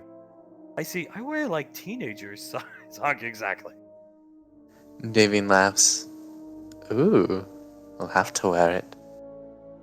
Oh, it's a shame I wanted to see my buddy Bo today down at Mama Land's, but he was out on a deployment exercise, so. Yes, it really is a shame. He's such a nice man. Davy looks over at Suletta. He could tell us all the stories about a young hunk that we would ever want to hear. Suletta paging through the script. Oh, apparently Mr. Wiseau will shoot himself at the end of the movie and then put Denaria's dress on his crotch. Who are we talking about? It's up from the script. One of Hunk's old friends. Oh, His name is Boagrius. Yeah, he's quite nice, and he's quite funny, in fact. he's stationed at Europa, SEAL? Yeah. He's not too much older than me, actually. So, Yes, he told me a story about a young hunk that was actually quite nice to hear. And what was that story? Suletta closes the script. Oh, how he used to have elvish women in his locker because, he was attached from the headhunters, so the rules were a bit more loose with him. Oh, was it a model, Elsha? You know that lady. Suletta looks at Davy and blinks twice. Oh, now things make more sense. Davine shrugs. Yes, after I saw the woman hung up in his old room, things made quite a bit more sense. Well, I got that princess outfit, by the way, if you're willing to put it on this weekend. Willing, I want to. That's good. We'll send the kids into town tomorrow to do something. Auntie Suletta can accompany them. Suletta, yes. Very good. Perhaps I'll. She stands up, walks around to Hunk, cook you some dinner, sit with you on the couch while we watch a movie, and then who knows where it goes from there. He's gonna pull her in close and give her a kiss. I can't wait, princess. I cannot wait either, my prince. They kiss again as Ash. Now, this is gonna be difficult because you should be able to move that token. Looks like I don't have access to the character sheet. Now Try I to can. move that. Yeah, you have access. It's just because the token was placed before the access was given, I guess. Okay, you're good to go. You land. It's the same kind of drop ship. You rode it silently. It was automated, piloted all the way out here. Rough turbulence, rough landing, long fucking ride. And this thing just takes off, leaving you here. No orders, no instructions. He's gonna start walking around. Not calling out, just take a long look, see if he can see anything. You see this very, very old structure. Reminds you of the construction you saw in Gallia. It's some type of guard outpost station, gate station, toll ticket road building, something like that. Toll road. He's gonna walk up to it, take a good look at it. Looks like home. Or old home. Hello? You feel something press against your back and hear the sound of a shotgun being cocked. He's gonna put his hands up. Alright. Hello? You recognize him. Turn around slowly, buddy. He's gonna turn around. And you notice 2 laser pointers on your chest from up here. Never saw us, never heard us coming. He lowers the shotgun. Just a statement of principle, nothing personal. He walks right past you. Out of here. Fair enough. I can't He's- blame you. He's going to walk this direction. And he, over his shoulder, just throws his shotgun over at you. Do you catch it? He catches it. He tosses a bandolier of shotgun shells over his other shoulder. Load it for me, Rook. And he goes up here. He'll follow him while loading the shotgun. Big ass 10 gauge shotgun shells. He'll walk his way up and hand it back after it's loaded. 10 gauge. I like your style, sir. I need to hit hard out here. Sit down. He'll sit down. Talks in a thick southern accent. There's a small fire, portable stove, stuff like that. I remember the name. You keep the helmet on. Actually, take it off. He'll take it off. How do you like that armor? It's nice, sir. All right, Moves this is Kelly Lake. We call him Kelly Lake. He points over here. Kelly. Alright. This is Tal, or Fly is his nickname. Points up here. I'm sorry, could you say his name again? Tal or Fly. You hard of Alright. hearing, son? Uh, My mask malfunctioning? my Discord cut out for a sec. I don't understand what that means. No, not at all. I've been out here a long time. My mask could be malfunctioning. He's gonna take off his helmet. Jesus. And he's a grizzled old human. Talks in a southern accent. Pleasure to meet you both. They look at you, Colonel Curtis. Come on, sit down by the fire. Sit closer. He'll You come notice sit they by the have fire. AKs you've never seen before. They set them down.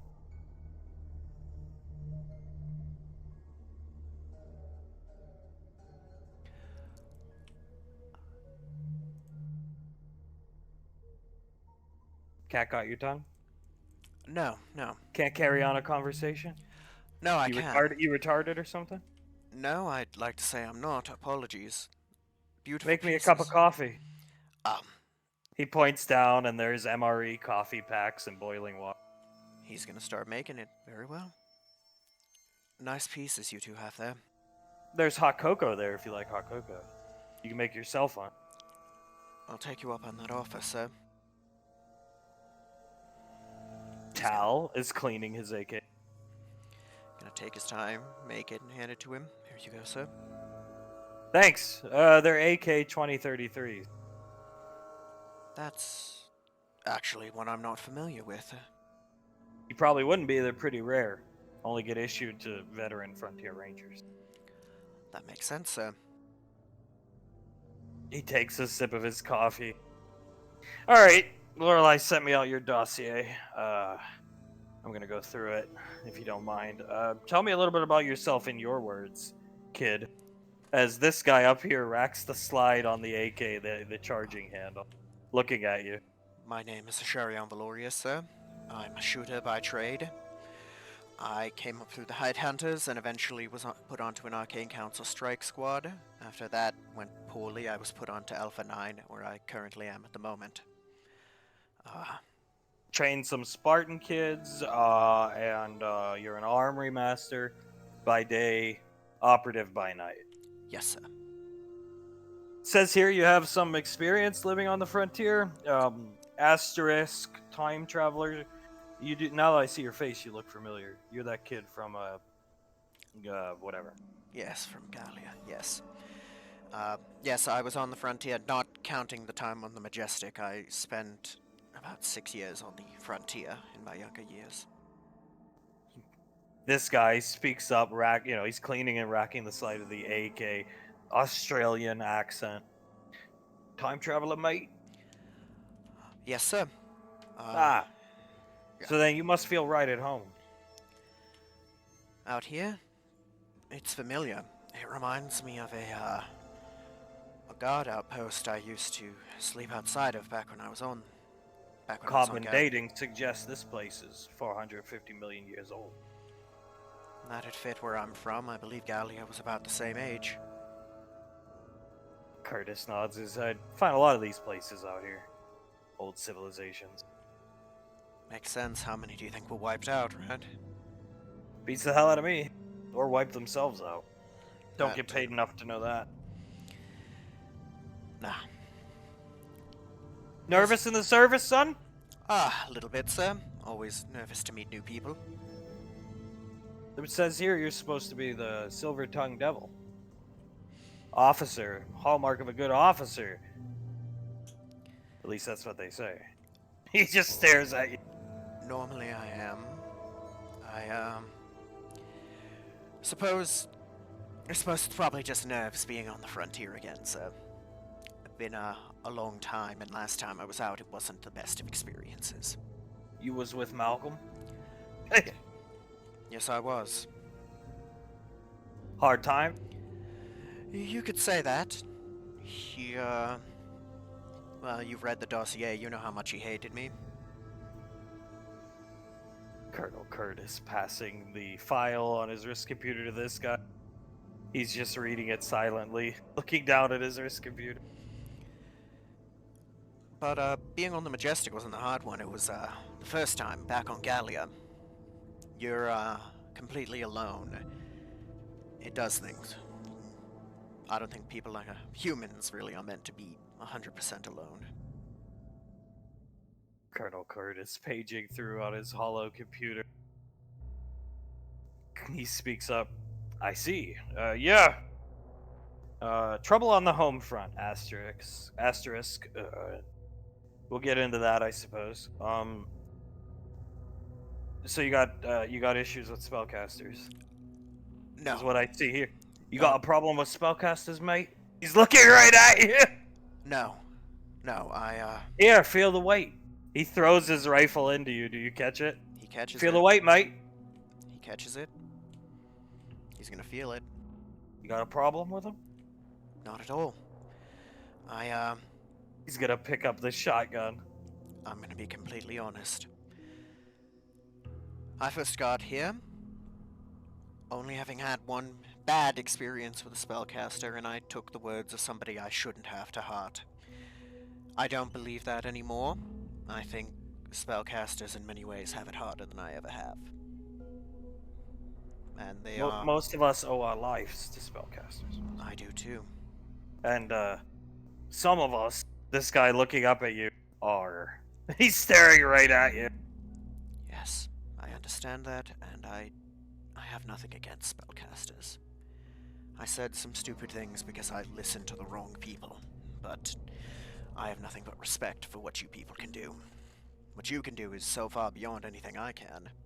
So Lorelai shipped your ass out here because you're a fool. You could say that, And sir. you need some type of employment, post your Arcane Council posting. Yes, sir. To get you the fuck away from the people you're a fuckwad towards. Pardon my French. No, it's perfectly fair, sir. You're correct. I've made a myriad amount of mistakes in my time with them, and I am an idiot who burnt bridges. Intentionally. Yeah, I got a laundry list in front of me of people's names. I don't recognize a lot of them. I guess this Julius Rainfall guy is, he's a ranger, but have I met him? I can't. Kid, I've been out here a long time, so bear with me. He was there with me when we were on Gallia. Okay. And so he's the redhead with the little redhead girl. Yes. Okay, I remember. Vaguely. It was... In the grand scheme, it wasn't that long ago, kid, but it's a long time for me out here. Understood. Time flies when you're out in nature, doesn't it? Yeah, it does. Out on the frontier. Uh, all right. So I believe in honesty is the best policy. So go ahead. I mean, if you want to tell me what you did, go ahead. I'm not going to interrogate you. You see him take a deep breath, clench I his. recognize this name, Miss Suletta. That's one to fuck up with. You know, she actually saved my six when I was definitely younger than you, judging by your dossier. But I can, beautiful woman. I can believe it. I trained under her sister, and I picked up her sister's horrible thing. I picked up what the former major said about spellcasters foolishly, and I repeated it like an idiot. And then, not long after, in an attempt to try to give a rousing speech to those Spartan kids that I helped train, I put my foot in my mouth and, in an attempt to rouse them, talked about shooting another spellcaster in the head, not realizing how much of an idiot I was. And that burnt that bridge with her. You hear the shotgun cock behind you. Like you said, honesty's the best policy. Yeah, it is. Yeah. What else you do? In a moment of weakness for another squad mate where they had made a mistake, I told them I'd be able to kill them in a fight if I had to. Foolishly, again. You want to kill me? No, sir. I didn't want to kill her either. Don't know why I said it, I did. You know, back home, back back at Gateway Space, can't really. You'd have to go through the proper channels. Out here, nobody would know you went missing. Oh, he slipped and fell down a waterfall, General. Couldn't recover his remains.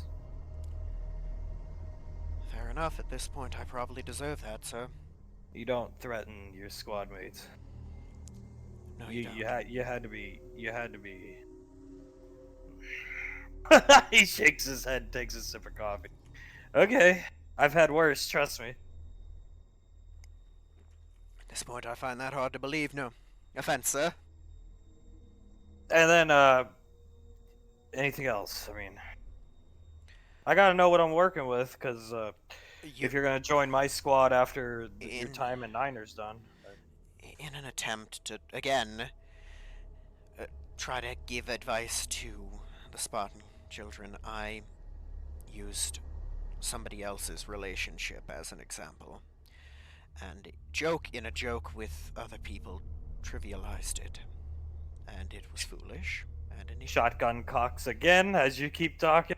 it was foolish, stupid, and as much as I regret it, I can't take it back, sir. I assume that would be the. Oh, that says Rico. Imagine that, kid. That's General Rico's daughter, mate. Is that who you fucking around with? You could say that. You dumb or something? Yes, sir. That's the only way I can put it. I make mistakes and say stupid things, so I suppose I am. Tal is gonna slam the shotgun into your stomach as you try to take a drink and sit down, and now you've got the shotgun. And he sits down with no weapons in his hand. He's just gonna look at it. You wanted me to be honest? I'm gonna be honest. You married? Colonel Curtis looks at you married? I mean, it says relationship redacted. Yes, How's that working out for you? not well. When she wanted space, I stupidly did not give it to her. And I may have fucked that up too. Why not? Don't say I don't know. Everybody has a reason, a motive. Everybody operates. There's some agenda under everybody's skin. I saw she was upset, and instead of just giving her space, I tried to fix it by always being there, always being next to her, and it was the wrong choice. Groping her in public. This guy speaks up, Kelly. Yes. I see. It was the wrong choice. I admit that again. Who's your wife, buddy? Tal speak. Who is she? Ceres Integra, sir. Oh, that's Colonel Curtis. That's the first Vampire Ranger. I can't say we've. I don't think we've had the pleasure, but no, yeah, actually we have. Her and Sasha were pretty tight. Are they still tight? Not as much because of me, sir. Because I made it awkward. He rolls his eyes and takes a sip of coffee. All right. So now you got fucked up marriage or relationship and a bunch of other fucked up things, and they sent you out here to the frontier to. What do you hope to get out of this? Just a place to get away from the problems you've created. What do you hope to get out of this? Honestly, Future employment, because they're never going to put you in a training role again. Hope you know that. I would assume so. No, future employment, of course, but really, I want. I'm hoping I can find what I need to know about myself out here. What do you think that is? I. I don't know. I really don't. I'm just hoping I can find some way, something about how to be what I need to be for them. I'm hoping this can help me find it. So, A lot of troubled rangers come out to the frontier, get more grassroots, helps them find themselves. It's not all fun and games out here, but there's a liberty to being out here, and you end up doing a lot of good things for good folk, EarthGov or independent citizen. So maybe that's what you need. If the Ranger General thinks that's what you need, then she's probably correct. she always is, right? So tell me about this experience you had in Gallia. It's 400 million plus years ago. You lived on the frontier. What are your skills? Don't tell me shooting guns. Got to be something better. You're living off the land skills. What can you do? If I give you a stick, can you start a fire? I can start a fire. I can hunt. I can gut and clean game. I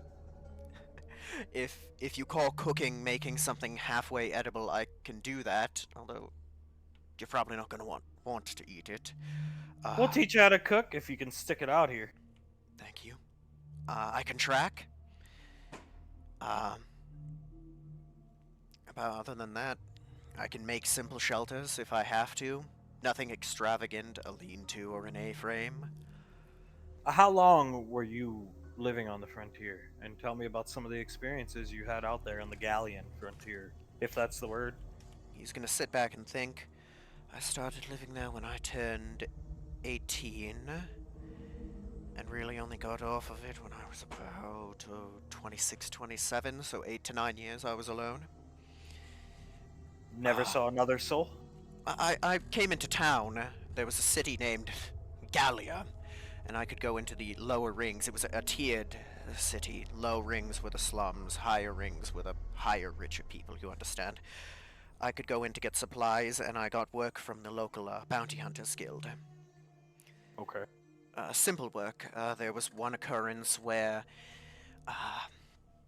someone's livestock was being killed, and I had to track down and eventually found out that it was their neighbor, uh, putting spoiled meat around to lure mountain lions in to kill their livestock. It was some petty feud, but there was that one. Uh, Hunting down a small group of people who had stolen some bauble from a uh, local merchant. He said it was magical. I just did the job. Turned out it was a guild full of just a thieves guild. Just that. Simple things like that. I never really got big work until, well, the last job I ever took, which is the one that led me down the path that brought me here. So, Right. Bad experience with a spellcaster there, from what I'd assume. The now deceased Dale Kingsman. Yes, sir. All right, yeah.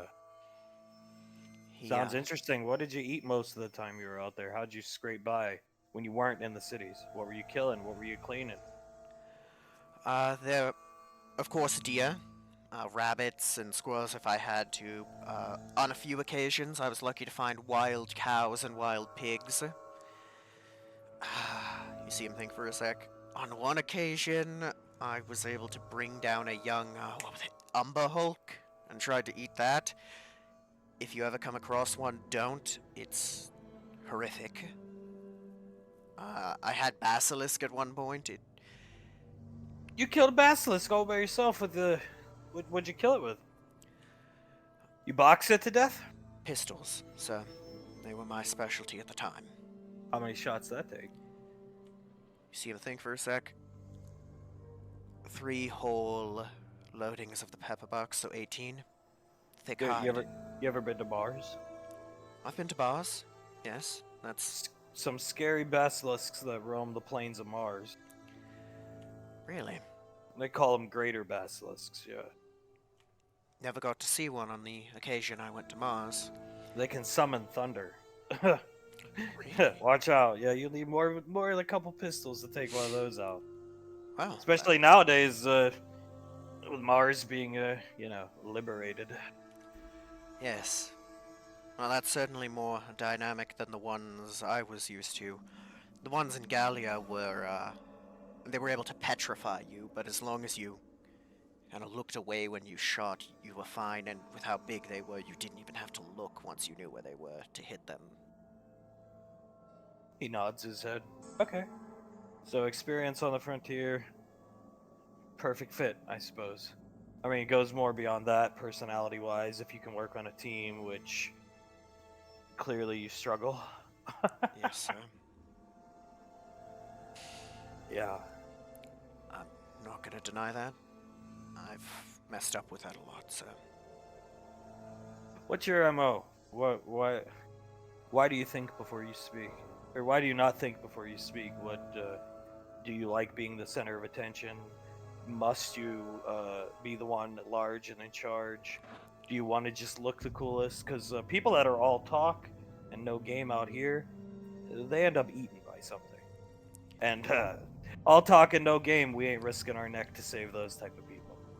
It doesn't happen often because Lorelei don't make mistakes sending rangers out here, but it can happen. Trust me, kid.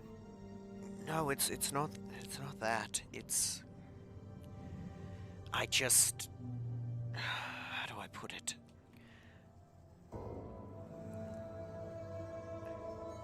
I just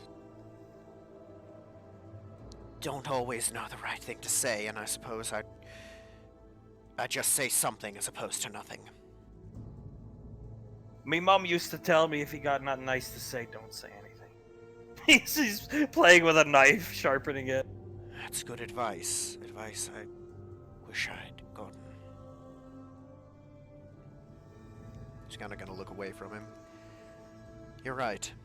And it's something I've now had to learn the hard way. I got nothing against shock trooper rangers. It's a different job, different style of life. But out here, in the bush, it's unforgiving. Back in Gateway Space, they face challenges that are unforgiving as well. The only difference being they can return back to somewhere safe. Out here, kid, you got all this experience, then you should know. Any moment, drop of a hat, 0 to 30. Wildlife, UIR insurgents around every tree. Not on this planet, as far as we know. But you got to be on your game at all time. And your tongue ain't going to get you anywhere out here. You're right, sir. Yes, you're correct. I can do that. I can be on my game for you, sir. You need to be on your game for yourself. You're the one with the fucked up marriage. Your wife's being honorably discharged, Saris? First vampire ranger? Yes, sir. And that's by her request, it says here. That's great, isn't it? Wouldn't you rather her be there? Yes, I would, sir. You got a housemate? He's still cleaning his knife. We're going to buy one right now. Oh, Soon. you going right now? Soon, sir. We've already got the plans on it. We're going to go out and find one. This guy's still just studying your dossier. You had one bad interaction with a spellcaster boy, but you wanted to learn to be a spell. Are you a walking contradiction? Is that what you fancy yourself? I'd had the bad interaction, and then I'd had good ones. But you took the ideals of. So. Alright. I'm just trying to get to know you, fresh meat. Or Rook. We call you Rook because you're a rookie out here. I understand it was I took her ideals when I first was in the Headhunters, but I mean, over the course of 5 years, I worked with many different spellcasters. They saved my life on multiple occasions.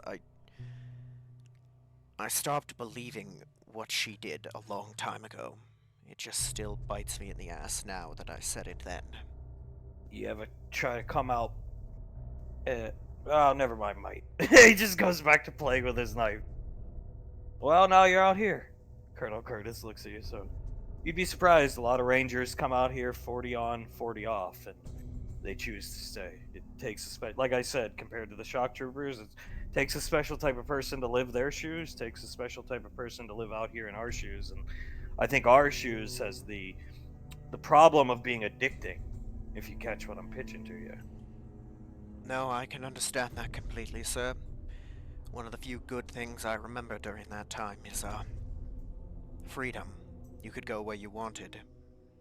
Go where you want, you do what you want. I mean, we still have to uphold Army rule or Navy rules and regs, of course, but I mean, back home it's different, a lot different. It takes a different. I don't think I could function back home. I don't think I ever quite could. I was a good soldier, good ranger, that salute, did the song and dance, but once I got out on the frontier, never wanted to go back. So I've been out here so long. I can understand that, sir. Most of us don't even have wives. I mean, these two do, but they enjoy being out here. So it can be a good escape from turmoil. You know. Perhaps it can, sir. I don't know. We're always in relay range, so it's not. From what I'm seeing about the Majestic, you're not going to be locked in a holding cell or whatever Malcolm or whatever his name was did. So there you go. Here, try to call your wife. He'll throw you a transceiver. See if she picks up. He's gonna try to call her. Rings 8 times and then the line goes silent. Well, that's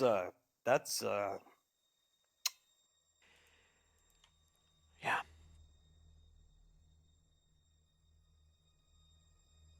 he nods his head just looking at you. Yeah. I was an idiot and I may have fucked the best thing that ever happened to me up. But the call went through. So, Yes, it did. you know, I mean, there are dangers. If somebody gets, mortally injured, shit. There's no med bay anywhere around here, but that's why we got the spellcaster. Gestures over to this guy. So, be okay. Be a fun time out here. Get your feet wet. We got you for 2 days. Lucky us. Lucky you, sir. You gotta drag my ass around. We ain't going too far. We're gonna hump a couple miles up that way. He points north. Mountain range. Take some readings. Take some carbon datings. That's it. Apparently, there's some type of old fort up there. The general wants carbon datings on the fort. Understood, sir. That's it. Besides that, we're laying low on the weekend. This planet, as far as we know, ain't inhabited by any sentient creatures. Humans, elves. Should be no independent colonists, but if we run into some, you let me do the talking. Huh? Yes, Don't sir. threaten to shoot them in the face. Promise you I won't, sir. Good. It's our job to protect them. Don't matter if they're independent colonists or Earthgov, because you know what? If we go out of our way for them, they're probably more inclined to join up, and that's good for everybody. Them, us, the big picture. That's the game plan. Revolutions, you know what I'm saying? Yeah, like the Archfiends. Exactly. And if they don't join, fine. We'll still reach out and help them when we can, because that's the goal. That's the goal, sir. All right. Well, I'm gonna ask you about some of your combat experience here, but I want you to, I don't know. Here, he pulls out some meat and unwraps it. It's bacon. Can you cook bacon? I can at least do that, sir. Just, oh boy. Hopefully I don't overcook it like I used to back as a young man. Well, I like my bacon crispy, so you should be all right. As we shift back to the beach, Julius, Icy, Banksy, and Pequot are out here where the sign once was. Icy covering a hole up in the ground with her foot with some dirt. Julius just smiling at where the sign once was. No longer shall this sign impede on the hilarious pranks that we could inflict on our parents through the usage of Arnaki and cornstalk. Julius taught me how to fight. Exactly, old lady Denaria. Exactly. Chuckles. Oh god. Julius chuckles, pats him on the shoulder. Yeah, well, how long do you think it'll take them to notice that we burnt it?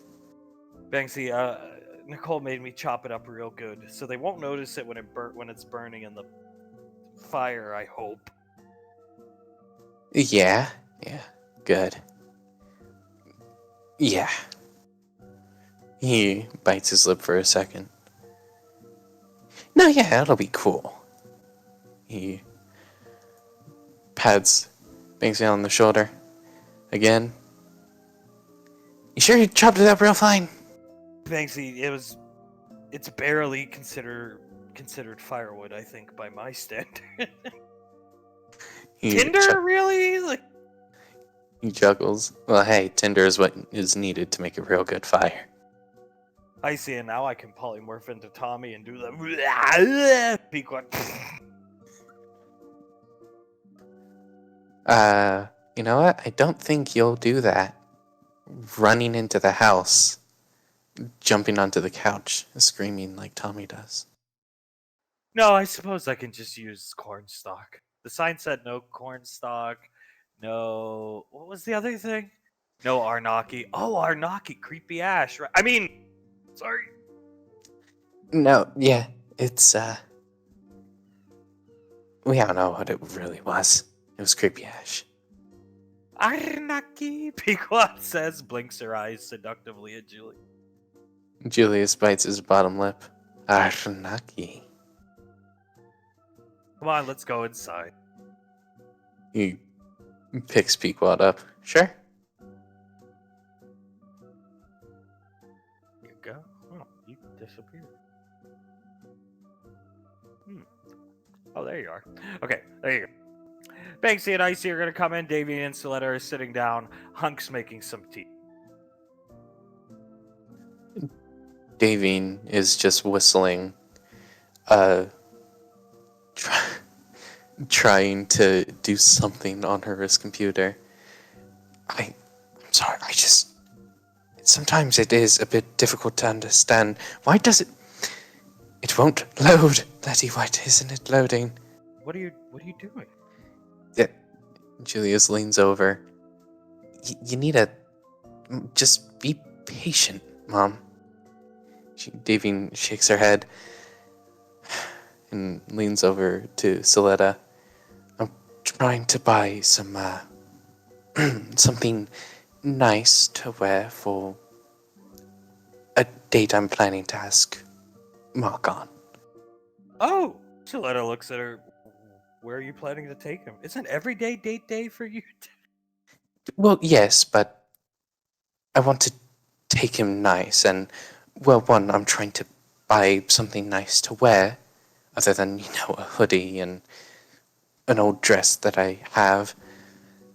And I'm also trying to find somewhere that I could take him. Just the two of us. Maybe we'll take some of the kids along. I see. You guys should go out on a date just yourself.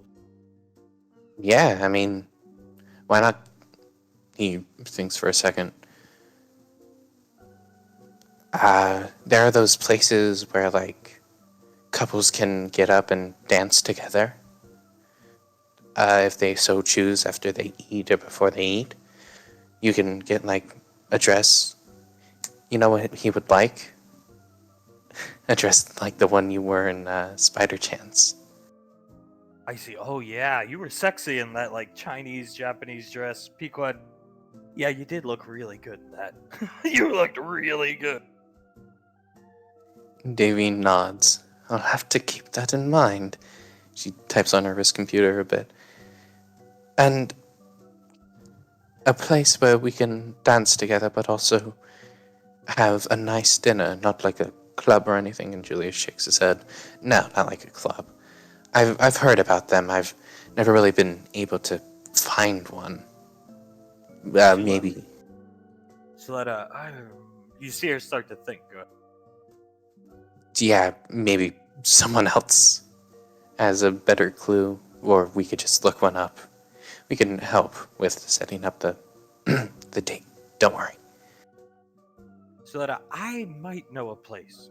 You want to be able to dance, right? Yes, dancing might be good.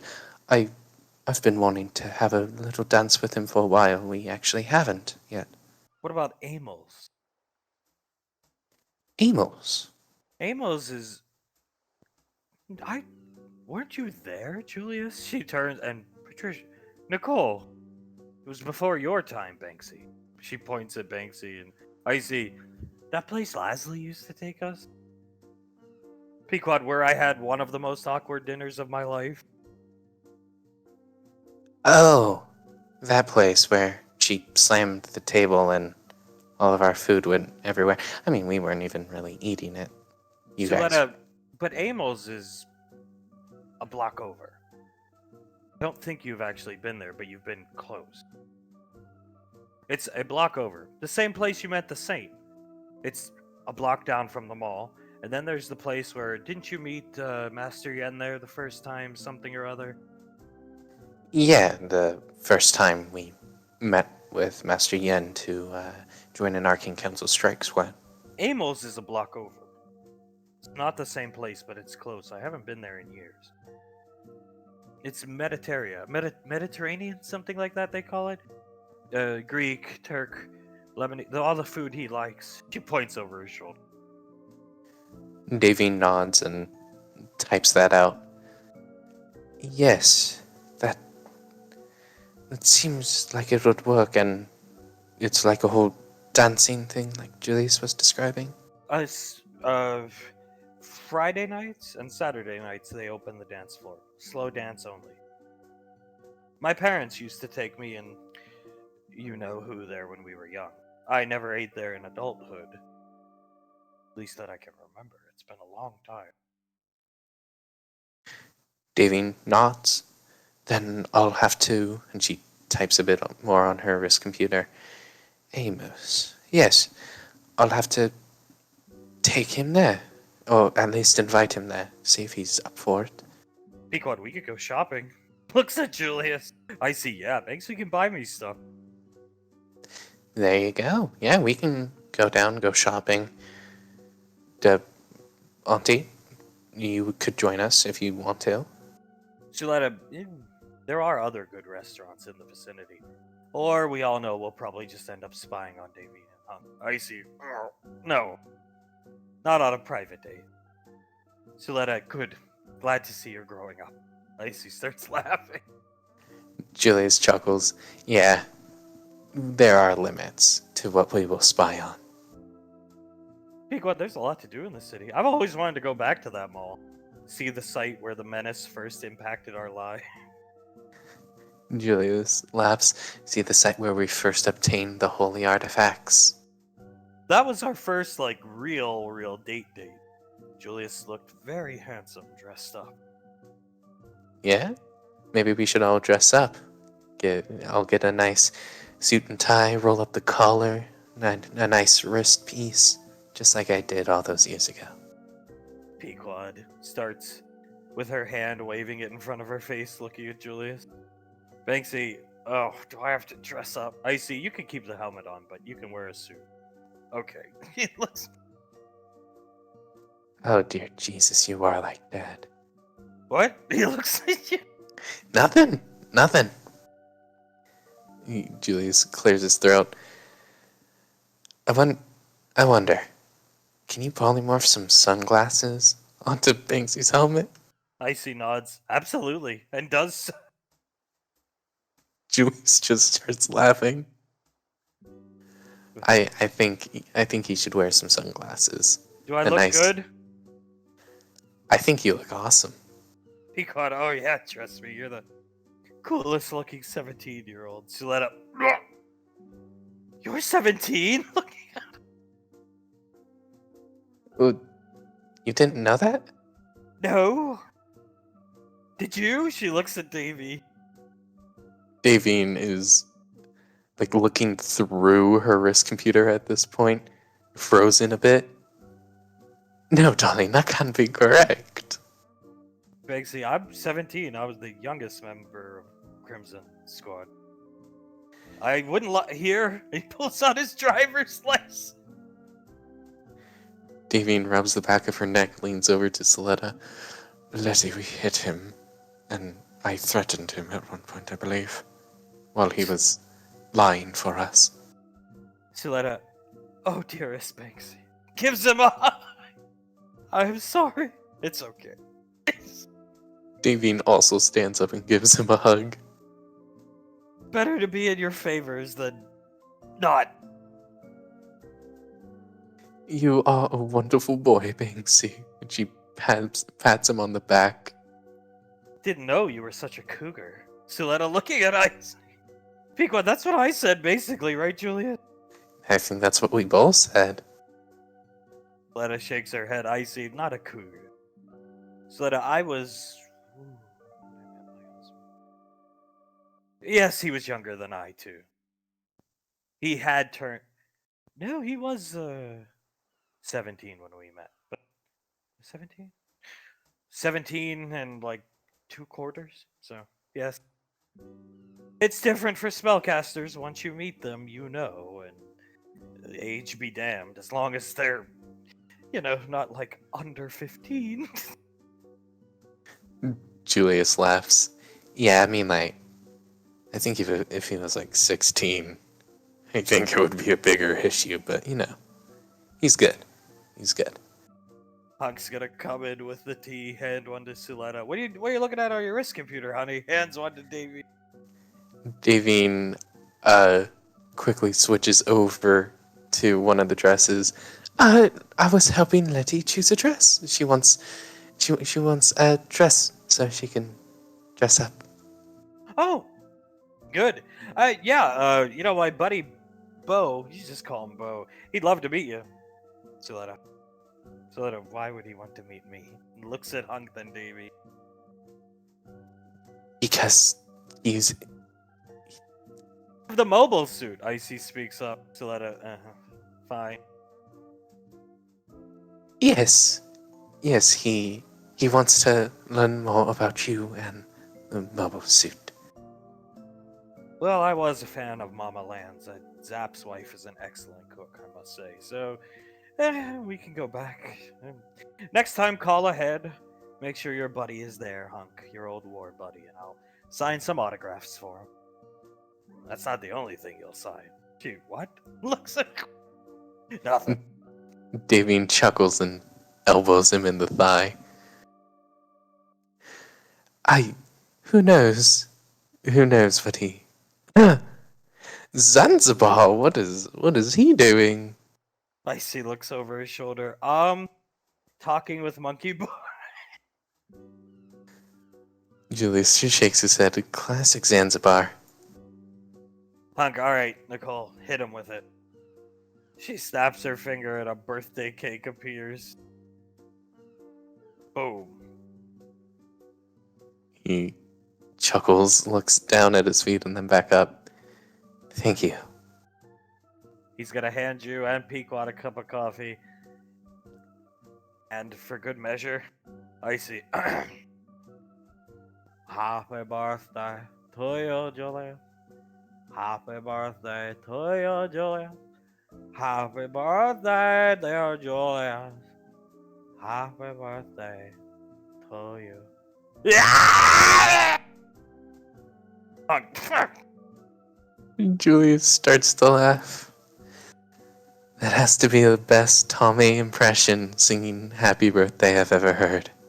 Siletta, I'm glad I was not drinking. I would have spit take all over Davey.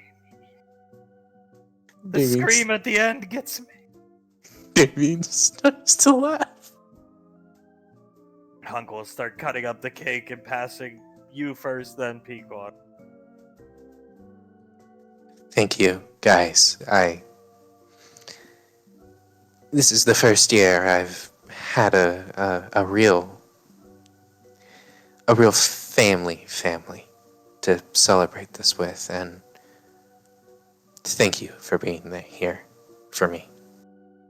Icy smiles at you, Hunk nods, Suletta smiles. Pequod beats the hell out of the Raven Rock bunker and the cupcakes I used to get Integra to buy. Hey, at the time, those cupcakes were like a freaking delicacy. That's true. She takes a bite of the cake. Suletta, gift time.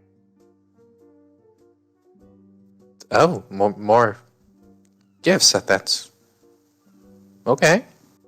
Hunk, the reason we took the armory folk, the staff, they're the staff, the family, to Mama Lands was because they had the gifts they wanted to give you, Sasha and Towns.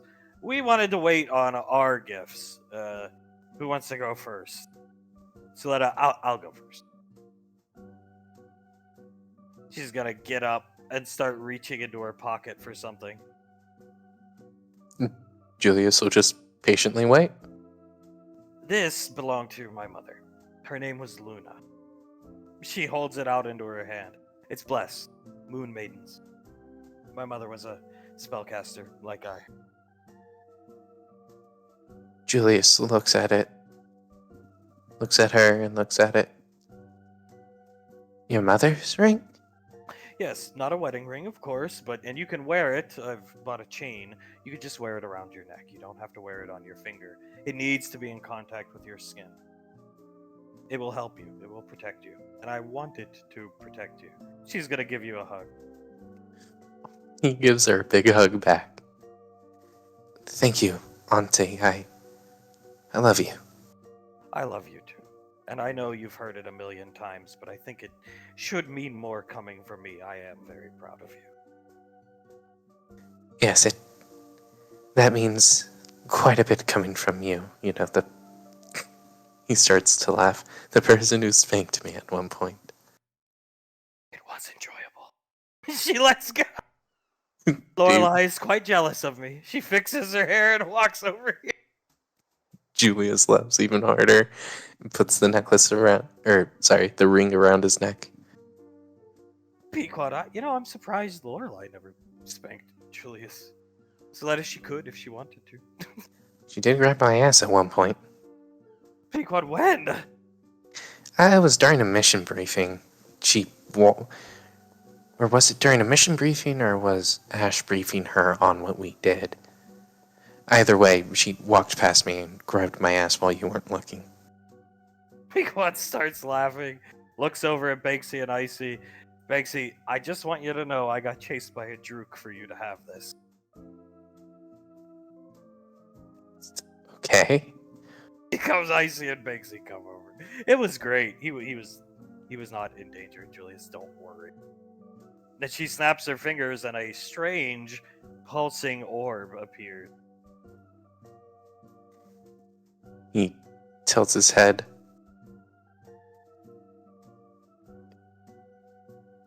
She'll levitate it in front of you so you can hold it. He'll hold it in his hands. I'm sorry, I'm not familiar with this. Pequod, my dad has one of those on his desk. I see, exactly. General Lorelai got it for him a long time ago. They're memory orbs. They're only found on Anova. I guess Kamula's people use them. What you can do is you both can make contact with the orb, and you can put your favorite memories in the orb. And it's not, you touch it and you relive those memories vividly. Pequod, that is amazing. Looking at the orb. Julius looks down at the orb and up at Icy. Thank you, and thank you for being chased by a drook. Banksy, it was fun. I had to distract it so we could get into the vault. Julius laughs. Well, I'm sure Nicole would have saved you if things got hairy. Icy gives Julius a hug, plants that head into his stomach. Thank you for being there for me, Julius. I love you.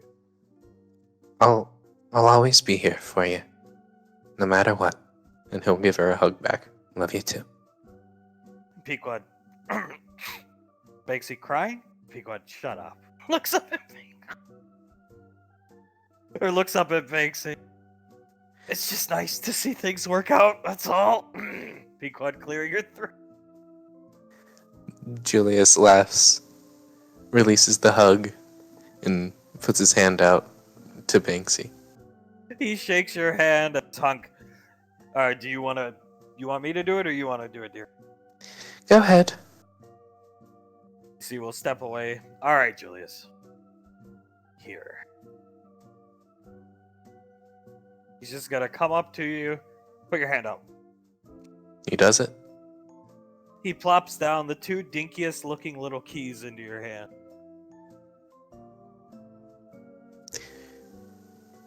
He tilts his head, looks up at Hunk. Thank you. So, this place, this house, my dad turned me on to this place, the fish, and he helped me buy it. I've owned this place since back when I was in SIS, okay? Long time, he helped me buy it. What that is, we always come here. That's your place. So we can go there on the weekends now. It's a cabin up in the Colorado Rockies. Great skiing. That key is to the house itself, and it also the underground basement portion of the house. And then the other key is to a shed where these comes equipped. Your mom and me went in half and half. Skiing equipment, couple snowmobiles, the works. So you have your place we can go now as the head of your family, and we have here too. Soletta, oh, I quite enjoy skiing actually. Julius looks down at the keys and up at him, Pequod jaw game. and Julius, quick as a flash, gives Hunk the biggest hug he has in a while. He holds the hug tight. Loosen up. Enjoy your life. You've earned the right to enjoy yourself, son. Very proud of you. I hate saying it because Ash has said it so much, but I don't want it to lose value. He lets go of the hug. Yeah, it's a bit difficult because I've had to turn myself off or turn myself on to being stuck up ain't the right word, but like that. And sometimes it's a bit hard to loosen up. You'll get there. You deserve to. Trust me. He nods. Thank you, Dad. You're welcome, son. Soletta, maybe we could go there next weekend. Yeah, whatever you guys want. It's stocked and ready to go. Go thank your mother. He looks right at Julius because we went half and half on it. She paid as well. She gets paid good money. EarthGov private contractor. Julius walks up to her. Davine stands up. It truly was nothing. And she gets interrupted by Julius giving her just as big of a hug. Hunk watching with a smile. Everybody. And Davine tears up slightly as she puts her arms around him after freezing up a little. And she puts her forehead right onto his shoulder. Hunk sending clips to Suletta. Pictures of the place. Suletta, it has a fireplace. Full fleshed out. Wow. Hunk, yeah, it's a nice place. I always wanted to ski, but I was afraid I'd break my goddamn neck. Your mother's gonna help me through it. We'll learn together. Suletta, I can teach you too. In my youth, I enjoyed skiing. Davine pats Julius's back, lets go of the hug, and wipes the tear away. I would greatly enjoy learning from you. I would try to teach Hunk, Mark, but I really don't know anything about skiing either. Huck, that's why we're gonna learn it together. I'd rather do it with Mom by my side. Something about don't cross the skis. No, don't ever do that. Yeah, don't do that. Davine chuckles. Duly noted. How many snowmobiles? Icy speaks up. Hunk, there's 4. Pequod. Oh, wow. Is that a bearskin rug? Hunk, yep. Yep. You can take it into a private bedroom, not out in the living room, please. Julius chuckles. Yes, sir. Yes, sir. Pequod, one of the rarest artifacts in the universe, and a memory orb, which Julius we'll have to put our. She looks at. She's holding the orb, thinking about it. I see. It'll be good for his desk one day, just like Rika. Pequod, we'll have to talk about what we want to put on here, Julius. Yeah, of course. Oh my God! If we put the memory of Sol and Carter's birth, fucking Tommy's gonna be there. Julius starts to laugh. Is that really a bad thing? I mean, Tommy is a surprisingly big part of my life. Pequod, no, it's just. Yeah, no, it's good actually. Because you got one of the rare. You got a ring, an amazing ring, and then a magic ring, and then they got you. Man, my gift's gonna pale in comparison, I think. Well, I beg to differ. I really don't think that's true.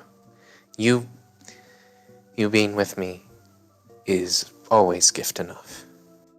She's gonna sit back down on your lap. Pequod, I'm gonna wait a little bit, maybe till the sun goes down, then I'll give you your gift. Okay? I'll be eagerly awaiting it. Hunk's gonna pass some cake to Suletta Davine as we go back to the frontier. Ah! Okay. So there, this guy's done reading your dossier. He's eating an MRE. This guy, Tal, he's doing the same thing, drinking some coffee, looking around. Colonel Curtis, all right, you finished eating your MRE. So you've been out here on the frontier for I don't know, 45 minutes. How do you feel? Are you gonna die? No, sir. Are you scared? No, sir.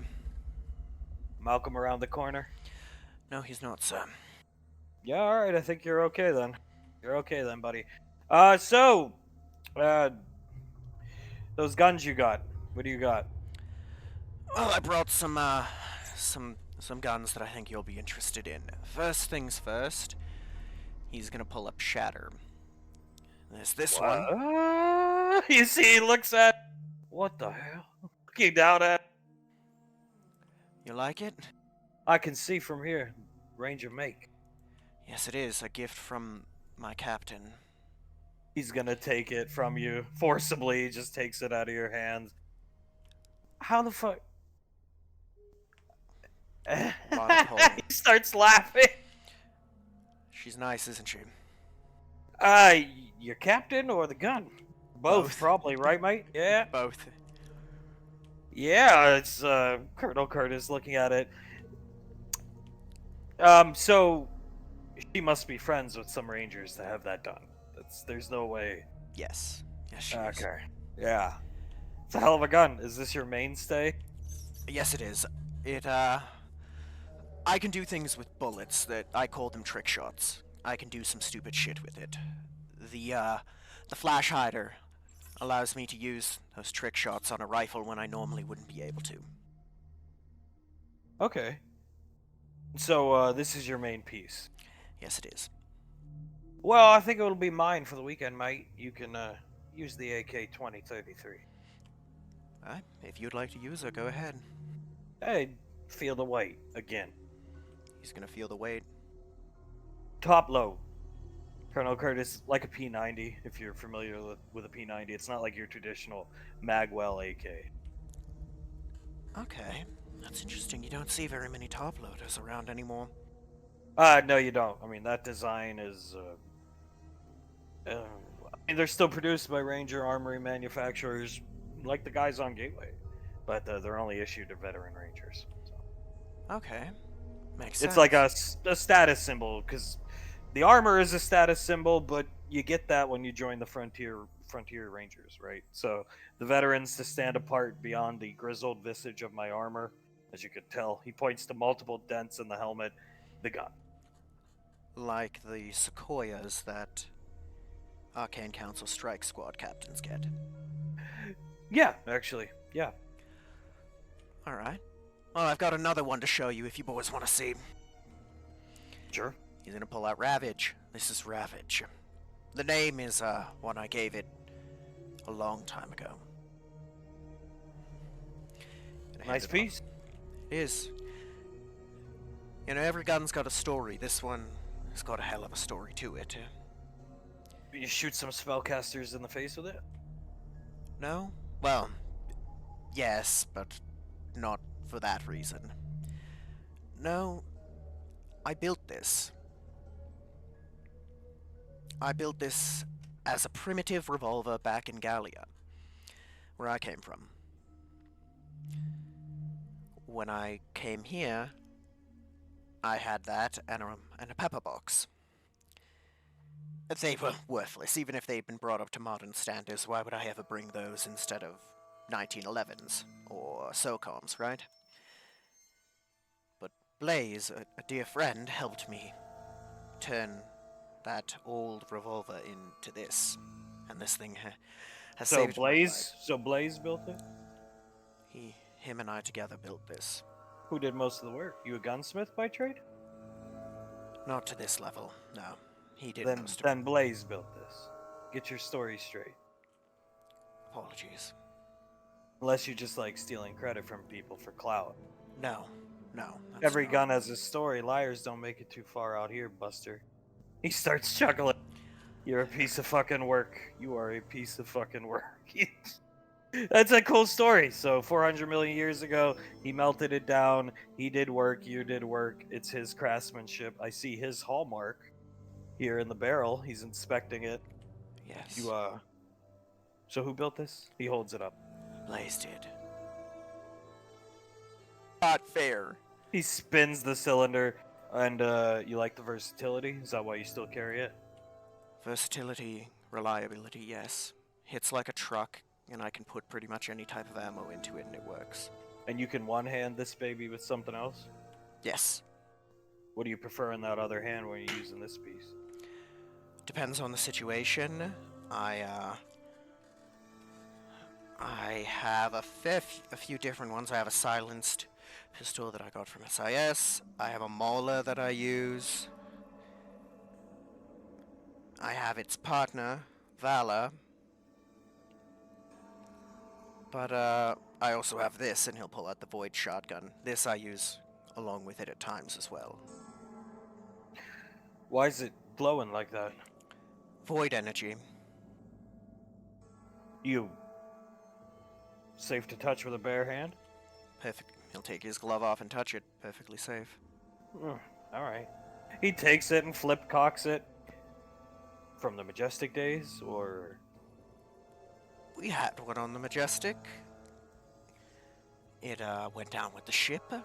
This one's one that Alpha 9 picked up before I joined.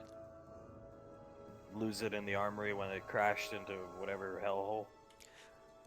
Lost it on the back of our Mercurius unit when it crashed into that sinkhole, yeah. Mercurius unit had it. Okay, they're supposed to be beam saber kind of zip, you know. Yes, Malcolm gave it to the Mercurius unit. He thought he needed a ranged attack, not to the gunslinger. Okay. All right. Well.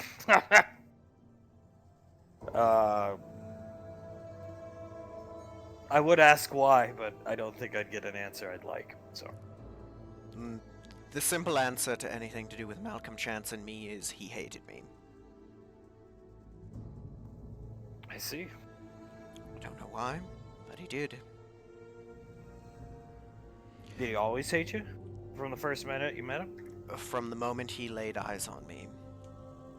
Before I even got to say a word to him, that man despised me. Yeah. Well, some people just don't get along. The Chance families, so. Yeah. Normally I say for better or for worse, but I'd say in this case for better, knowing what we know about them. So, Valor, what's Valor? Is that a gun you made? You yourself, your work? No, that one was mine. He made it into something better, and then it was put in the forge. Okay. Forge weapons. Pretty cool. You got any more forge weapons back at home? Beat Rush.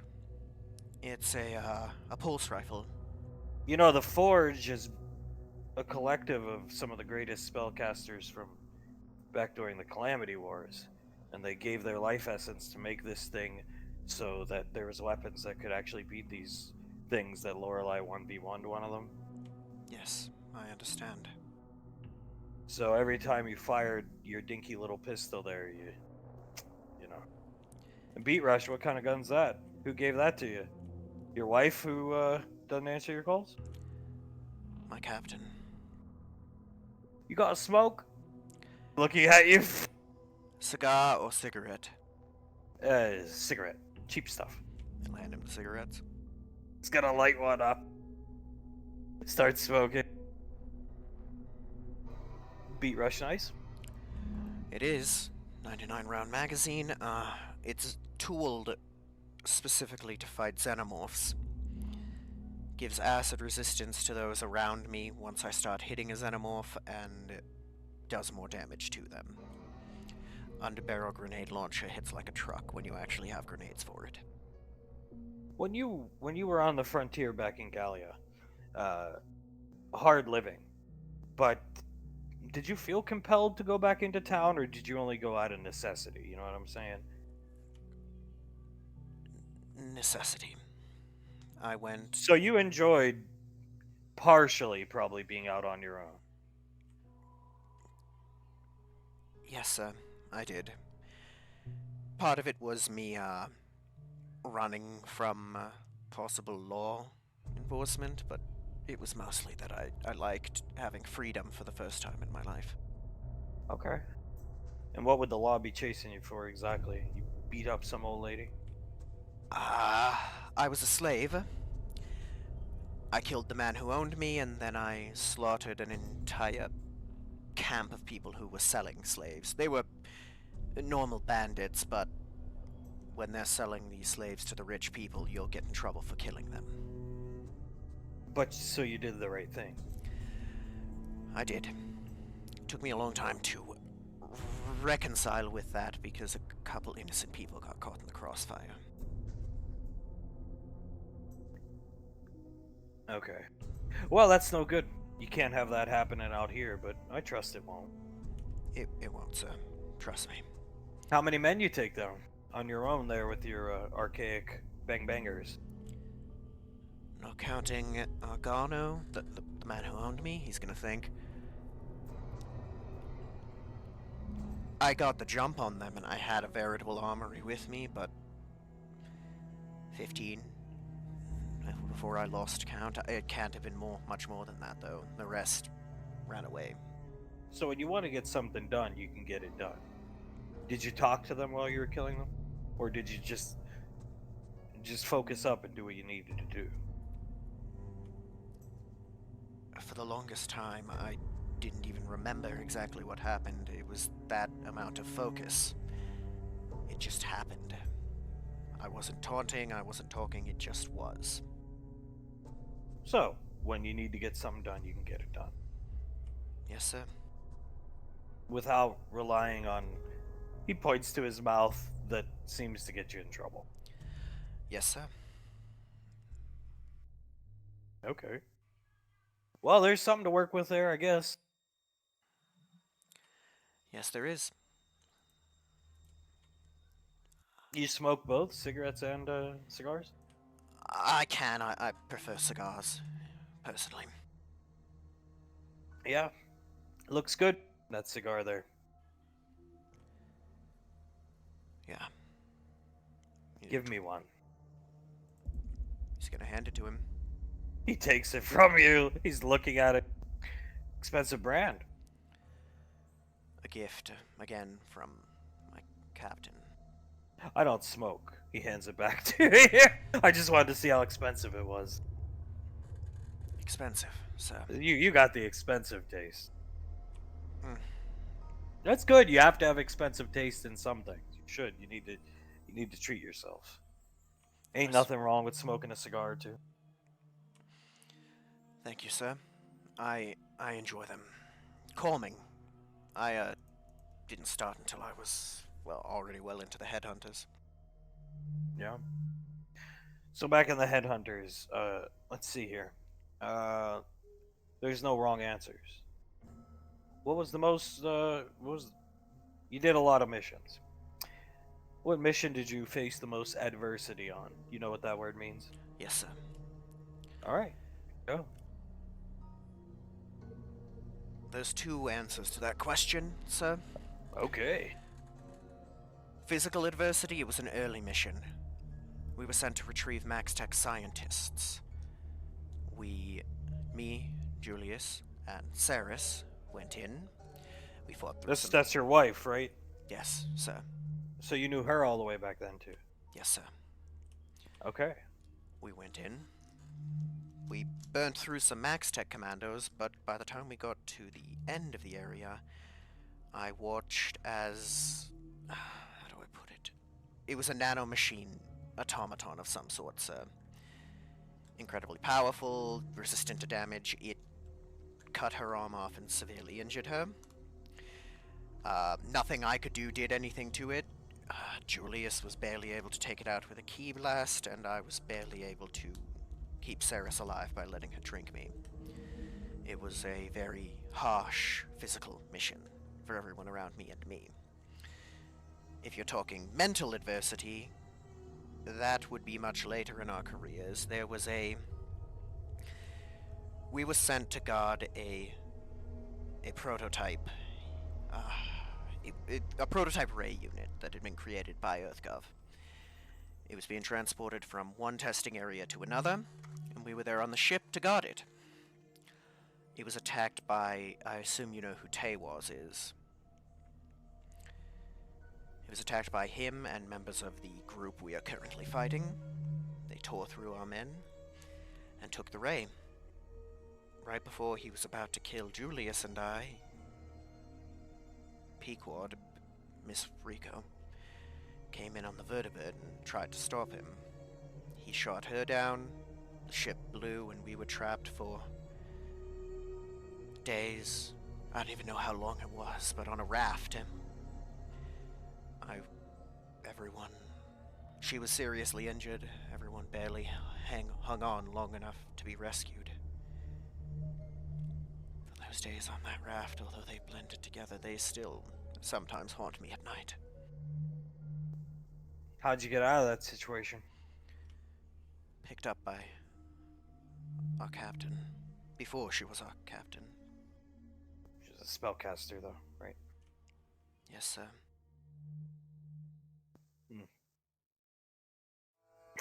Okay. What mission do you think you should feel proud of your accomplishments? What mission are you most proud of? What do you think? If you were to come up to me and say, "I want to join the squad. Here's my service jacket, Colonel Abraham Curtis. Look at this." What would be up top? Nothing from nowadays. Nothing from Squad Sigma, the Headhunter days. He's gonna sit back and think for a moment.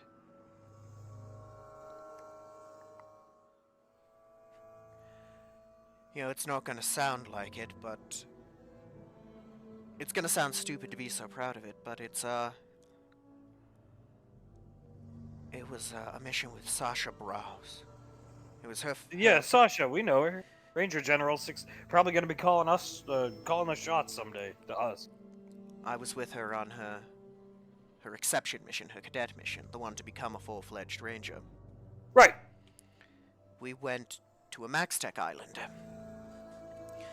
And It was surrounded by a monsoon of some sort, a vortex, right?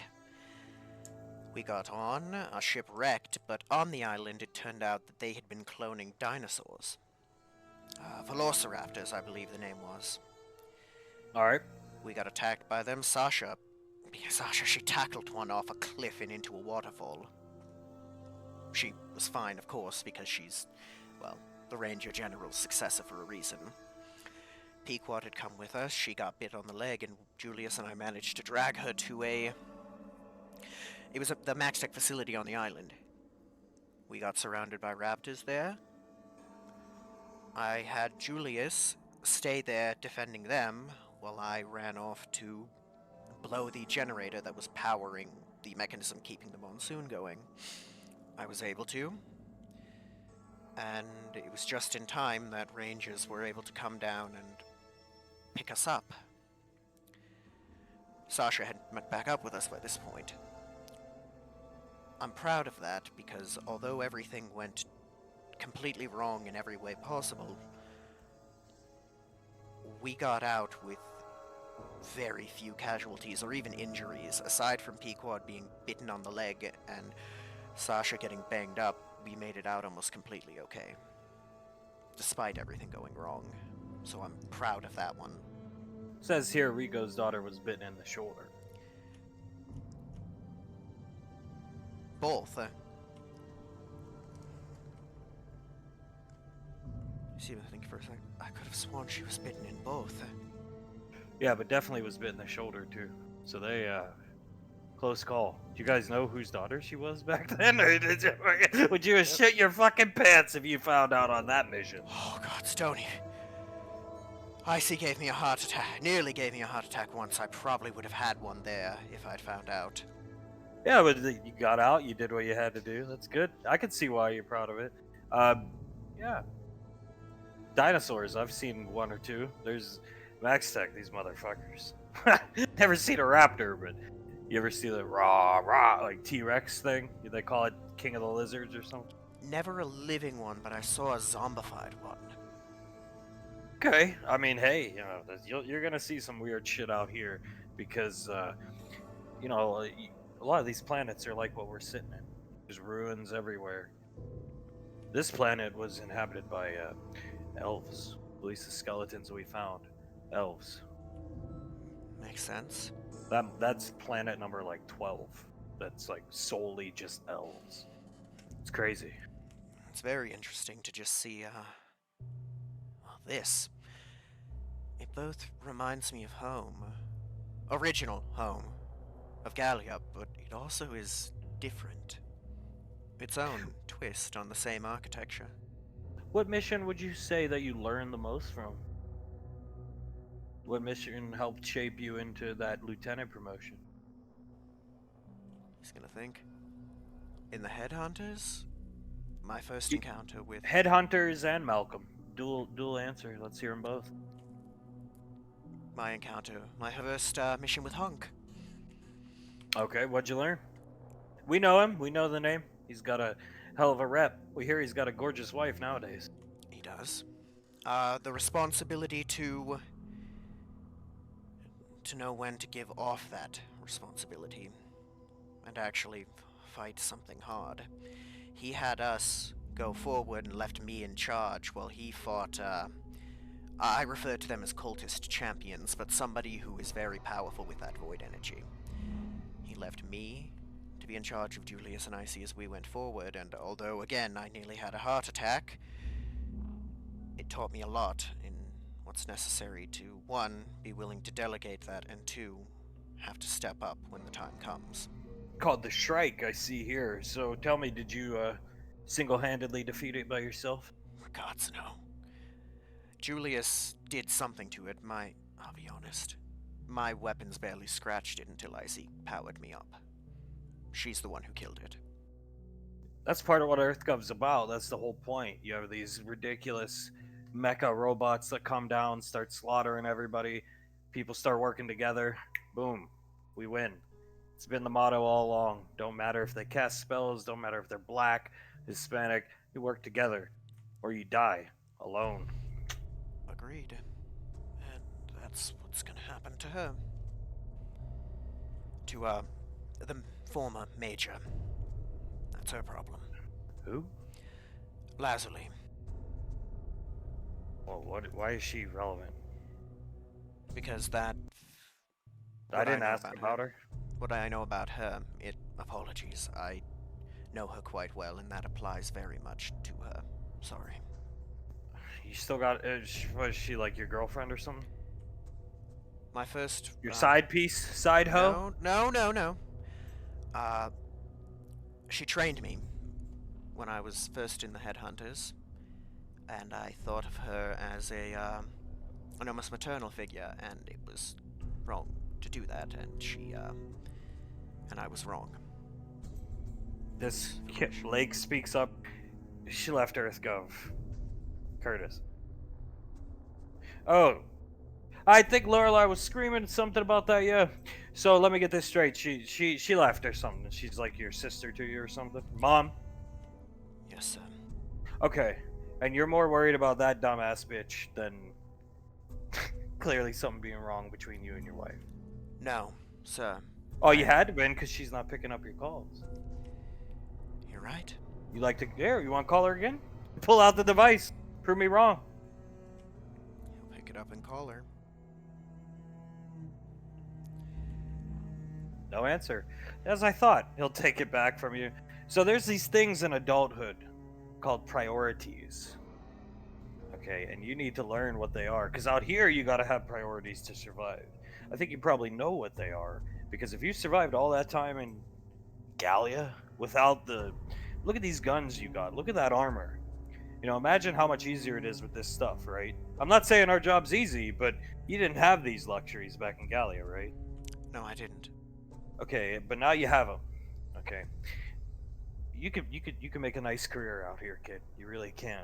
But you got to have your priorities in order. And clearly, maybe you knew the concept, but you don't know what they are. Um, so, what would you say your top priority is right now in your life, here and now? Why are you here? Why are you still in the booth? I want to... One, I want to make the universe better. I want to make the world better. I do. But two, most importantly, I want to provide for my family. I want to make sure they have a better life than I did. 40 days on, 40 off ain't that bad.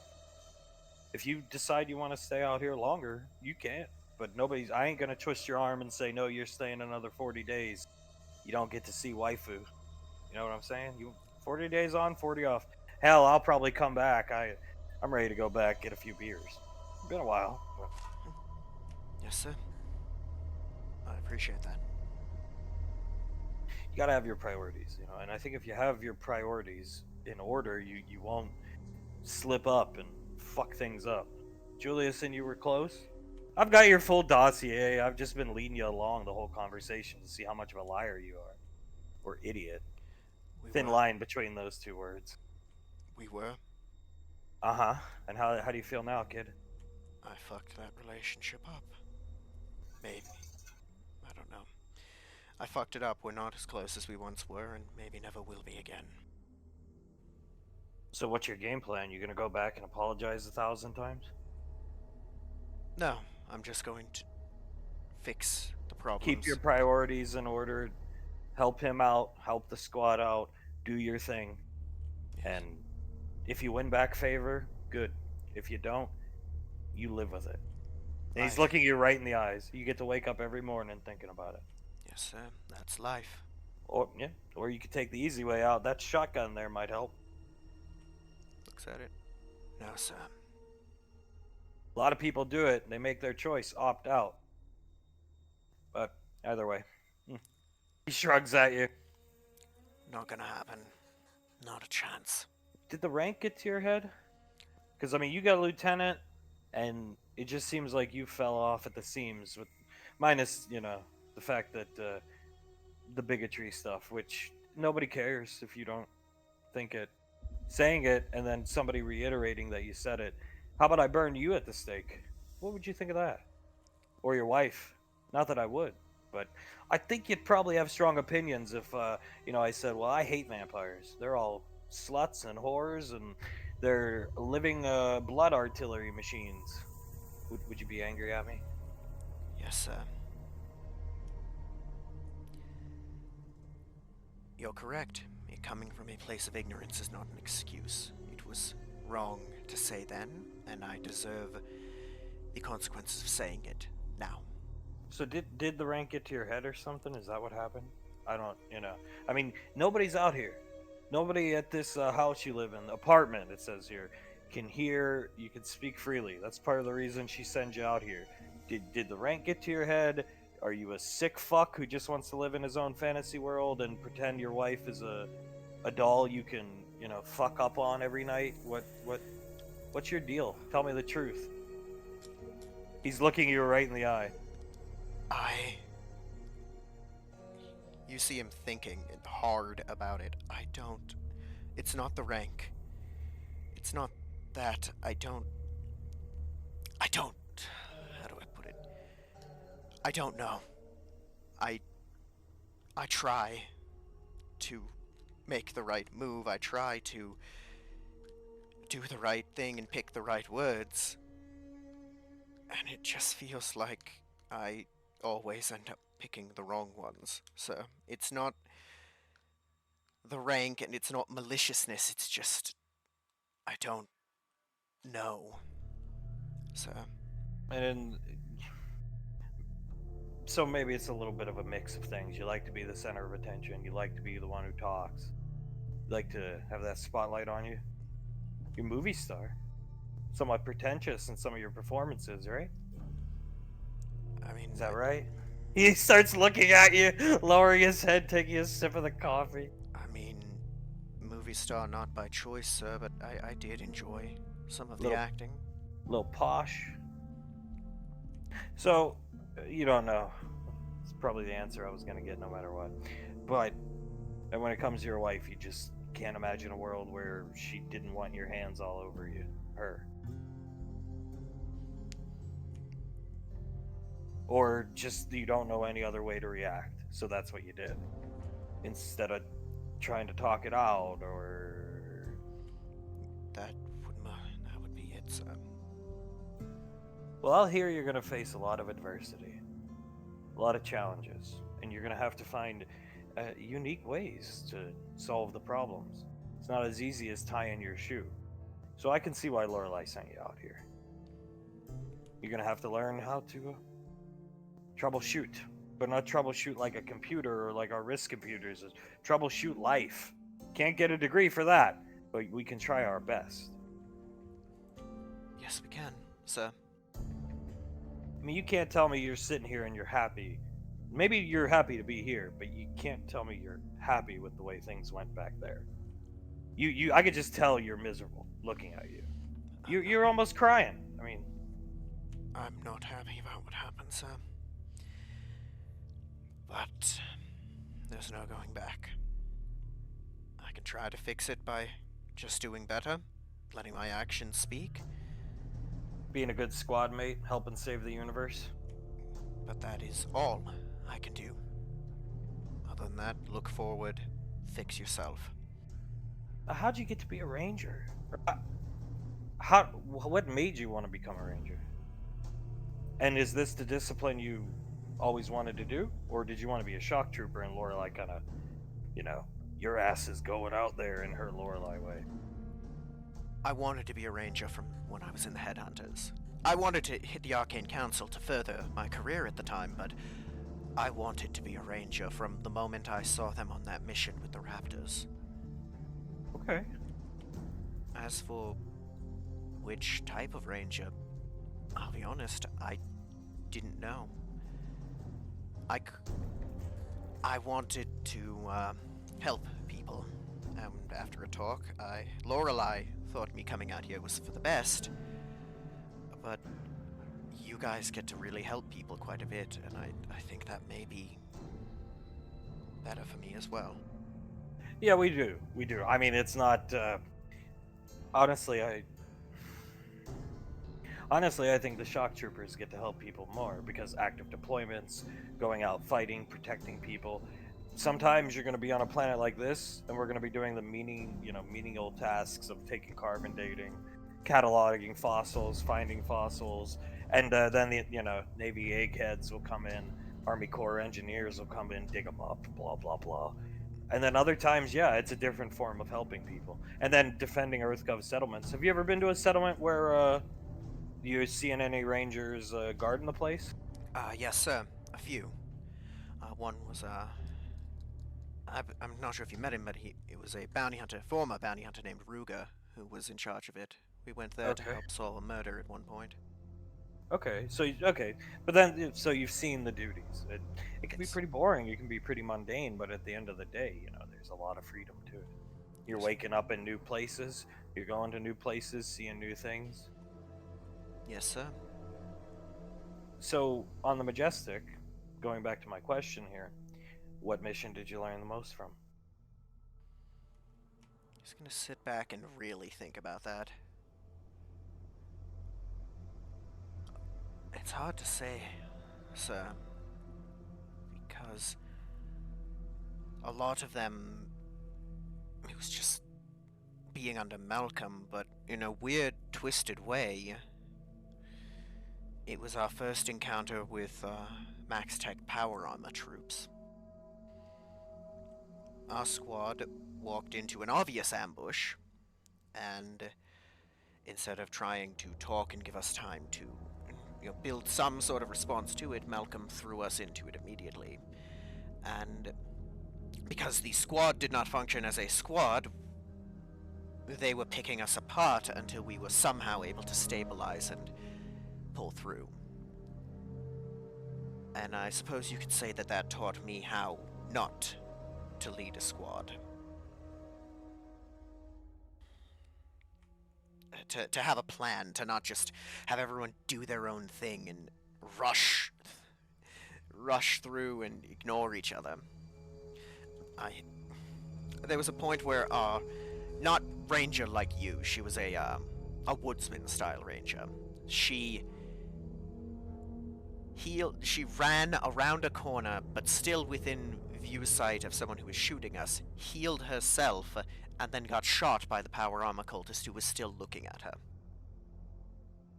The old lady, mate, is with the hair. Her, yes. Denaria. Yeah, Yeah, Denaria. yeah, makes sense. Yeah, okay. And what'd you learn from the most now that you're on a real squad? Mission. Don't. I don't need a life lesson of I'm an idiot. You've said it enough. Trust me. You have the look on your face of that you've been a dipshit. So from a combat standpoint, from whatever, just mission.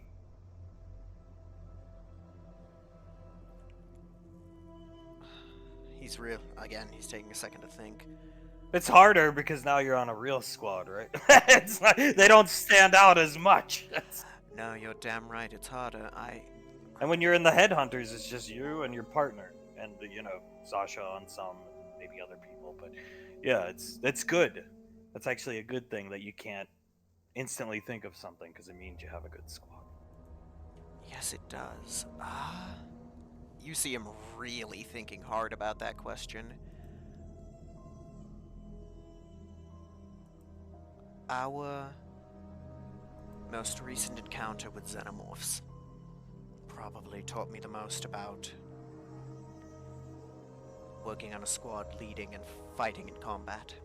We walked into a situation where we were ambushed by dozens, if not hundreds of them, including a very high-cased one. I believe they called it a Praetorian that was molting into a king.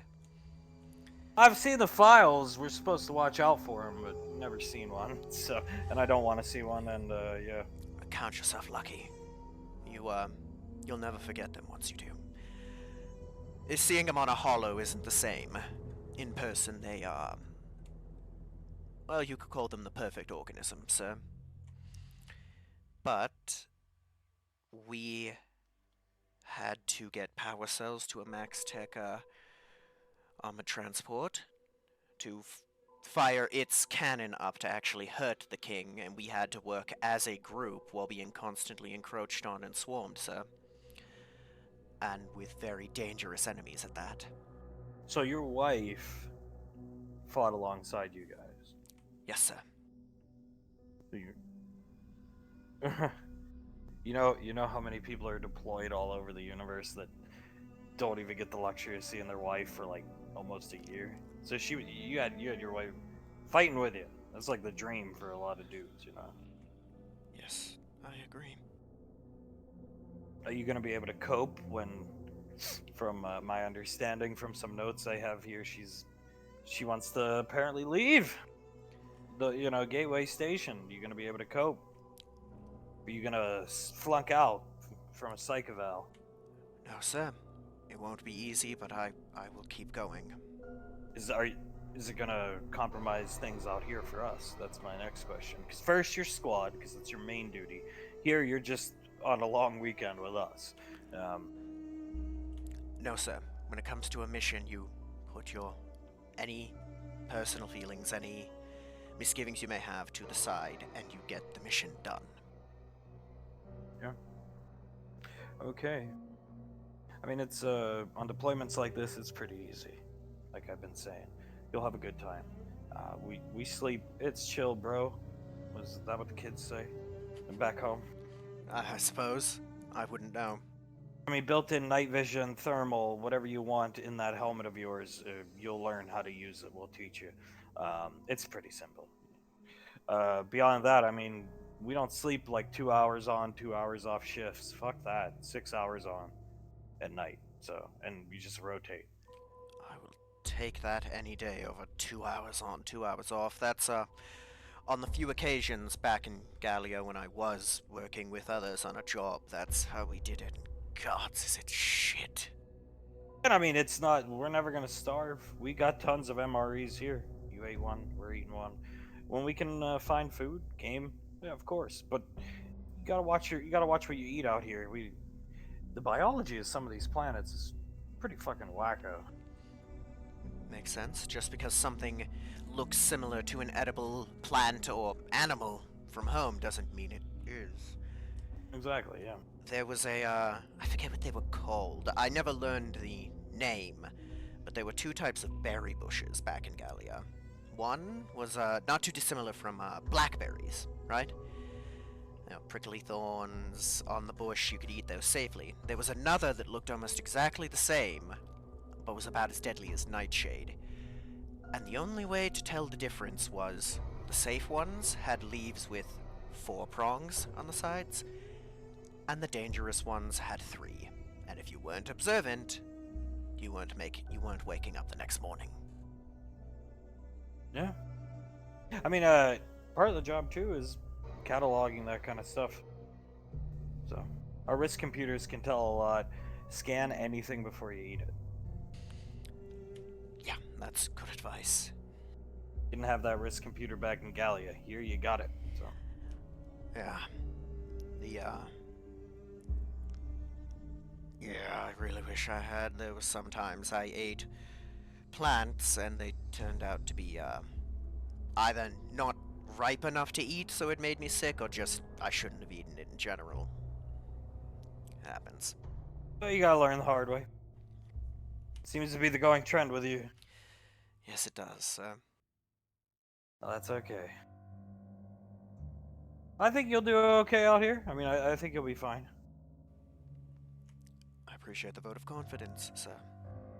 I mean, it's you're gonna get out of it what you put into it at the end of the day. And that's just that's just how it goes. It's not easy living, but I mean, if you enjoy it, if you put forth the effort and you're doing something you enjoy, then you're not working. It's the same as being back in that apartment. I'm sure you enjoy being there. I'm sure you enjoy the soda machines and all the luxuries that come along with it, but yeah, it's not where you need to be right now. No, it's not. I already quite.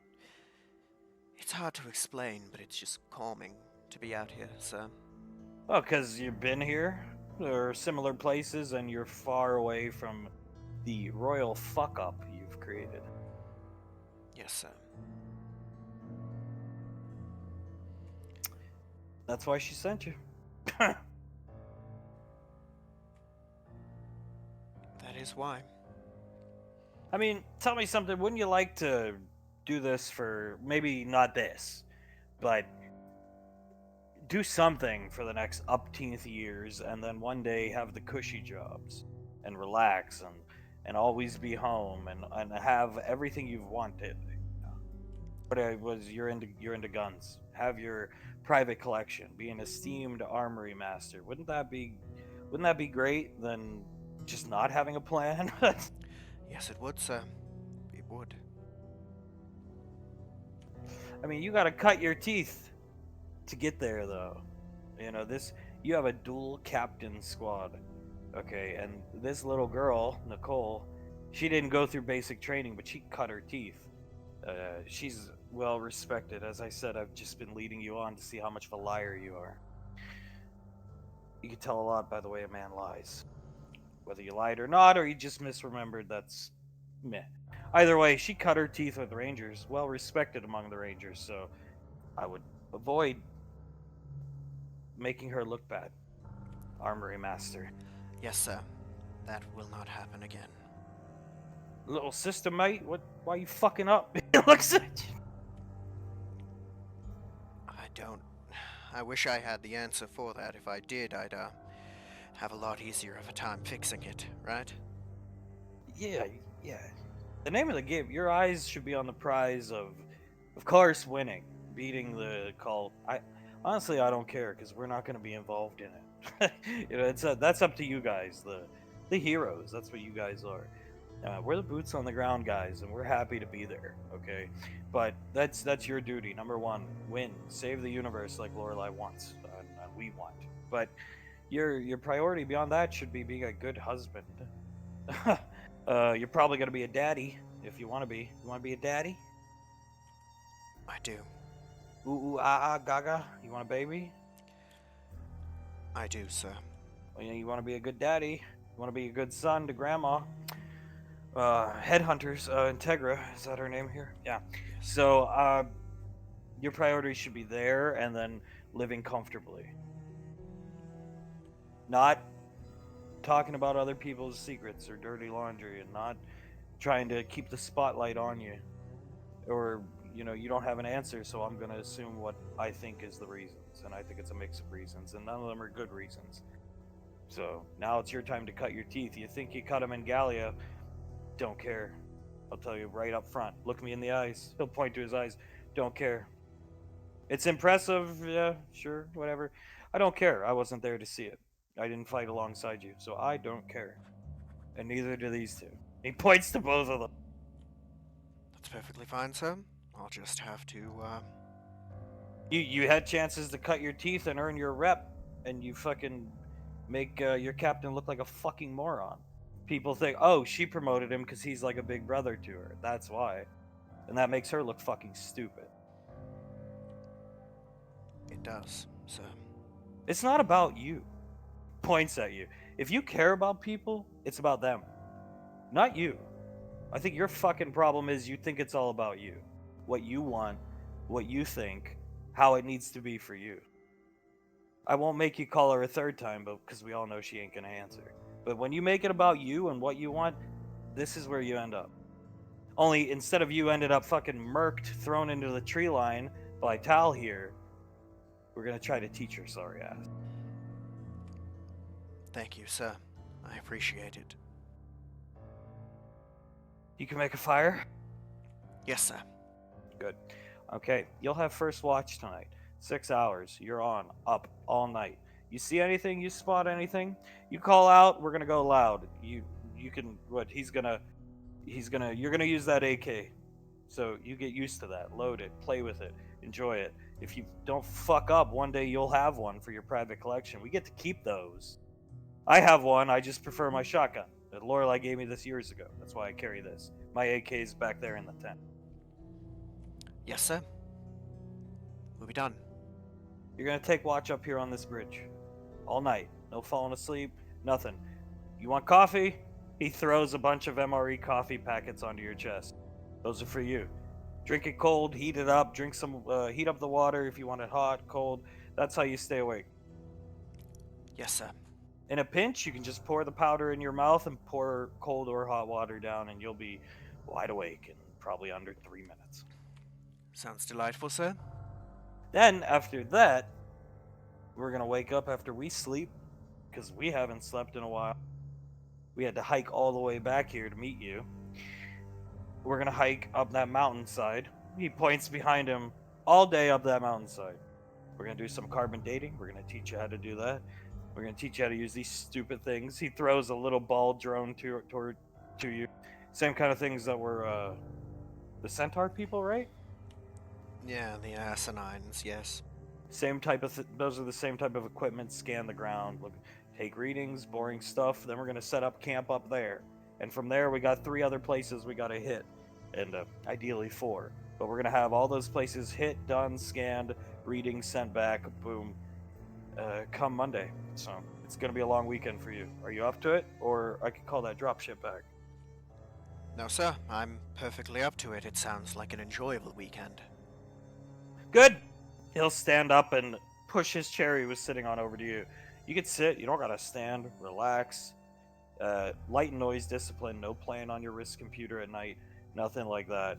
And yeah, he points right up here. Enjoy. Thank you, sir. He's gonna. Only wake us up if there's a problem. Well, hopefully I don't have to wake you up at all. Take your AK. He'll pick it up and move on to the bridge. They're gonna go start sacking up because they've been up for hours. As Ash sits alone up on the bridge, and Ash, you see a beautiful sunset behind the mountain that you're gonna hike up tomorrow morning. Really does remind me of earlier.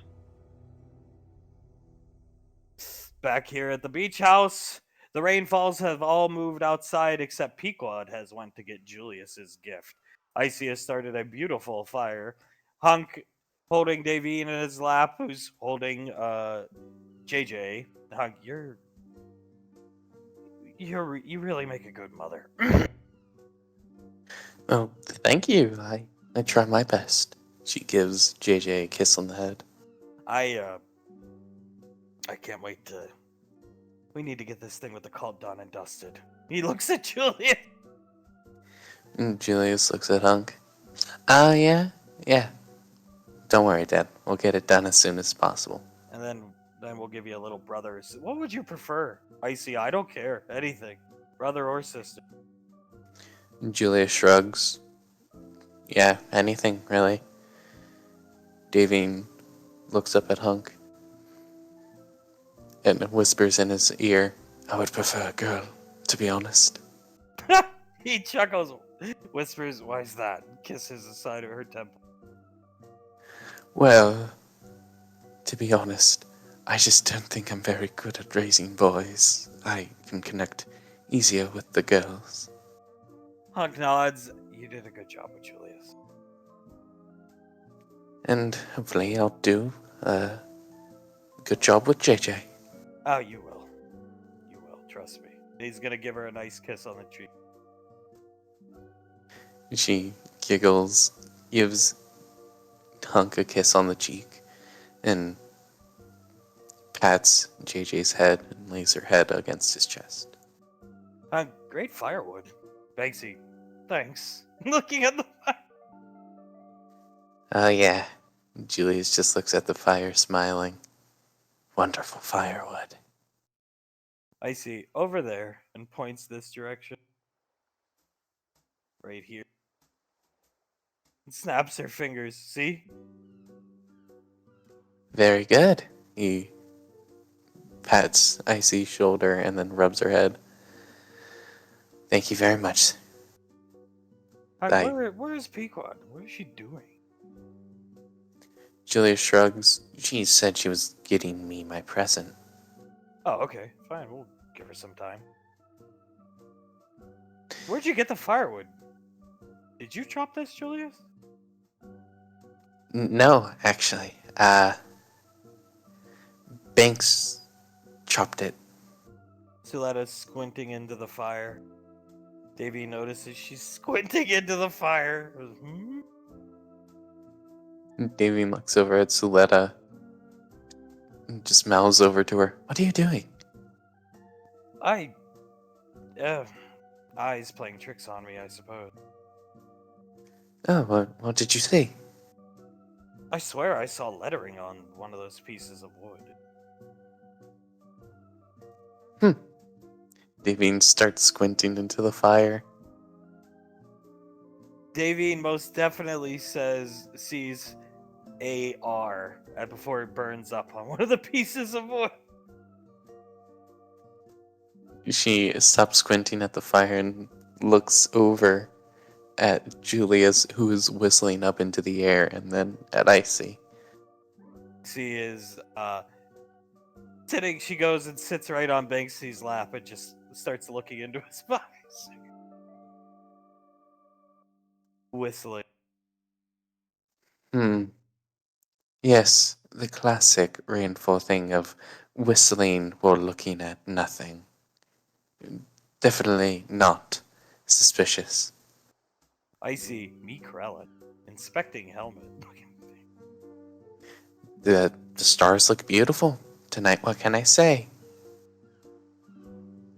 Davine looks away from Icy for a second, and then hears Banksy. Jesus, could you not? And realizes Arnaki's sitting on his lap. I. What, what, what did we say? No Anaki. We. Arnaki turns and looks at Davy in the eye, mega lazy. Oh God. We even made a sign for that. And by the way, have you found that sign? Huh? No, it disappeared weeks ago. I'll make a new one. There was a storm that blew through. He stops and looks down at the fire. What sign, Mum? Yes, mother. What sign are you speaking of? I do not remember a sign. And Davine just looks at the two of them and shakes her head. Ha! Siletta laughing, slapping her thigh with her hand. Oh, of course you would find this funny. She's pointing down at the fire. Who cut it up? Banksy, Arthur. Hunk, you are lucky you are 17, young man. And Julius starts to laugh as he starts whistling again, and Davine just keeps on shaking her head. Looks over at Hunk. We're gonna have to do something. We'll ground him. That's what we'll do. We'll, I don't know. What the hell are we gonna do? You're grounded. That's it. I see. I thought you wanted us to leave the house at some point so you could be alone with Mom.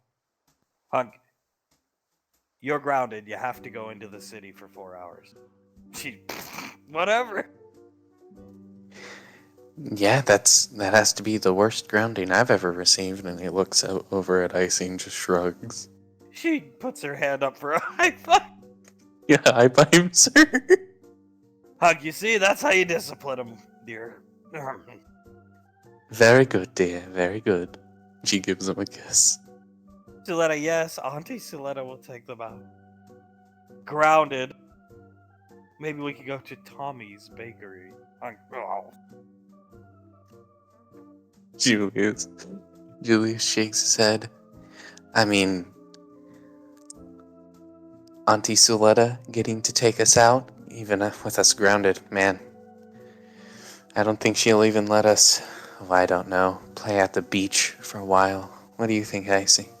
I see. Auntie Suletta can polymorph too. Maybe we could polymorph into Arnaki, Cornstalk, Tame, Denaria, and terrorize the citizens of the town. I mean, there is no sign. There never was one, to my recollection. So, I don't know of this sign you speak of. Icy speaks up, Bigsy. why would I even bring up a sign? It didn't even exist, so why would I even? You two are trouble. He's pointing over at you. Did they get like this after a while? Did it take them long to get this mischievous? No, no, not really. The first, like, rainfall weekend we had when we went to the zoo, it was Aonaki immediately. Okay, I remember. That's right. Yeah. All right. I don't want to. I don't want to dredge up, depressing stuff. But I want you to know, Davine. I told Ash if he ever tries to force you into being a mother figure to him again, I threaten to kill him. So Uh, don't worry. I heard most of it, and then Tommy came in and started screaming. Oh, you guys heard me? I see, yeah. It was kind of scary. Yeah, no, it freaked me out. Good. I mean, not good that it freaked you out, but I hope the message, the point got across because, after just some of the things he said, there's a reason Banksy and I want the big gate around Rainfall Lane, but it was his idea for the gate. He points it out. Like, no, it was your idea. You wanted the big electrified gate. He talked about shooting my girlfriend. Like, I know! That's why we're gonna have a gate. Julius chuckles, shakes his head, and throws a couple more pieces of wood on the fire. But yeah, so taken care of. Yeah. And don't worry, Banksy. We'll get a gate. Thank God. It won't be a problem. Me, Corellin. I see speaks. So that the scarf on his horn is charming. Yes, it gives him quite a bit of character, I believe. Julius chuckles. Lorelei was quite confused about that one. When she saw him, you should have seen the look on her face. Was he holding the TV at that point? Yeah, he was. He was holding the TV with the scarf wrapped around his horn. She didn't mention the TV, weirdly enough. Why did Mr. Tarak have a tube-style television? I see. He wants to play SWTOR.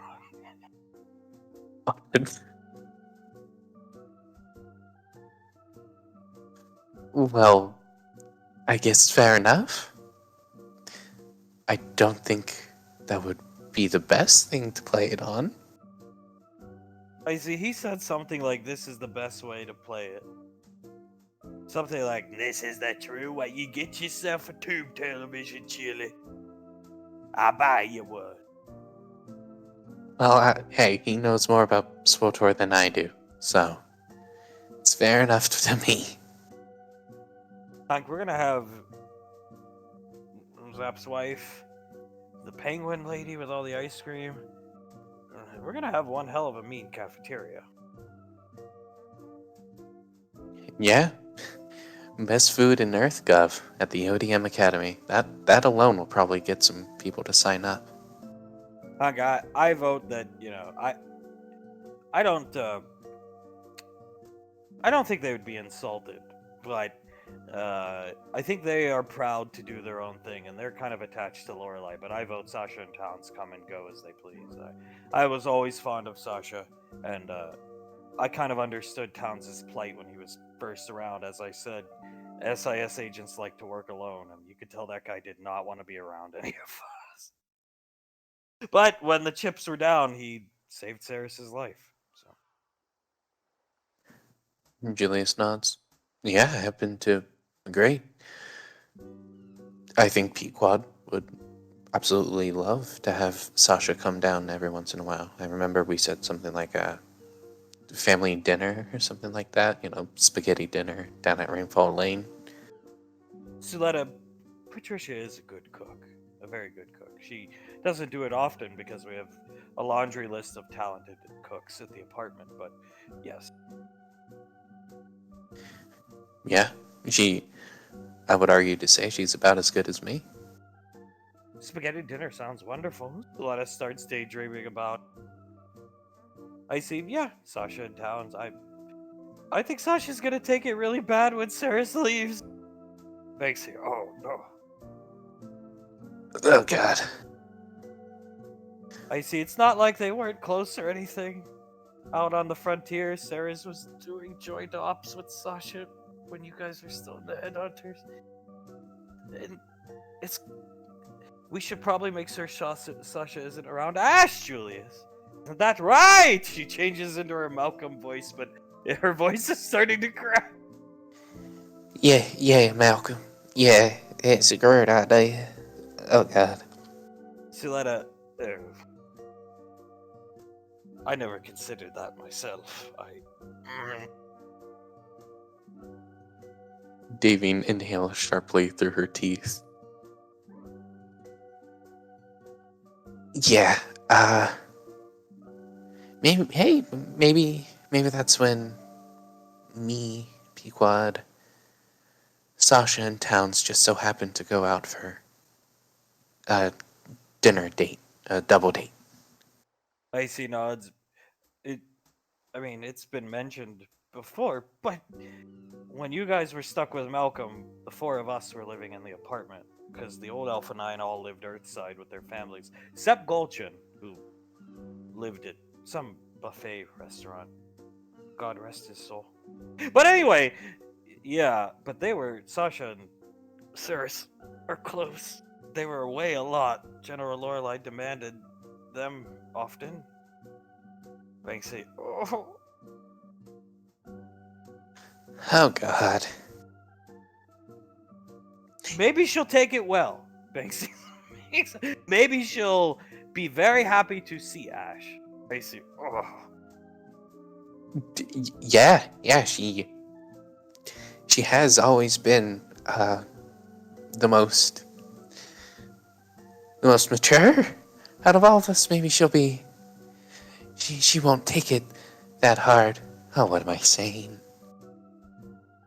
Icy leans into Julius. She was really pissed Ash treated her the way he treated her. Yeah, I could have guessed.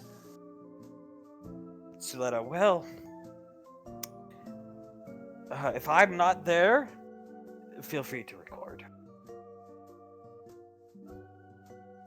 Julius chuckles. We'll have to keep that in mind. Oh, Sherion should be used to it anyway. Suletta dismissively throws her hand up. He's going to be taking orders from her someday. If he doesn't like it, kick his sorry ass out.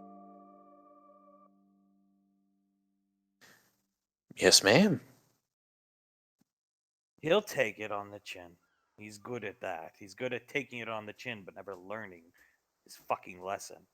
Banksy, you cursed! Suletta, when I think about a Sherion, I just... so much disappointment. Davine pats Siletta's knee. That is. Yeah. It was an overreaction on my part, I think, honestly.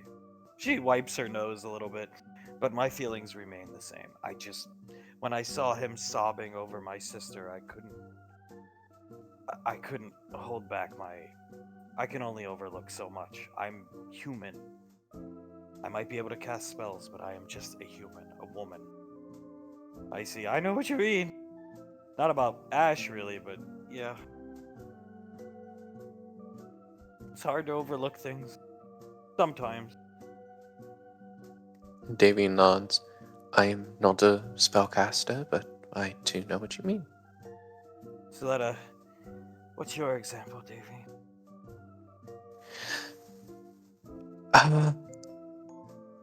A couple of things. He threatened to kill me at one point. The whole trying to make me his mom thing. I overlooked those things for quite a while. Yes. It's okay. It's okay. Oh, she groans. She's going to beat the shit out of him. Stasha, I mean. Julius this time is the one to inhale sharply through his teeth. Yeah. I mean, looks over at Icy. We can't keep the two of them separated forever. It will eventually have to happen. Icy scratches her forehead, go. A confrontation, be it physical, vocal, something like that, it will eventually happen. She's scratching her forehead. Yeah. When Ash first didn't get plasma weapons, I blamed him, but it was just my fault, honestly. But Yeah. Yep.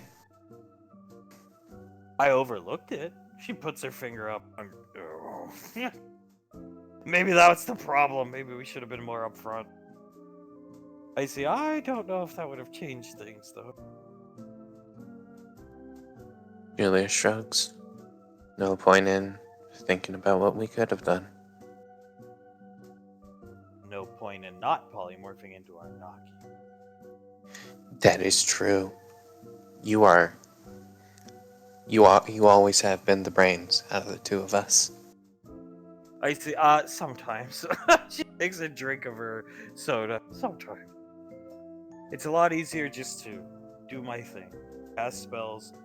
Ash did a lot of damage today with that gun. Sasha, I would prefer you had been there, but I would have felt way more comfortable if you were there. Julia shrugs.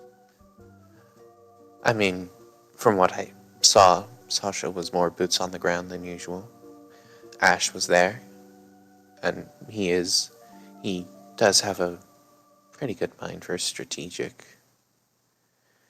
strategy when it comes down to it. Sasha was there.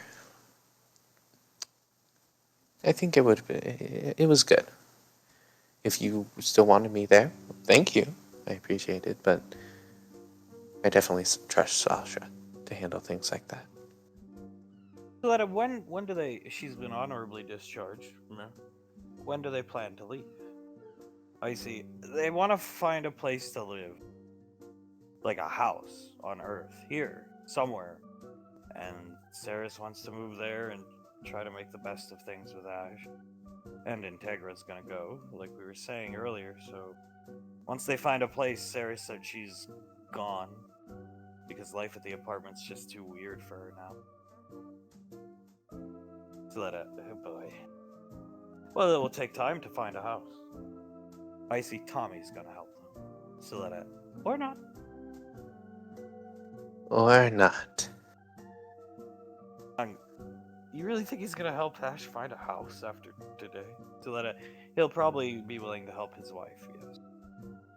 Yes, he'll probably want to help out Integra or Ceres, not specifically Ash. Banksy, so who's gonna play all Ash's roles in Rainfall Productions? I see. We'll get by. Ceres asked if we didn't include Ash in Rainfall Productions, to which Pequod didn't take it well.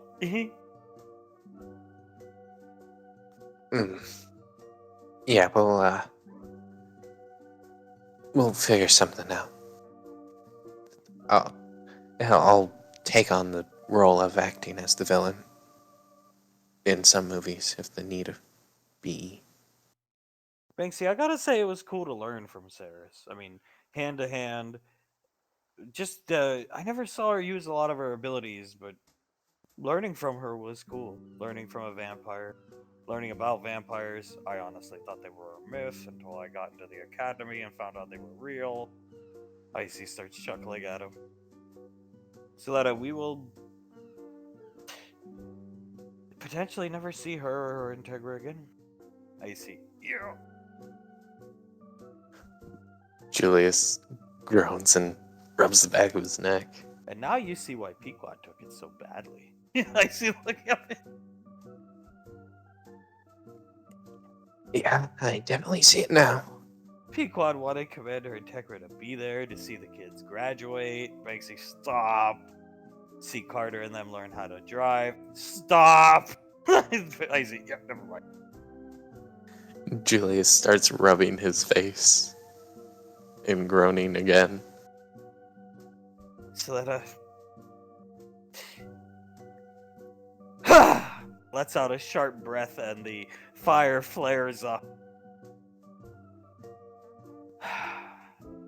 She just groans again. Davine shakes her head and just gives another kiss onto the top of JJ's head. You all need to finish this business with the cult as quickly as possible so I can get out of the Marauder Academy. Yes, ma'am. we're trying our best. And Perhaps I can join the squad. I see, that would be awesome. Look into that. Maybe Lorelai would let me leave the academy now. My successor is ready. He's a good man, smart, intelligent. Honestly, more of an aptitude for those archaic old marauder suits. Oh, none of you have probably seen them besides Hunk, but on display there than me. Honestly, what's his name, if I can ask? Tommy Wiseau, and she looks right at you. Okay.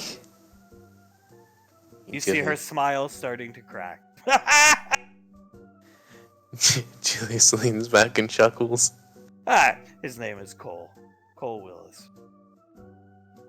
Okay, he points at Soletta. You had me going there for a second. He's a lifetime Marauder pilot. His father was one, and then his grandmother before his father. And he's a total geek when it comes to these suits. He's ready, he has the energy, the enthusiasm. That's what you need when you want to be a teacher, the head of an academy. So I have lost my enthusiasm for the position. I worked so hard to obtain it, and then once I got it, it was somewhat underwhelming. Yeah, I can't imagine there's a lot of actual piloting you do when you're trying to teach about these things. It's probably just like a lot of the history of the suits and stuff like that. You get to pilot when you're a basic instructor teacher, but once you're in the front office, so to speak, it's more boring work, correspondence, desk work. At the academy, I get to develop at Davine's academy. I'll get to develop the curriculum myself with her help. It will be enjoyable. I'd even like to learn how to use the gear, just so I can say I know how to use it. Davine perks up a bit. Whenever you want to learn, I'm more than willing to teach you. I see, and you should join the squad. It would be fun. So that if Lorelai allows, I would prefer to get some more combat under my belt before the time of who are these people again? Tewaz. This is over. I see. You should join. Looking at it, It would be cool. we could even think of those combo moves for me, Davine, Hunk, you two, Spartan. Banksy. Yeah, we could probably do a lot of damage, man. Yeah, I mean, some one that easily comes to mind is like we create like this steam thing that blocks LOS for our enemies. Maybe even hurts them a bit because it's so warm. I can go into the steam cloud, start kicking ass. Oh, if it's okay with you all, I will run it by Lorelai. Julie shrugs. I think it would be cool. The general is a giving woman. I've made my grievances clear that I'm bored to death.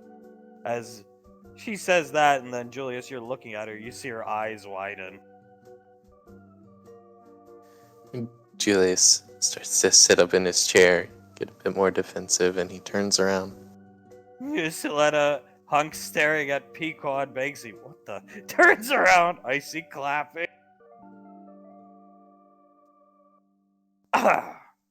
Pequod clears her throat. Julius is frozen, staring at her, and you can see his face starts to get like extremely fire truck red. Pequod, Elven Princess cosplay. Spared no expense. He stands up, walks over to her, and holds her hands. She looks up at you, happy birthday. And she gives you a kiss on the lip. He kisses back. This has to be the best present I have ever received. Got it from the same website Hunk got my Spider Girl.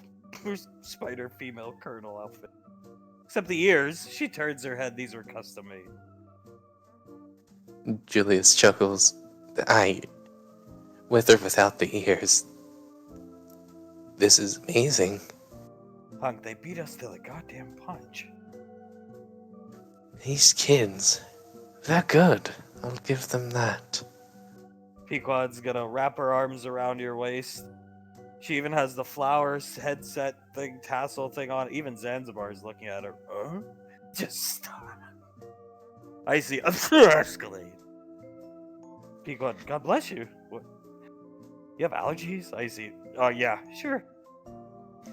Julius chuckles. May I pick you up, my princess? Please. Where are you taking me? He'll princess carry her. You'll have to see. And he'll carry her near to where the Escalade is. Right here. I see. And appearing in front of you see she has flowers, like a bouquet of flowers hung. Uh-oh. Looking at the flowers fall out of her hand. You don't make enough money to buy this yet. Don't tell me you took a loan. Julius smiles at her. I built it with the help of Towns, Zap, the armory folk. Blaze, when he came back, he helped out. We built it. Her jaw drops, eyes wide. Set. You built this? She's just staring at it in your arm. He nods. We built it. It For me? was. Well, of course, I told you I was going to get it somehow. And building it was cheaper than actually buying it. And looks at her. I had a lot of favors to cash That's in. what Scar meant today. For the Escalade. When it's finished. And Julius chuckles. That is what he meant. You punk. She looks right at you and gives you a big kiss. He kisses Where'd her. you hide this thing? You ever wonder why we were so adamant on you not going down to the mobile soup bay? That's where it was? I did hardly ever go down there. Yeah. Where was it hidden? Stealth generator. Oh, pulling strings with Towns. Yes. You got so close to finding out at one point. It was during the whole Arnaki thing. You were like a hair's away from it. Set me down for a second. He sets her down. And just like back, there's been multiple times, but she's gonna rest her whole upper body on the hood and start hugging the hood of the car. He chuckles, walks over next to her, and does the same thing. This is Lovemobile. Lovemobile indeed. I Just can't believe you built this for me. yeah, I definitely built it. And again, he stops bending over, gestures over to the family. They helped out, and Suletta, as a gift for me becoming captain along with Integra, she got the final pieces I needed. We needed. It's your birthday, not mine. What greater gift can a man have other than seeing his family happy? She's going to grab you and start kissing you. Give you the biggest French kiss ever. As hung. Julius picks her up, pulls away from the kiss. I mean, the car or the house? No. It's up to you. The car. Put me in the driver's seat. I'll drive us somewhere more. She looks back at everybody. Secluded. That's a yes, wonderful idea. Actually, hell, you drive me. She throws the flower bouquet up this way. You're the man. You're the dad. You drive, Dad. She goes to the passenger seat. He chuckles, opens the car door, and gets in. Or actually, before he gets in, he'll go over and open the door for her. She blinks at you twice. You are the greatest, Julia. Thank you very much, madame. These two are gonna get in the Escalade. Vroom! Fly off. Julius lifts off. showing Pequod all the unique features. It's the top of the line model, Earth Gold Blue. Hunk watching them with Icy fly off. You think the shocks are rated for that? Icy, yeah, they're rated. Trust me, they'll be fine. They won't break. Top of the line. No expense. No expense too great for Pequod. Nope. You raised a good man, honey. Thank you very much. I actually believe that quite a bit of that was you. I'm glad I could be a part of it. Suletta just watching them fly off. All that hard work, sweat, and tears just so they could have sex in the back of it. She starts laughing. Well, honestly, what else did we expect from the two of them when it was finished? Icy shakes her head and blinks at Suletta. Did you really think they were gonna take like a casual joyride around somewhere? Suletta, no. I don't know what I was thinking, honestly. I'm just happy for them. Zanzibar, watching you guys fly off. We cut there.